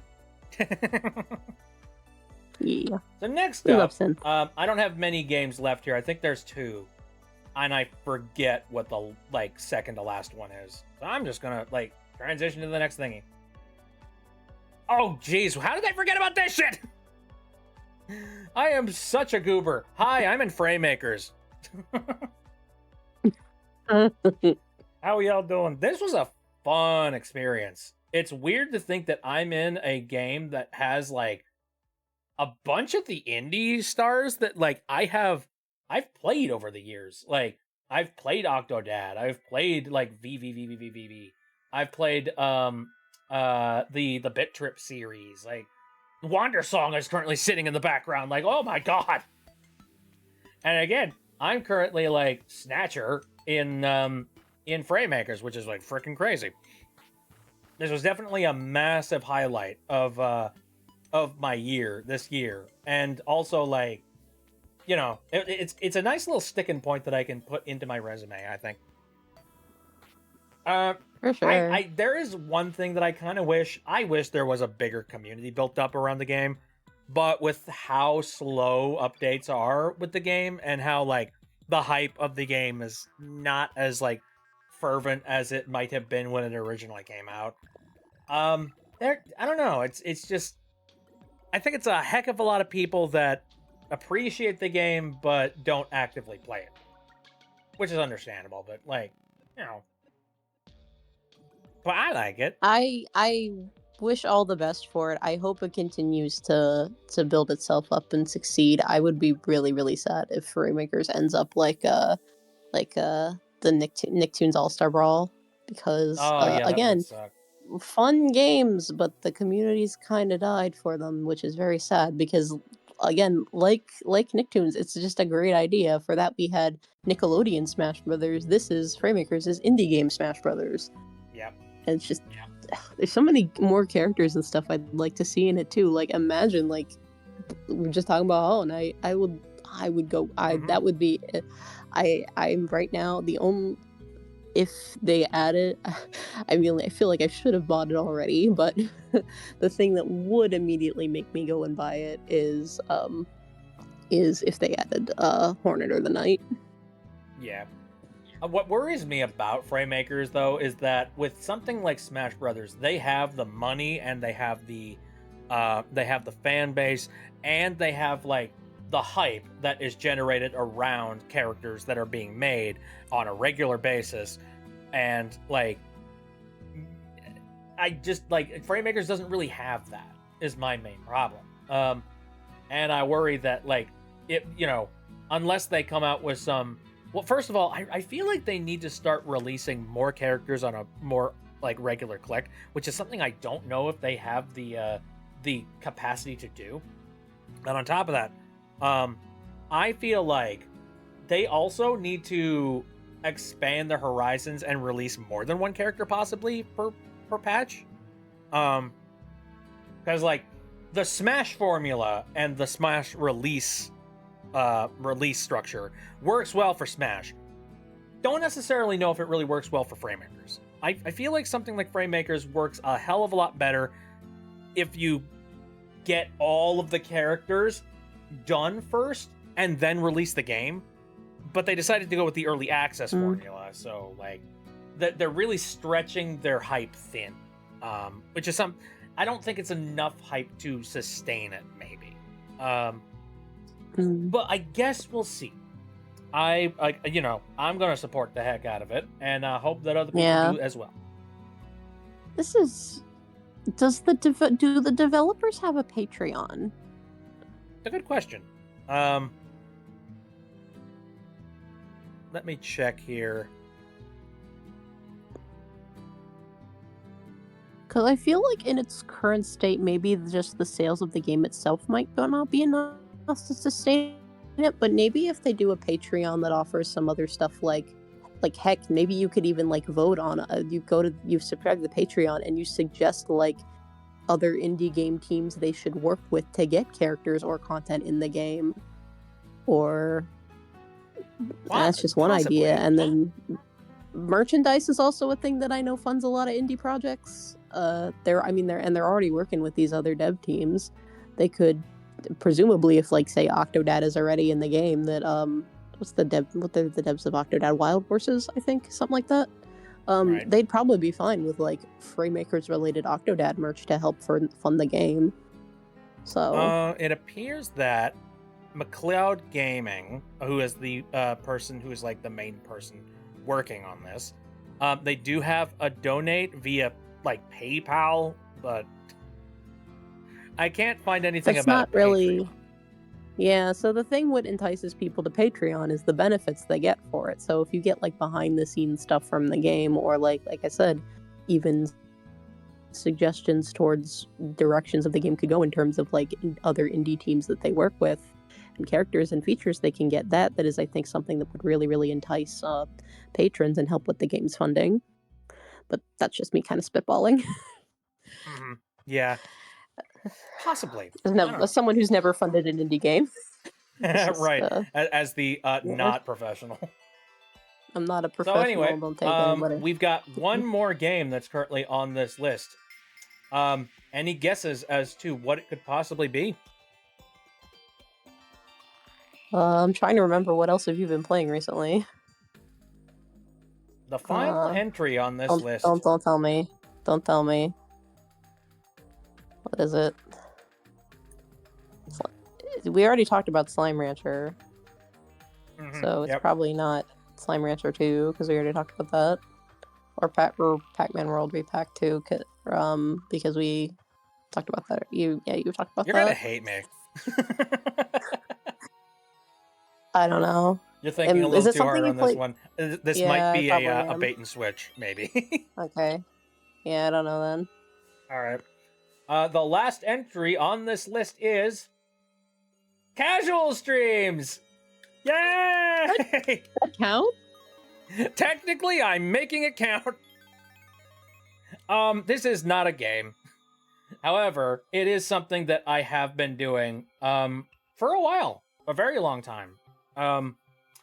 And it has its own little history as well. Like, I originally started doing these casual streams as a means of being able to run streams that I felt like I was less pressured on paying attention. So, regular streams are all about me playing the games to both YouTube and Twitch, and there would always be a stream archive, like, every single time.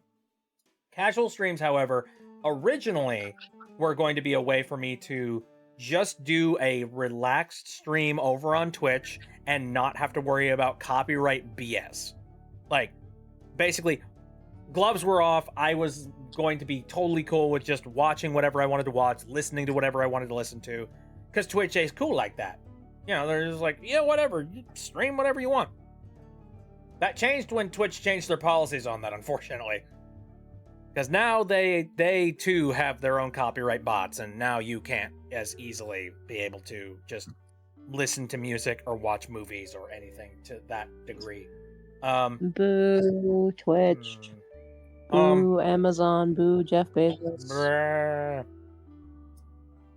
So, casual streams kind of, they evolved since then, and they basically just became sort of a nice little fun forum that me and the community kind of have, where we just kind of sit here, vibe, and chat, and do all that kind of thing. And maybe I'll go ahead and play some sort of a relaxed video game too.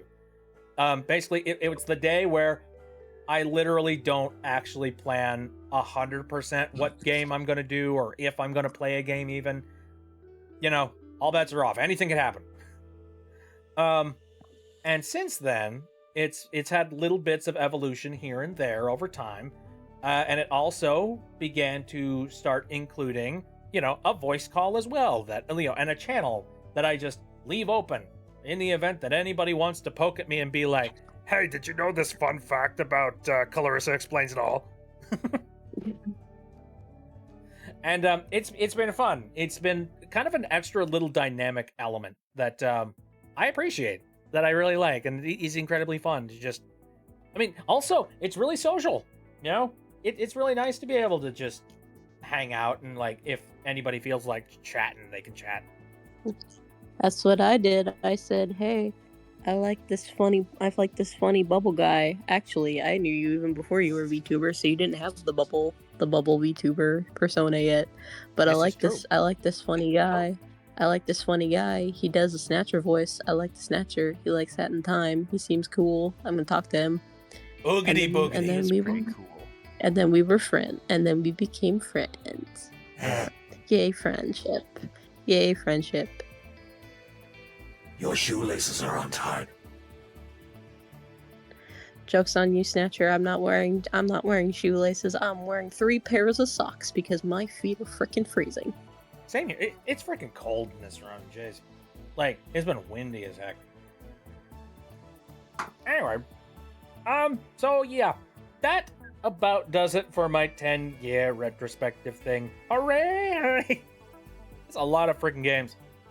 And, I have no intentions of stopping anytime soon, for sure. What the heck am I going to be doing next? I don't know. I don't plan that far ahead. Like, I don't know, I've gotten this far. I'll probably come up with something. But anyways, what else could I possibly do at this point? I'm proud of you. I'm proud of you, Vit. Oh, thank you. It's weird, I've talked with a couple of people, just be like, yeah, I've been doing live streams for 10 years, and they're like, you what? Huh? Seriously? And I'm just like, yeah, Yeah, I That do the is really stream thing. impressive. Most people It is don't very last that is long. Right. very impressive, especially the fact that this whole retrospective was impressive to me. The fact you remember every game that you've ever played on your streams over the course of 10 years, that's wild to me because I've also been I wasn't like Let's so be I've real. been streaming If you were to ask me very not as specific like a details about a streamer. couple of games, for example, if you were to ask me very specific details about the Phoenix Wright series, I would be very embarrassed. Because I'd be like, oh, what character was where? I remember playing them. If you ask me fine details, I'm in trouble. Ah. Yeah. No, it's still impressive though because I've not been a streamer, as when you think of a streamer, that's not what I've been, but I've been doing online streaming since the days of livestream.com and Procaster, if anybody is old enough to remember any of that.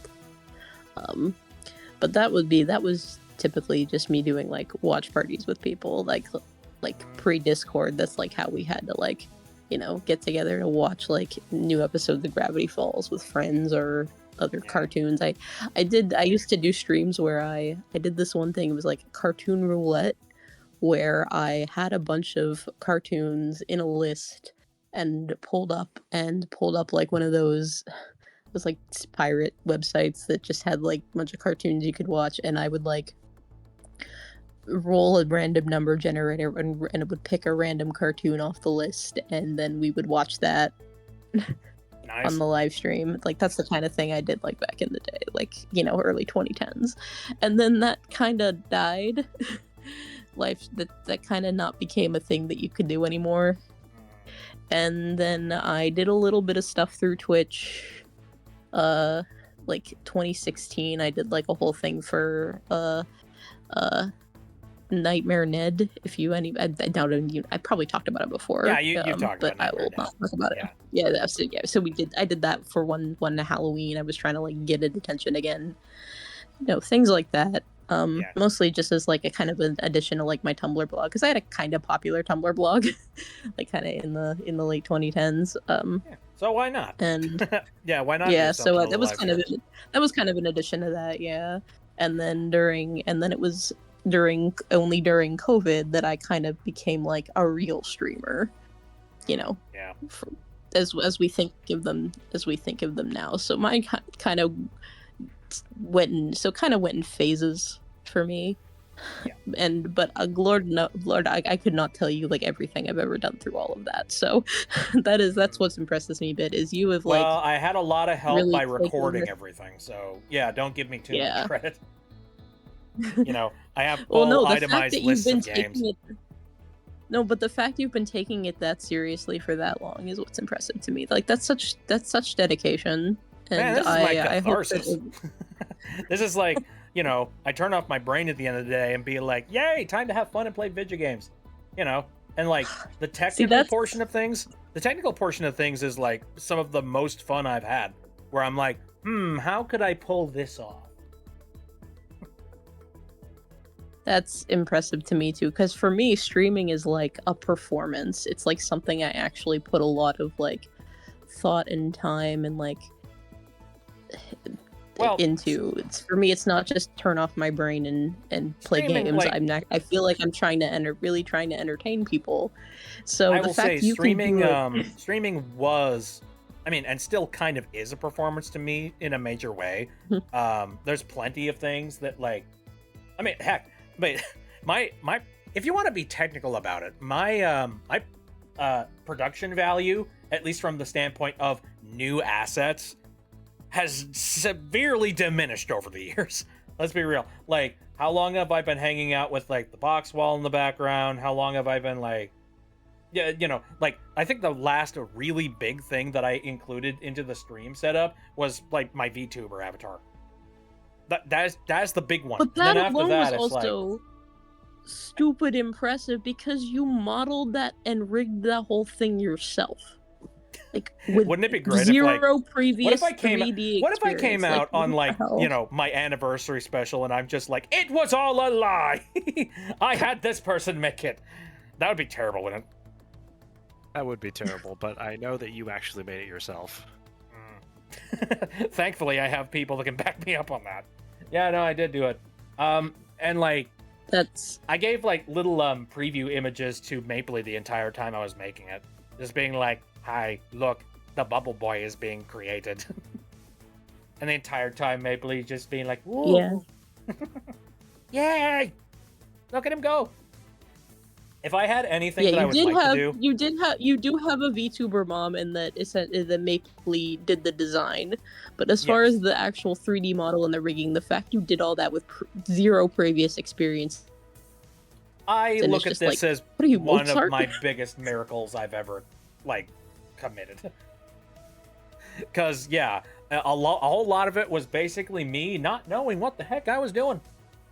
And if you actually like looked underneath the hood of a lot of the elements of this model, you find out that I was incredibly inefficient, and there are a ton of things that I could have potentially improved on.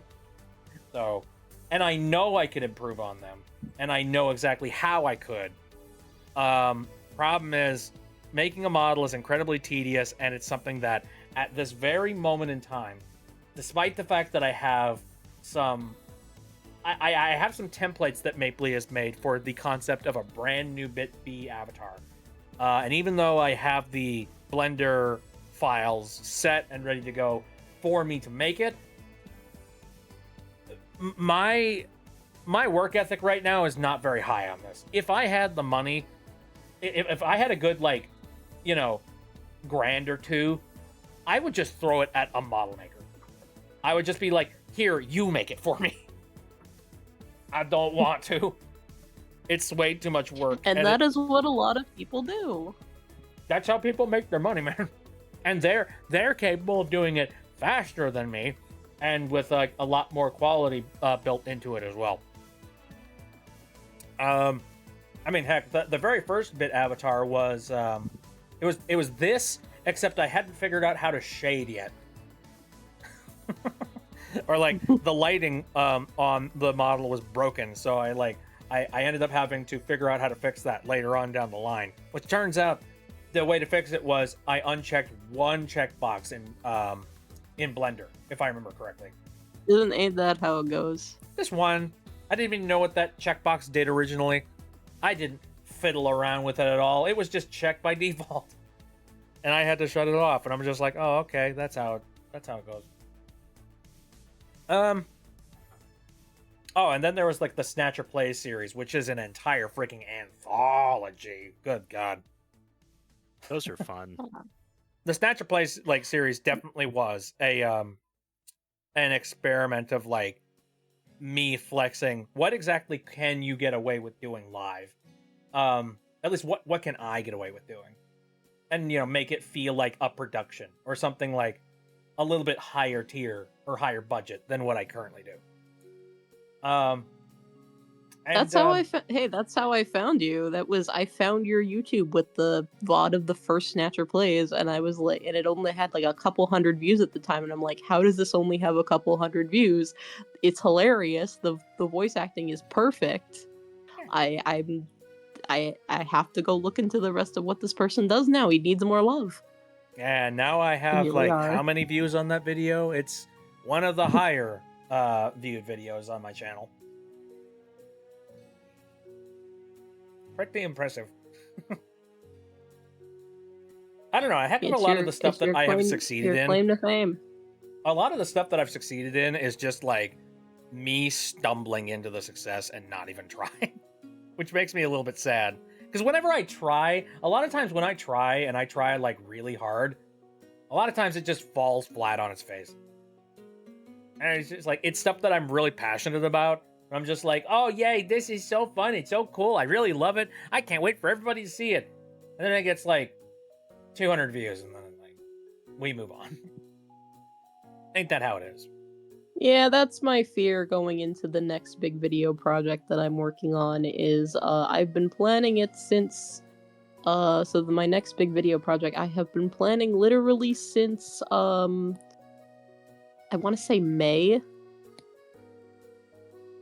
I think I started writing the script in May, and it's and it's been held up because of the whole back surgery and recovery thing. But yeah, it's already, so much work has already gone into it. So much more work is going to go into it because it is going to be, I think at this point, I was going to do it as just one big long video, but I think it might be better if I split it up into 4 parts. But total, it's going to end up being like several hours, the whole thing. Big old essay. But yep. Gigantic, gigantic, not really essay, it's like a very detailed story recap analysis thing of a game story that is over 100 hours long. So it over several parts, and I'm very worried that I'm going to do that and just like that nobody's gonna care. But yeah, unfortunately that happens, and I think my biggest sad that I've had is the reception to the voice of like TTS Brian thing. Oh yeah, I thought that was really cool. I think it did better, like statistically, than like the stuff that I've done, as well as also it did like collect quite a few people that had never seen my stuff before, and it was really nice to get people's messages about it. But it does make me sad that the video, like, I put a lot of effort into that, and I like a lot of research and a lot of like scripting, and like it's just sad when you do that much work on something and then like the algorithm basically just decides, no, you're not gonna get any more views. Like, it's one of the reasons why I'm pushing back on algorithmic crap nowadays. I just feel it's not fun. Like that. I remember when video making was fun, where you made a thing, you threw it out into the internet. If it got an audience, great. If it didn't, that's fine too. But once you got an audience, you have the audience. Yeah. That's how it was supposed to be. Like YouTube back in the day used to be all about like, you subscribe to the people that you are interested in watching, and then you kept on getting their stuff in your feed. And now, like, if you don't pay attention to your subscription box, and if you use if you use the homepage of YouTube at all to get recommendations, they just slowly stop delivering you stuff in your subscription box. Yeah, that's why I don't use that. Which is stupid. Man. Yeah, well, that's why I use a different YouTube front end. Because I'm frustrating like that. No, that's fair. No, I feel you too, because I was also hoping my SpongeBob video essay would do better than it did. I get it was a departure from my usual content, but that's like one reason I wanted to make it, because I wanted to branch out and to do this kind of stuff too. I was like, I'll be happy if this gets like 1,000 views, and it's only got like 500. So, right. I think TikTok, out of everything, is one of those platforms that has given me the most whiplash. Because, like, here's how I believe it works. I think the way it works is they will deliver your videos on a much more massive scale if they think that whatever it is that's in it is interesting to share, or something that is actively shared by a lot of people. And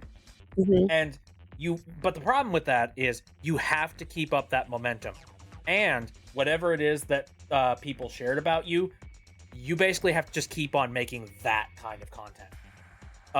And if you stop at any point in time with the exact same content, with the exact same like tags and stuff, like TikTok recognizes that, and they basically just like drop you like a hat. Like they drop you like a stone, basically. And like, I'm not somebody that likes to stick to one thing too often. I like to branch out and try a little bit of something tiny bit different.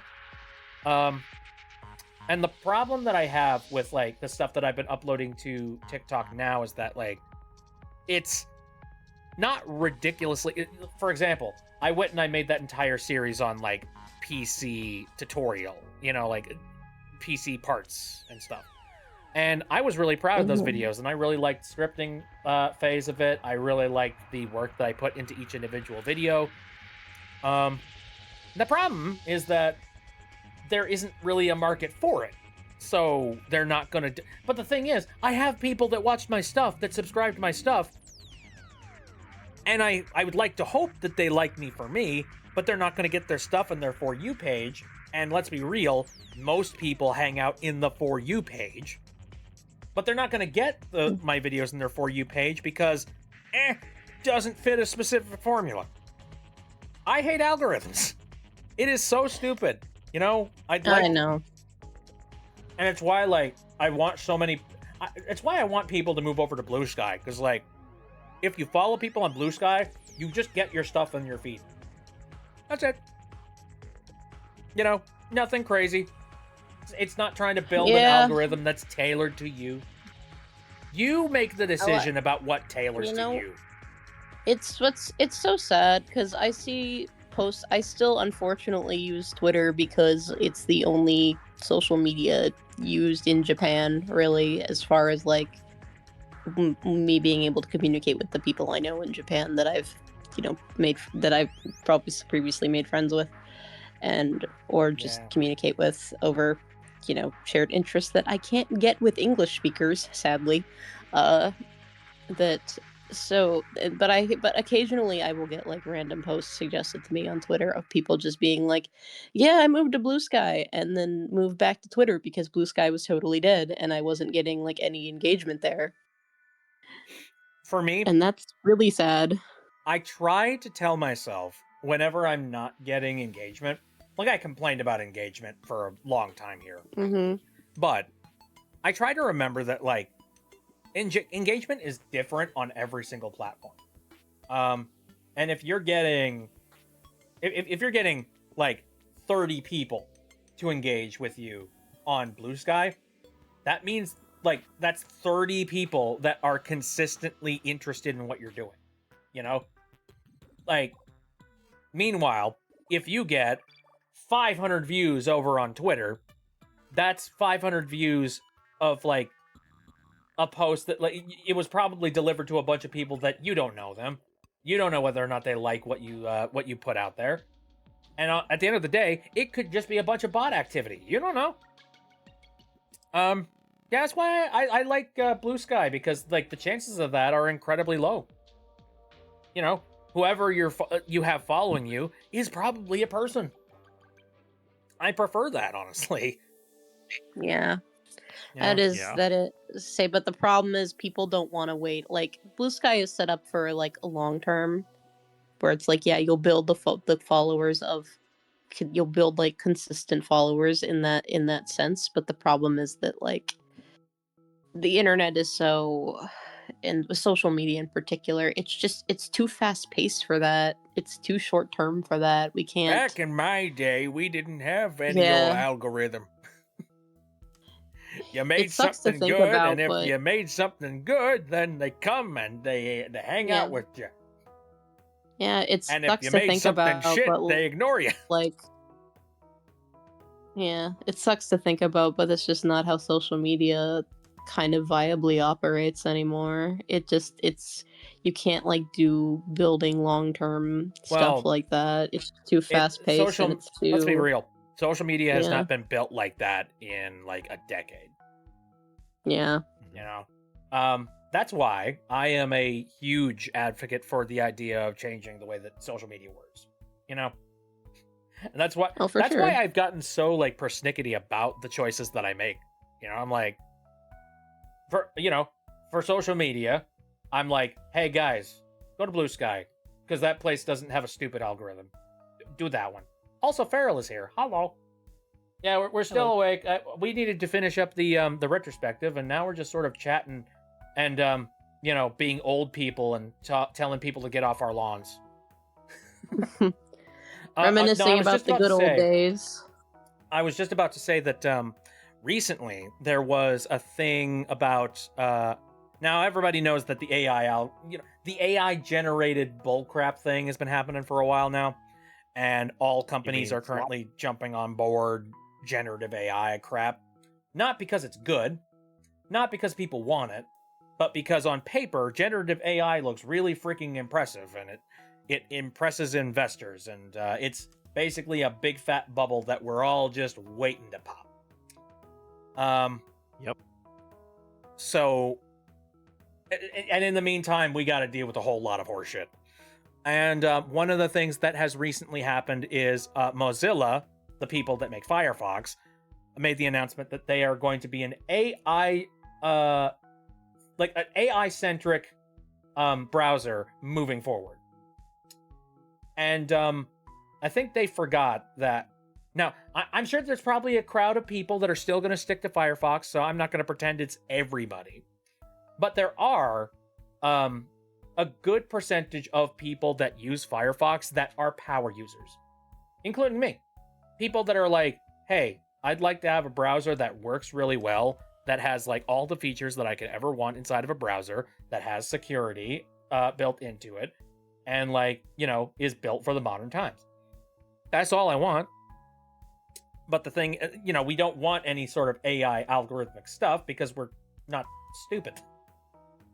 But Firefox has been shoving it into their browser anyway. And they've been doing that even before they made the announcement that they were shoving AI into things. And I don't know about anybody else, but, and I complained about this over on Blue Sky, recently I noticed that while I've been using Firefox, it has been having these really weird crashes. Oh, well, not crashes. It's like, I'll be working on Firefox, and then suddenly, like, the window will freeze on me. And I'll be like, what? Why? Why you freeze? And then, like, I'd have to go into my my task manager and, like, you know, cancel out that process and, like, you know, hopefully, cross your fingers, if you cancel out the window that's causing the problems, all the other windows will start working again. But a lot of times it doesn't, and you have to, like, cancel out all of them. And sometimes, like even right now, I have a total of 3 windows currently up with like completely different stuff on them. So it's a big fat question mark about which one's doing the filthy thing. It could be a RAM thing, it could be a CPU thing, I don't know, but like it's been bothering the heck out of me. But for the longest time, I think it's been about like 2 or 3 months, I've been suspecting it's the AI bullshit they've been putting into the browser. Because it seemed to happen right around the time people started complaining about that. Well, when Firefox made the announcement that they were going to be AI-centric going forward, there is... So there's a fun thing about Firefox, and that is the code base for it does have an open source variant that exists. And there are people that make their own forks of Firefox that are independent to Firefox.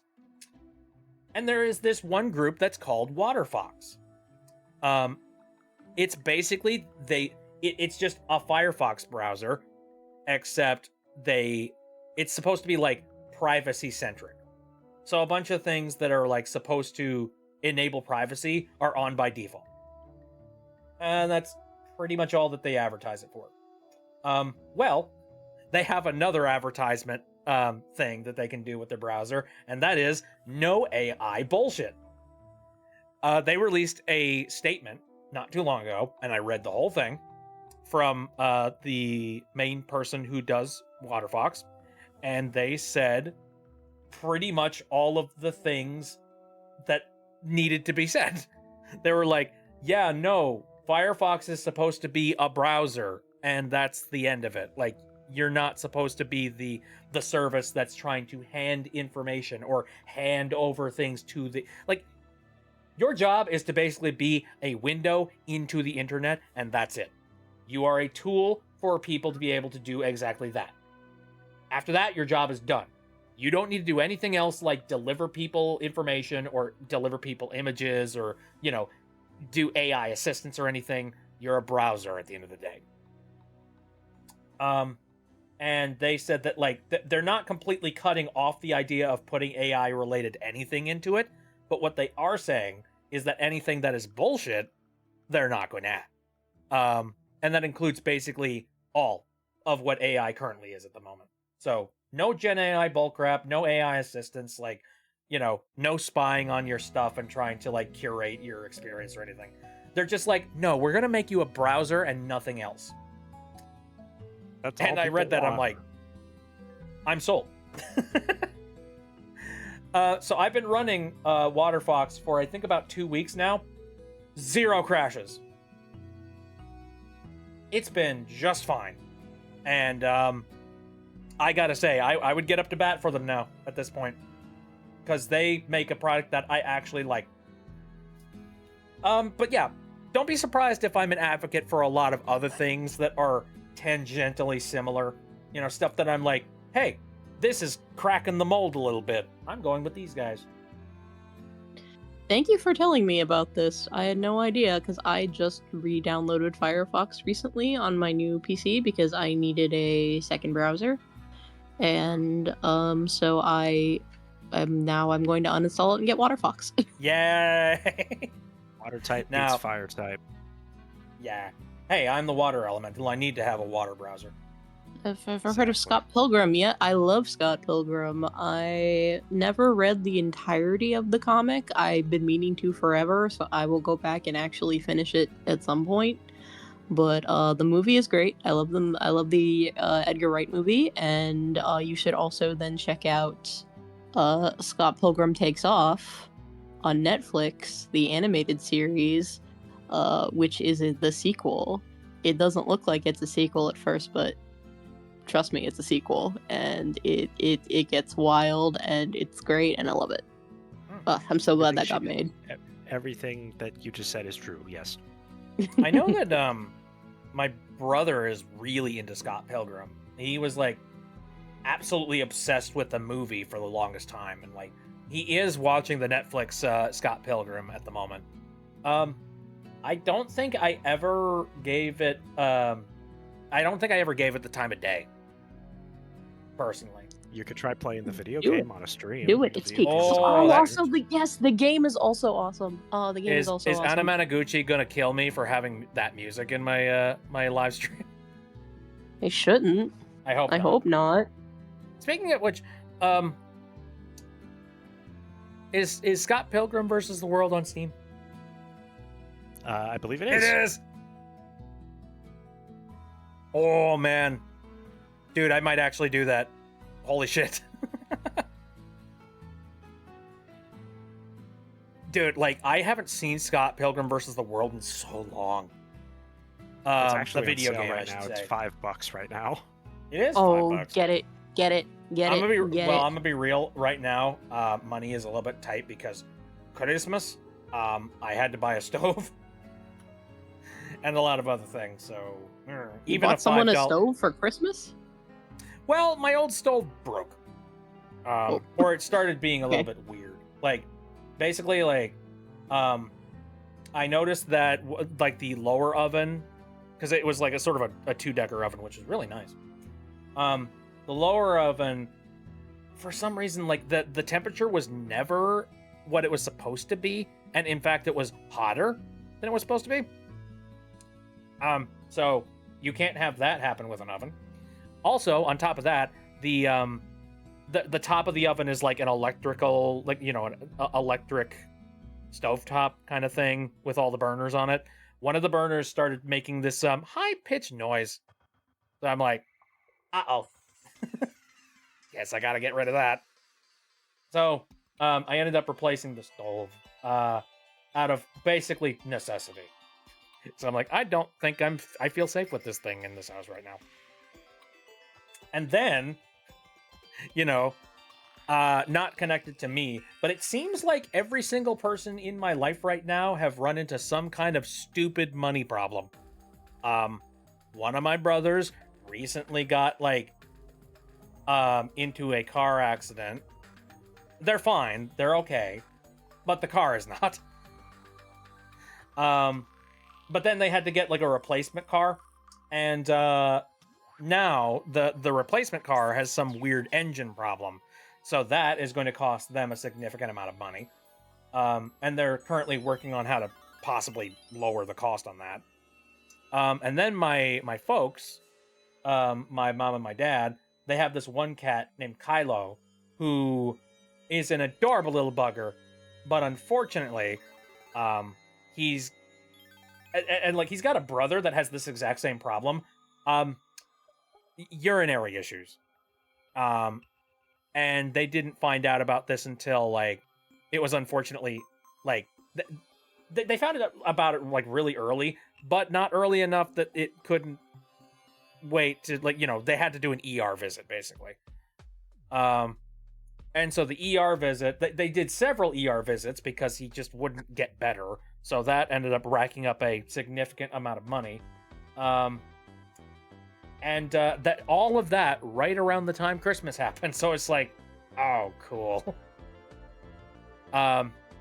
So everybody in my life right now is just like, ow, my wallet. Oh, and it doesn't help that the economy sucks too. There's another thing. So at the moment, I'm being very careful with my purchases because I don't want to like, it's not that it wouldn't be worth it to buy something for $5. It's just kind of one of those that $5 could probably pool into like a meal plan. You know what I mean? That's fair. That's fair. Also, it's almost 1 a.m., so I think I am going to head out. Probably a smart idea. Yeah. Thank you so much for having me on, Bit. Congratulations on your 10th anniversary. Thank you. And I I'm looking forward to the next 10 years. Bruh, I can't even fathom it. Hey, when you're a super famous popular voice actor signing prints at conventions, I'm be like, I knew that guy. Yeah. I knew that guy back before he was cool. Stop gassing me up. Cool. Oh, geez, thank you very much. I appreciate that Of course. a lot. Of course. Bye-bye. Good night. Yeah, sleep well. Bye. Bye. Pierce, are you there? Sorry, I had to go to the bathroom. I'm back. Oh, yeah, no, that's absolutely fair. Sorry, what I missed? Oh, yeah, I was just complaining about the fact that everything's expensive and everything has... My family basically, everything that could have been expensive ended up being expensive. Yeah, So now I'm looking at $5 I'm very purchases upset by and that being too. like, I don't know about that. Which is I hear ya. unfortunate. Farrell says, I would go into the shit show of the states to... Wait, I would go into the shit show of the states to meet you at a convention. Don't. I'm not going to get very political here, but I will just say, don't. Like, that is actually genuinely a massive risk to you. No matter where you come from in the world, if you are not an American, oh, you're going to be grilled over the coals. Yes. So don't even joke. Don't even be like, I'll go to the U.S. for you. No, stay out. Stay clear. Oh, and you're queer. All right, that you definitely don't want to come in here then. Maybe wait like 3 years. I would say more than that. I think it's going to take like a decade before we fix everything. I'm for real. Okay. But yeah, let's not go down the political rabbit hole because that's just going to be unpleasant for everyone. Were you here during the start of my my other stream yesterday? I don't know if I was here for yesterday. What was the topic? Microsoft? Oh, yes. I think I actually might have been there for that, yeah. There's always stuff to complain about with Microsoft. Yeah. A big old TLDR. Full-on complete boycott from me. If I can do more than just boycott and maybe get them the hell out of existence, that would be nice too. The next step up from boycotting is actively sabotaging. Ooh, active sabotage. I like that idea. So do what's happening to Ubisoft right now. Someone hack Microsoft servers and do a funny in Minecraft. Anyway, I don't know. I'm not gonna push that as an idea. Well, I'm just saying to play Minecraft, so it's okay. Yeah, but if you play Minecraft, you're supporting like Microsoft in some capacity. Well then, okay. Pirate Minecraft. I don't know. See, now you're just game mode, now right? you just sound like one of those like bootleg bumper ads that are on the side of a browser or something. Play Minecraft for free.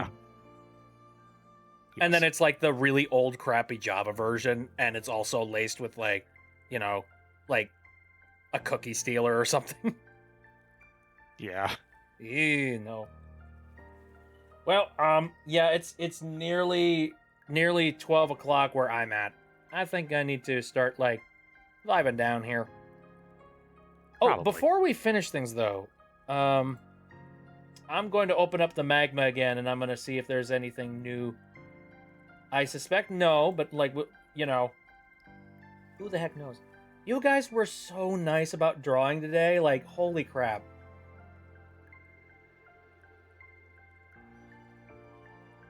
Like, I just throw the magma up there because you guys begged for it. I'm like, you don't have to do any drawing, but it's crazy when you do. Okay, we do have some new stuff. Oh, wait.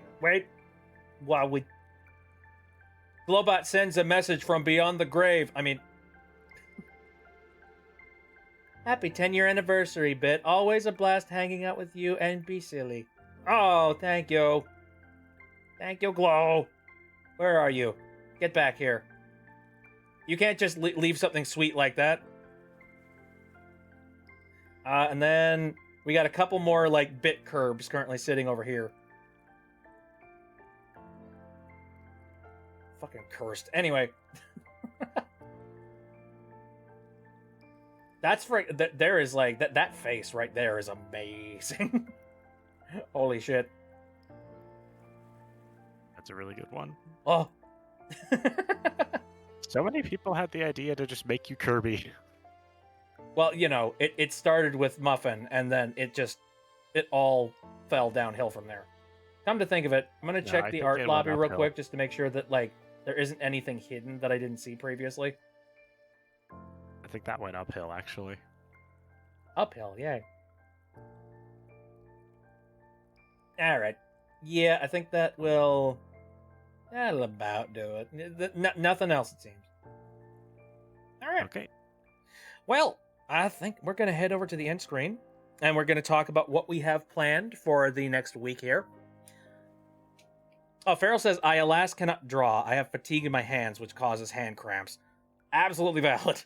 However, I do appreciate when you come into the stream, chill out, maybe chat about something, and also, you know, marvel at all of the amazing art that is currently sitting here on the screen. So, what I got planned for the next week here.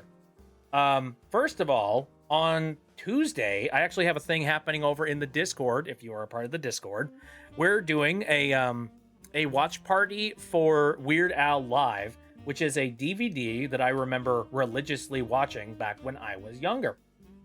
And like, if you've never seen Weird Al in concert, it's quite the spectacle. Especially like this particular DVD, he's at his like Weird Aliest. You know what I mean?